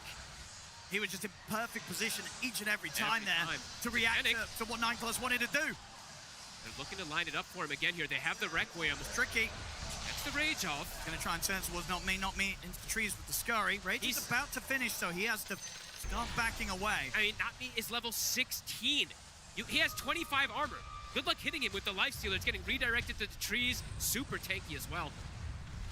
Knows that he can play aggressively there. Yatoro with the Shadow Blade, looking for more. Look at the cool, but again, 9+ doing his best to try and bail his cause out each and every time. The Ghost Scepter, keep him safe for now, but it's going to come to a finish. Lyle's in with the crush. That's going to be noticed gone. Lyle considering diving for more here as he pops the BKB, turns his attention over towards 9+. The bash is there into the crush. That's 9+ going to buy back. Come in here from Notice. Look at this Magnetize. Looking to try and fight back into the tier 2 and deal with the Magnetize damage being split between all of them. It's bringing Spirit down. They've lost 3 of them. Yatoro will get the Requiem up to push them back. Turns towards the Carlos. Won't be enough to kill the Enchantress. No one knows he has to push forward. They have to try and punish Yatoro now. The dust, it's wearing off. Towards him. We'll roll forward. They'll trap him in the pit. Yatoro, if they got any more detection out, they don't. Yatoro should be fine. They used all of them. I believe the double dusts were already popped. I think Noticed and the support had already used it. It started to wear off. What a connection. It is a buyback from Noticed, so it's expensive, but look at that magnetized damage. He clipped onto absolutely the whole team. Some good connection, some good kills. But as you said, it was a buyback having to be used to be able to fight back there, but at this point, probably pretty worth it. I think, yeah, you'll take anything that sort of stops Spirit from building up that net worth lead even more. It's going to mean that Vision are closer and closer to buying time for Satanic to get to the point where he can carry this game as the Lifestealer. Yep. This game, they do have some great scaling. In that last game, you can see they don't have that scaling. Spirit, of course, also has some pretty scaling themselves, too, with all this excessive damage that they can amplify. But a good strike back there, Vision. Getting Satanic in a position now where he's got Manta, he's got the Hyperstone, getting closer and closer toward these extra armor items for the team. And definitely seeing there's damage amplification on the side of Spirit, but there's damage mitigation on the side of Vision from the Underlord and Rubik. Very, very dead here in the river. Spirit still looking to snowball with these kills. It's all right. Ready to hit hard here with the Silver Edge.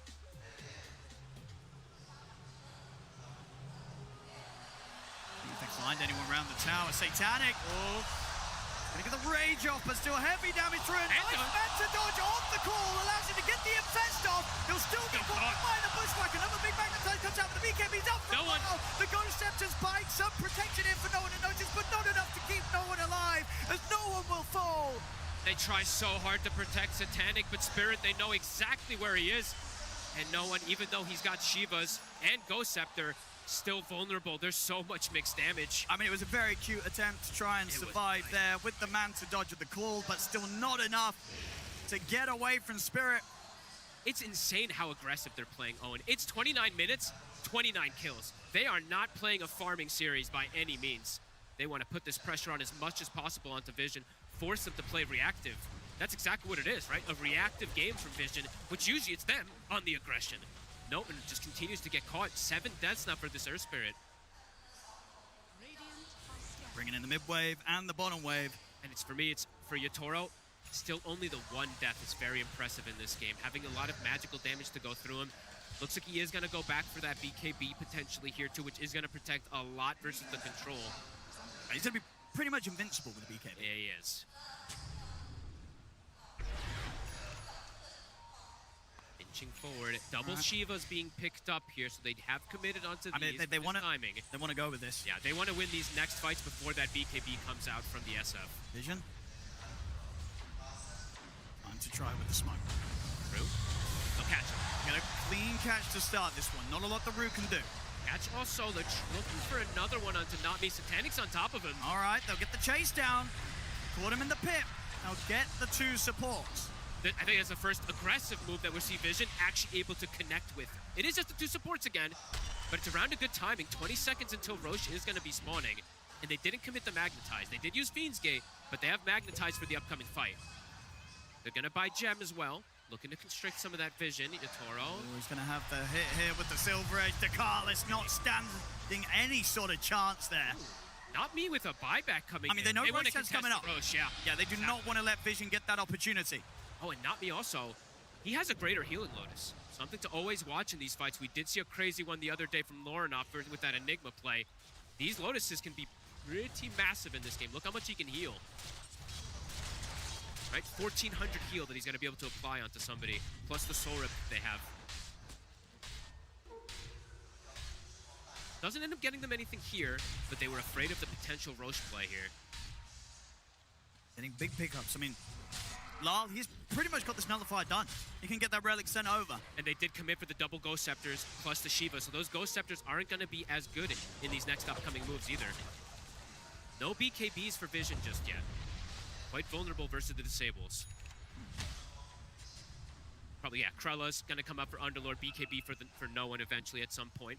Keeping this game, it's stuck at 6K. Spirit looking to blow it open here. Yeah. Is Vision going to be prepared for the move? It looks like they are right now. No one in prime position to break the smoke. He is leading it. They've hit with the scan.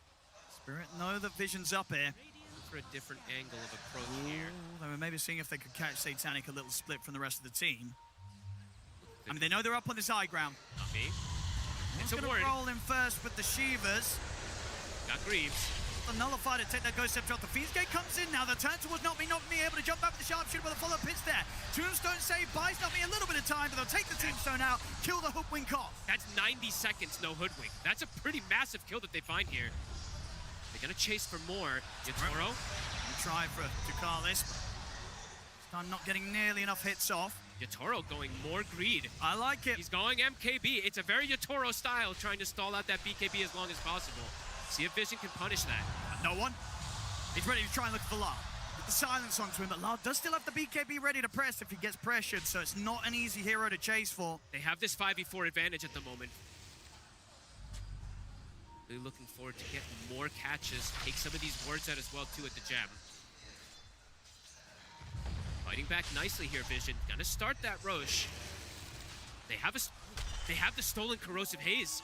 Owen, this could catch Spirit off guard with the pace that Vision's gonna be able to kill it. Spirit's got to make a move quick if they want to try and stop this, and they are going to be fast with it. The smoke's there. It's only 4 of them. They do have the MKB though, so heavy hits from they're still pretty strong in the 4v5 with the lead they have. They're going to get up straight away on the No One into the core with the telekinesis, and their Night Class trying to save him. Get him out of the side, but he will not be able to keep him alive. No One comes Yatoro though. With the buyback, Satanic turns over one. He's dead. They brought down Yatoro. He's out for 90. Satanic backs out of the fight for now. Back in the river. No One with the buyback comes back in. Helps to bring down Lal. Helps to bring down Collapse. They're killing them all. Kill on through.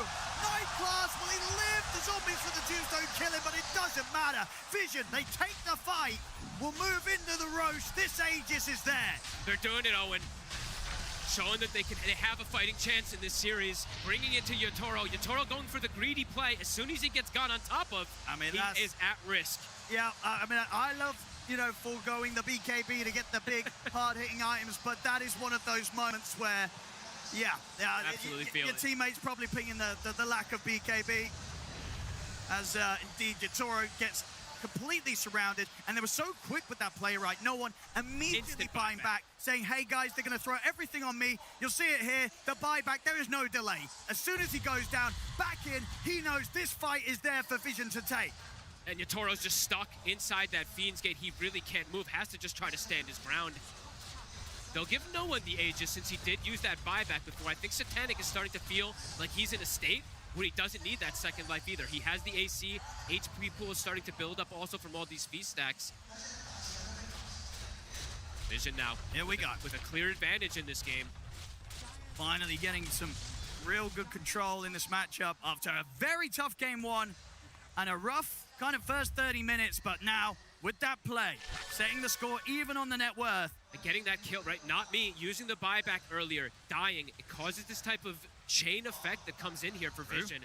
And maybe finding another kill, Yatoro. They're gonna find him. Will be able to live, but they do find Rue. Big moves from Vision. How much do they want to go for? Aghanim's nearly done on Satanic. 500 gold and he's got the point booster. One of the dream answers versus these turret heroes. Just jumping inside of them, it gives you multiple different lives essentially on this lifestealer to play with. Getting aggressive again. Satanic starting to beat on these towers. For Spirit, they'll get another Tormentor. They will. And now it does feel like, though, Yatoro might need that BKB for that next fight. I think so. I don't know if he's going to want to turn up if he has to before that BKB's done. Now maybe he just goes for the Satanic because he's lacking in some items, right? Like some slots. Where's he going to put it in?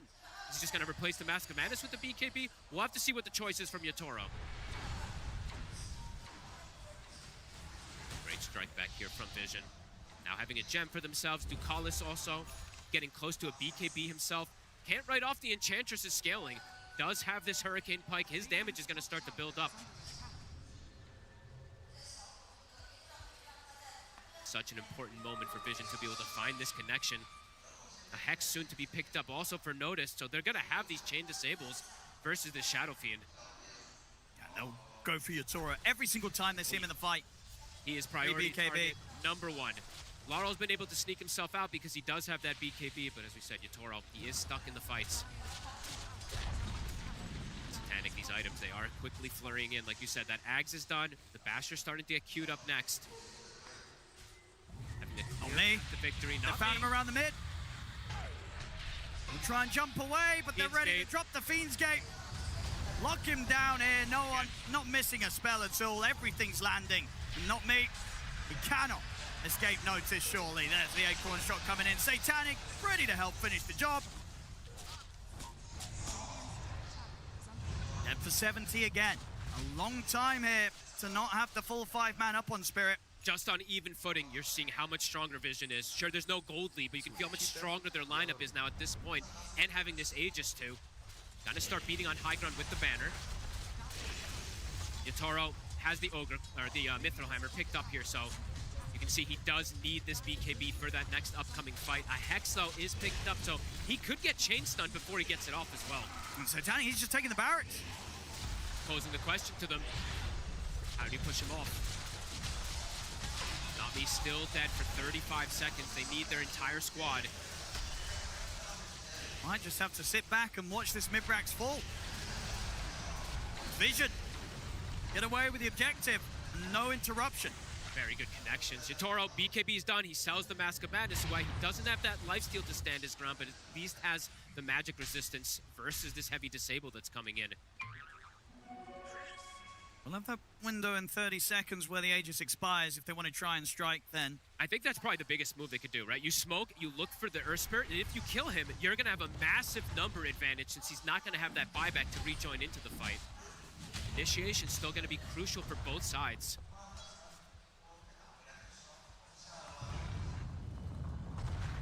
Collapse also now.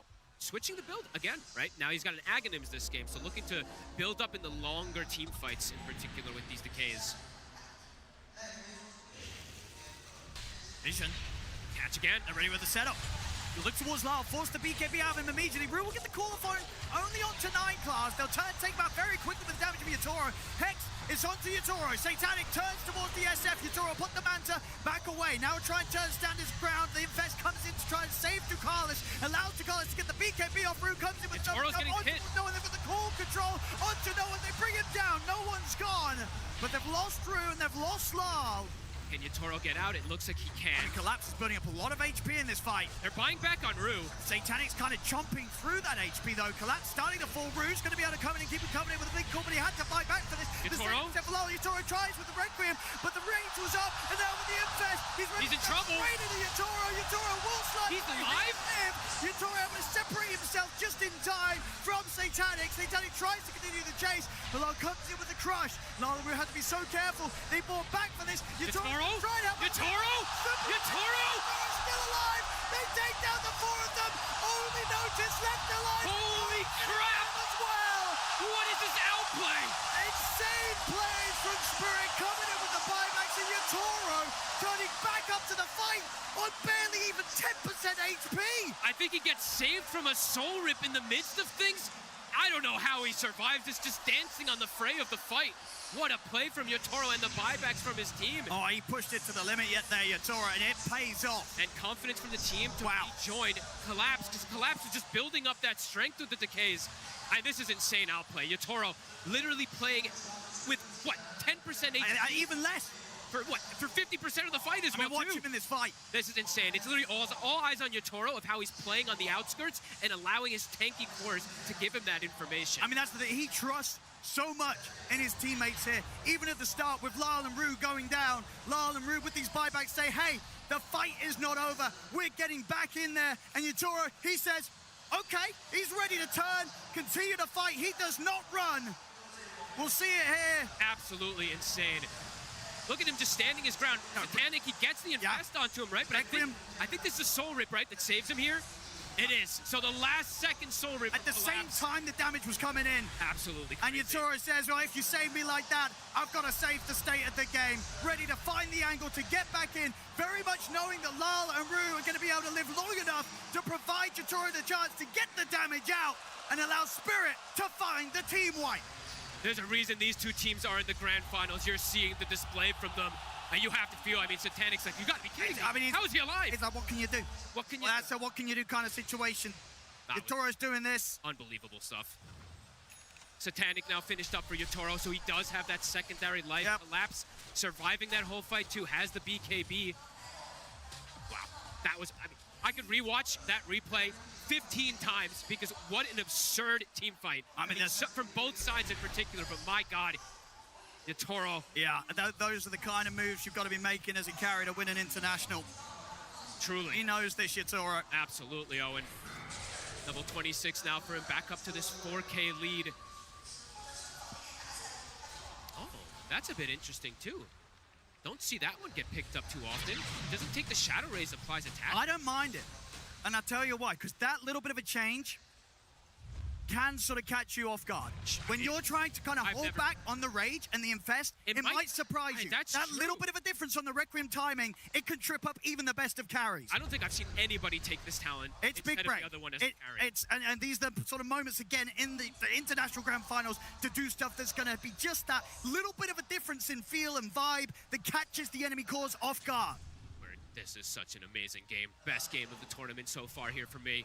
40 minutes in, super even. Yeah, both teams absolutely with a chance. As much as that fight was phenomenal for Yatoro, did obviously mean that they had to use it was a lot of buybacks. It was. This can be punished by Vision. Hey, buybacks feel like it's going to be the name of the game, this one, right? Earth Spirit did use the last buyback, ends up winning the fight. This time, it's Spirit with the buyback, so could see it go the other way again. Well, that's the right thing, afterwards. As impressive as it is to win the team fight in that fashion, it's not the way you always want to do it, right? Sure. The plan is never to sort of let your carry get to sort of as close to death, the edge of death, as the situation was there for Yatoro. That's not always plan A. And so now, also, Vision, next time round, if they're able to push him over the edge that little bit more, the outcome could be vastly different. Level 25 starting to get hit. Lifestealer level 25, Underlord, Shadow Fiend, and the Slardar and the Undying. So 3 level 25 cores on the side of Spirit. So much money on Satanic. He's got pretty much 5k gold. Because he has to eat the Aghanims, and he's still considering what he wants to do. If he wants to get more damage or a Bastion. I mean, they're going to see Yatoro. Satanic's going to go straight over towards him. Rude's able to keep it covered in with a call. Has a bit of control here. On towards Satanic. The Hex out to Yatoro. Yatoro pushes. Satanic. He's trying to stand it. Yatoro. But Satanic's bringing Yatoro down low. Too much damage. Him down. Yatoro's gone. This time, Satanic reigns supreme. Ready to go over towards Collapse. He'll try for the BKB TP out. The damage is too much. Satanic gets the double. Oh, and just like that, might be able to push toward the base. The Undying respawns. Does have the Ceaseless Dirge available, but no Yatoro for 80 seconds. I mean, it's always going to be the difference maker, right? If they can kill Yatoro at the start of the fight, that's the key. A much different outcome to these team fights. And 9 class now, I think this is the 3rd time I've seen him be able to steal Corrosive Haze. So that extra physical damage, it makes the difference. Oh, not me, might try for a steal. Oh, no, he's not going to get the chance. They were ready for it. They had to outplay pretty hard in that last fight on Spirit with the buybacks, but now truly seeing Satanic able to stand his ground. He's able to just stick on top of that Shadow Fiend. Has the damage. That's a big Aegis too. Refresh your shard as well. And 9 class, honestly, do not steal another spell. Keep that Corrosive Haze. It's probably the best one he can get this game. Yeah, because if they get that sort of situation where they can just surround the SF, that's just going to make that situation so much more easier. They will kill him so quickly with how much Satanic has ready to take him down, especially when he's going for, obviously, with the Stadeless next. He wants to make sure that he pops Rage, hits this SF, and Yatoro is just dead. There's not going to be a situation where Yatoro can stand and trade back against a Lifestealer with a Daedalus. That also was a fight with Spirit, as we said, the triple core level 25s. Not Vision with the triple core 25s. Now no one does have that Magnetize available for himself. Satanic. 2 seconds till Yotaro respawns. They will respect it. They'll start backing away. True. He finds some sort of grab. They see them. A great ward risky. Very quick with the blink out, but Lali's caught out on the low ground. Has to put the BKB. Turns over towards no one, but no one gets the BKB over himself. Yotaro pumping in the damage into no one. No one's gone. They get the core control on towards Satanic. Satanic pops the Manta, who's considering diving for more. Will hold back. They don't want to chase on high ground versus Tombstone. Still a bit dangerous. 1 for 1. Collapse inching forward, 9,200 HP. That's a lot of health. They have so much percent damage. I mean, Collapse, he wants to still kind of go for this. Chasing them down. Panic. Also the BKB onto Carlos.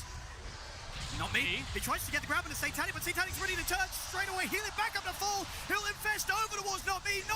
He's gone. Satanic has closed the gap on Yotaro. Yotaro has to separate himself with the Silver Edge. Tries to turn the backline off on towards the Lifestealer. They've killed off Night Class. And notice though, he's ready to have the call. Rue comes in, gets the call onto the both of them. They take the Aegis out of the hands of Satanic. They bring down Notice.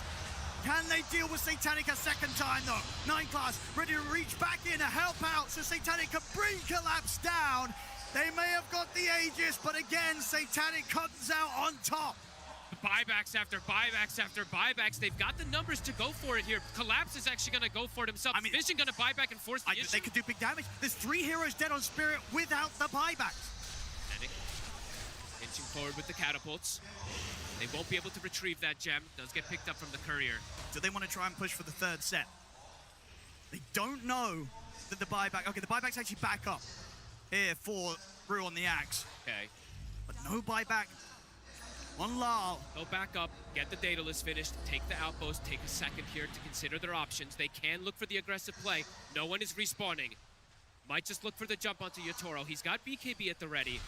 I mean, they do have the control. Love this Daedalus pickup. Not something you always see as an item of choice for the Lifestealer, but in this matchup, in this game, it's the perfect pickup. He was debating which one he wants, but he wants to just be able to rip through Yotaro, because Yotaro doesn't have Butterfly, so he can't just go for this hard right-click damage item. Yotaro is starting to think about going for that Butterfly. I mean, that's the thing. He sees that. There's going to be this window where, ideally, Vision want to bring the fight to Yotaro before the Butterfly's online. Because when that gets picked up, things get a little more complicated again. I feel like Vision has a window right now when this Underlord respawns to potentially just go for the Mega Creeps. I mean, for sure, they know that Spirit's buyback situation is going to be in shambles. Nobody really having the buyback available on Spirit. Yeah, Yotaro, he's going to spend up. He has to. Needs every little bit, as we can see. They need to outplay in these team fights on the side of Spirit. And maybe that timing will be the difference maker. Sure, there's the Daedalus there, but Yotaro has got the Butterfly to respond. He's got that evasion. Let's see if he sees it, because now also, good to see the Lifestealer buy the maybe himself too. He has the luxury to switch up his build, Satanic, and he's sitting with 5.6k gold in the bank still. Okay, Spirit. So can make alterations. Smoking up Spirit, they're probably trying to catch Vision off guard before this 5-man unit, but Vision, they're running as 5, even with Noah. Noticed. I love that he's joining in with this because he has the Hex. He has that instant disable to potentially just blow up Yotaro. Again, we just have to be aware. Spirit, 0 buybacks at their availability at the moment. Inching forward here, no one. A Bloodstone, a Cheese, multiple lives, a Refresher now for the Underlord. The fight is going to be so hard to maneuver. They're going to be long and messy. There's going to be so many of these pits. No one. Gonna try and check out the situation. I will turn straight away the Christ. There comes the damage. The call comes in. Yotaro bringing no one down low. They've taken him out. Satanic, he'll jump forward. Looking towards Lar, but he has to start backing away as the range comes to an end. Yotaro slides forward. Wants to chase Vision out at the base. The Ghost Scepter keeps Notice protected. Collapse. He'll jump forward over towards 9 Class. Bushwhack to lock down the Rubik. He'll try and lift himself away. Spirit, they'll continue to chase 9 Class out. The rest of Vision, they're out of here. Spirit just so good at recognizing how they can fight and no one not giving respect to the damage.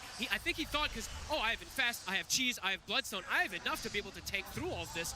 No, you do not, my friend. The damage from Yotaro is there. I mean, you maybe underestimate the fact that Yotaro has this Butterfly and the damage has just stepped up that much more with that pickup. The fact that he spent up, foregoing the buyback gold so that he could have this next big pickup for the defense. And look how much damage he did, right? 5,600 from the Shadow Fiend in just a 4-second window. It's a lot of DPS, Owen.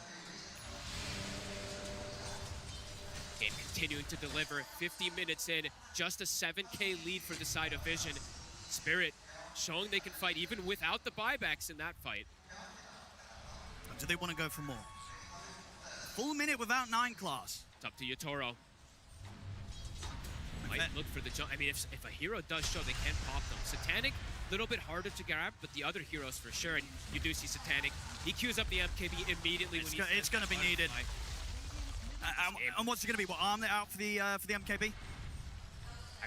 Absolutely. Nothing else to replace. So. Well, unless you want to play without phase boots, or is that? No, you need mobility. No way. Yeah. Let's get rid of the armor. Nice game.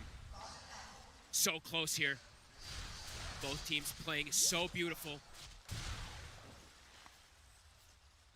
Execution, absolutely everything here at this point. As we saw Ducalis, they've started to pick up some of these Aeon discs, but there's always the answer. We've seen this nullifier from Laurel a couple of times now, really tripping them up. That's why you did see no one selling that Ghost Scepter. It's been some time that he sold it, of course, but yeah, they have the answer for these Ghost Scepters in quite a few moments. I think they'll just go for a quick little Tormentor here on the side of Spirit. This selection needs a shard. It's, okay, Rue. All right. Pretty decent one. And not a bad one. Yep. Hanging on to the Greedy still for Rue, looking to still get that increased greater healing lotuses. How many of these do we have across the board here? I think it's just, okay, it's 2. So Spirit have these extra heals to pump into Yotoro. Vision not having those lotuses at the moment. Amp damage bottom. Oh, and ooh, this is a big one. Then they still have the bottle right, so they can ensure that they hold it for the prime moment in the fight. No one's going to keep it. No one? Okay. He wants it. I wondered if maybe they would have given it to Satanic, but not going to be the case. No one, of course, has this Earth Spirit. Still does a crazy amount of damage. As long as he doesn't die at start of fights, right? He needs to be a little bit more careful how he just rolls in. Either that or 9 class has to 9 class has to be there for the lift bailout if he does roll for that. Because that is the thing, right? No one, he does have to be the one that initiates. Nobody else is really going to be going in first out of the line. They can use this just a Fiend's Gate to give vision, to give the information. Sure, okay. I think that's the key thing. So for me, no one in that last one, he kind of just YOLO'd without vision. I think next one, you throw the Fiend's Gate at least to get some information, and then you can maybe pick and choose if you do want to roll in. As you see, they have the damage for him. They will blow him up in one shot. Rue will just blink call him. Laura will just corrosive haze him. They know where Spirit is now. Here's the gate. To try and start things off. Collapse. A lot of damage building up. Look at the corner at the side. Yotoro seeing if there's going to be an angle to get in on this to try and help Collapse out. They're trying with the wraparound, but Collapse, he's already gone. Satanic takes him out very quickly. He's got Ceaseless Thirds, though. He did use buyback before, but he can rejoin into the fray with these boots of travel. Bots too, in fact, so can TP right into the fight. See his team. He probably tells his team, guys, don't help me. I know I don't have buyback, but I've got the Ceaseless Thirds built in. Roshan is back up. Both teams take this down very quickly. Oh, big steal, actually. Didn't notice this one. 9 class has the Tombstone with the Shard. So even he can bail out in multiple different ways now. He can lift, pull them out, Tombstone protect no one as well, too, in some of these scenarios. Vision, they're going to try and see if they can get a grab outside on the map. Kind of bluffing that they're doing the Roche to potentially get a catch on top of the ward. Ducalis stepping forward, trying to protect his ward. Will get taken out. And they're going to drop the Tombstone here. Very aggressive. Just to sort of hold this area and make it that much more difficult for Spirit to try and get anywhere near to the Roche. Noticed. We'll start the Roche. Spirit gonna look for a wraparound play to get over here. It's dangerous. A try. Bottom. It's a strong rune, an arcane rune. Not me. In a very aggressive position to give some information. He's super deep, but he's kind of getting away with it. I like that play from Notice. Tanks the sharpshooter just so they don't see how low that Roche is even. And now Satanic does get this Aegis. Has the Nullifier himself as well to be able to stick onto some of these pesky targets. These Ghost Scepters won't be as strong now at this point. Laurel hanging on to a lot of gold here. He has not really increased too much in the last few moments.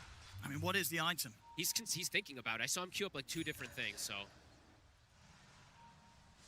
Bloodthorn can catch them off guard here. Maybe he does just do some type of armor item. See what the option's gonna be for Laurel. Because he's literally just been an Ags BKB Nullifier for 30 minutes. He's getting in. Not me. Too slippery. He's got the blink. He's safe. Aegis. For 4 minutes, Vision looking to hunt. Spirit looking to just avoid and just play for the high ground D. They have to protect this last set of racks. They don't want to get caught outside by any means in the fight. Very close to having all their buybacks back online. How long? I pretty much have it, yeah. Yep. 300 gold left for Collapse if he can find that. Just needs one kill in the fight or a couple of these creeps that are coming into the base. We've got to watch out for those, because as we've been seeing so far this game, both teams very ready to come in with buybacks to throw extra lives into the action. Refresher Shard, it is on no one now. So it does have insane amounts of Magnetize. If he can keep it spreading, it will last forever. See what they can do with the push-hit vision. Rax slowly but surely starting to fall. Hollis pops the BKB himself. Won't have to deal with that nullifier so far. They're just trying to see what he can force out of Spirit. Buildings are dropping. I mean, he's doing a decent amount here. He's going to get caught by the core, but the Tombstone save will be there. Magnetize is starting to spread. And they have to start backing off. I mean, Carlos is pretty much just taking these racks down on his own. They're going to get the Magnetize. They can't get him off the racks. The barracks is taken. Mega Creeps out here for Team Vision. Super clever way to go for the push, not showing Satanic at all. Just, okay, you want to go for Ducalis? Go for it. Because it's a hard call to make, right? Yep. You don't want to overcommit onto the Enchantress, but at the same time, that's the Enchantress taking your barracks. I like this much better, right? Instead of no one just YOLO rolling in, play it slow. You don't need to force too hard there.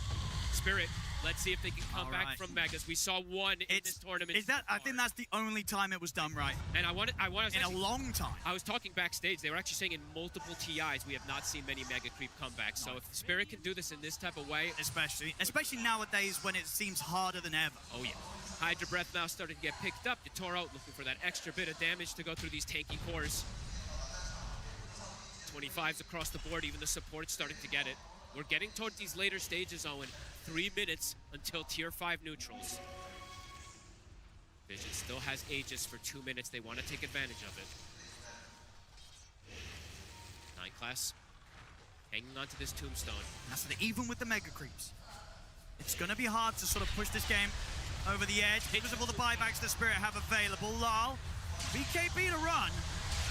And they've got their hands on the Collapse. Collapse, he died pretty quickly. He'll be able to get into the Tombstone. Satanic's going to have to use the Rage though to take the Tombstone out and will succeed. Bring Collapse out of the fight. They've got Collapse. They did lose to Carlos in return. Panic lifted out. And Class able to take him away to safety. No, Magnetize is building up, Owen. He's keeping it going. Yatoro's getting very, very low here off to the side. They'll heal him up and provide him with the Lotus. He'll heal back up with the Satanic. Buyback did have to come out here though from Collapse to try and continue this hold. They'll back up and reset. They're happy with that. The Magnetize plus the Mega Creeps were literally killing Yatoro. Each and every buyback that they can get out is a step closer to being able to close this game 2 up, Vision. Oops, Ducalis will feed away his courier there. Bit of gold. 1 minute left on Aegis. Buybacks have been the name of the game, so Collapse not having it. He will, fortunately, though, 30 seconds, he does have Ceaseless Third, so he has that kind of built-in buyback for himself. That's a rough one there for Lal, though, spending up for the heart and losing the courier, so won't even get the benefit of taking this risk to put the buyback to the side. He lost his heart? It's gone, the courier sniped. That's 3 minutes without it. Now his inventory looks really sad. Might be the saddest 59-minute inventory when you look at it without that courier, of course. Lines being drawn, Satanic saying, let the lanes force in. We've got 50 seconds until tier 5 neutrals. They could set up for a potential gank to find one of the Spirit heroes when they are looking for those neutrals as well, since they do have the Fiend's Gate. A lot of global potential. And the buybacks, it's something to keep looking at here. They're going to have so many numbers on the side in Vision. Still not in too much of a rush, Vision. They can take this bit of the game pretty safely. They don't have to jump high ground anytime soon. Just finish this next round of items. Abyssal now for Satanic. He is 6-slotted. Getting harder and harder for Yatoro to play his part in these team fights. He's done a great job up until this point, but against the Mega Creeps and against the items now that are online for Satanic, the matchup's not easy to play. Because he's all the damage. While for Vision, there's a lot of mixed damage coming in. Collapse. They get the setup. Roll forward straight away. They're in on the Collapse. He's out. Buyback still on cooldown. Sees the Sturge, though. Okay, so he's got this final life, really. Yatoro looking for an angle to catch 9 class, but the Ghost Scepter's there. Spirit jumping forward. Very aggressive from Not Me. He tries to see if he can get a catch. Won't be the case. Vision already out. They're trying to take fights on their own terms on Spirit. Vision, they're trying to take fights on their own terms as well, too, with the patience that they're taking, stepping back 60 minutes. Let's see what they find. 1 minute until the heart is available again for Lyle. True. And we've got to keep our eyes on Yatoro. He's got a lot of money. So just sort of a question of how he's going to shift up the build. See them. Owen. Chasing them outside of the base. They get the call on two. Do they have the damage though? They're going to try and focus no one first. Neon just keeps him safe. We'll use the BKB to try and roll away. But that stays on top of him. Eating him. The heals though. Yatoro back up to pretty much full HP. This time round, Yatoro wins the battle against Satanic. Gets dunked. The base, the creeps are doing it. They get back to defend. In fact, they might just do it. The TP back, can they hold? They'll get the creeps off the base in time. They'll kill off Ducales, but my goodness, that was a little bit too close for comfort there, folks. The Ancient falling incredibly low. Oh, and they use the glyph as well, too. There can just be a position where they just buy back and all in for it. We'll see if they do something in line with that. Anybody got a Crimson Guard on the side of Spirit? They need one desperately right now. They're going to have to make that purchase. Not me. On bottom. They've got room with the call. They've got enough to burst through 9 class, though. He's got noticed by his side here. We'll get the lift up. Brew. Can he finish 9 class off? The battle hunger stacking up. He will. Rapier picked up here. It's absolutely required. There's the Crimson for collapse. Okay, they've got some of these tools, but look at them waiting. They can just fiend skate in and just all in. They really could. And I think they might just do so. Oh, and amp damage, Yatoro. But is it enough? This game is absolutely Can insane. Spirit really turn this around? They've been mega creeped. Their Ancient falling down to nearly 10% of its HP. No fortification left for Spirit. Who's got the Crimson? It's collapsed too, so it's a very strong Crimson Guard. If he pops the Flesh Golem, he pops the Crimson, it's gonna block almost all the damage that they're gonna be able to dish through it. Crimson also purchased from Noticed. Both teams. And on the plus side for Spirit, right, it's only really Satanic that can tear through the Ancient. Nobody else is hitting too crazy or... Sure. That's true. So if they keep track and keep hold of the Lifestealer, they'll have a chance of keeping their Ancient alive. Oh my god. It is going to start healing, so it looks like they can't just fully all in for it here just yet. Rue is also, look at the positioning. Rue is like, okay, I'm the BKB piercing call. I'm the answer if they do try to go for it here. Collapse is the answer to protect Yatoro. Swift Blink, Divine Rapier, Stygian Desolator with the Audacious. Oh my goodness. Oh my god, Owen. I gotta stand back up. These heroes, some of them are gonna die and eat like 2-3 hits. Yeah, I gotta stand back up. You gotta watch out for Yatoro's moves. Level 30's been hit as well too. I mean, if they get their way out of this situation in the grand finals of the International, this is gonna be insane from Team Spirit. It still looks like they're absolutely against all the odds here. Because Vision, they must feel so close to being able to get this game to victory. 2 minutes left on the glyphs. The lines are drawn. All the lanes starting to get forced in. Here we go. Vision, ready to put an end to this game too. Tense moments, not me, trying to shove out the waves. Might get caught. He is. They've got him with a Hex, and he does not, he does. He has to go for buyback, so not me. We'll be ready to return. Creeps have gone in, back door is gone. And here comes the jump. They're gonna get the gate on towards Lyle. They get the lift up and force out the BKB. Yatoro ready to present himself. Turns up. Magnetize. Kept going here by no one. Big damage. Forcing no one to have to roll away. Magnetize spreading. The Fiend's Gate. I mean, Vision approaching. Yatoro's getting very low. He's gonna put the BKB. He has to heal up on the back of the creeps. He's had to use that pretty early. Satanic ready to now close it on towards him. The pit dropped down on towards Yatoro. Roll forward from no one. Yatoro caught in the stun. He's gone. This game looking to be over as the Ancient remains exposed. Vision close up game 2. It's 1-1 here in the grand final. My God, what a game 2. Oh, and we've got 3 more games potentially. What a step up from Vision. Very much showing that game 1, it was just a draft issue.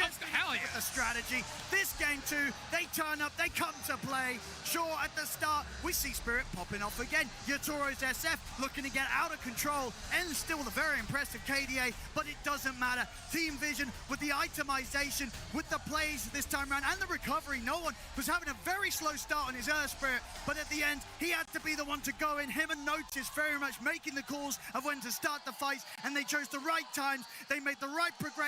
They get the win. It's 1-1 here with Team Vision taking game 2. Everything was so perfect for Vision. It all ended up coming together for themselves, and we thought that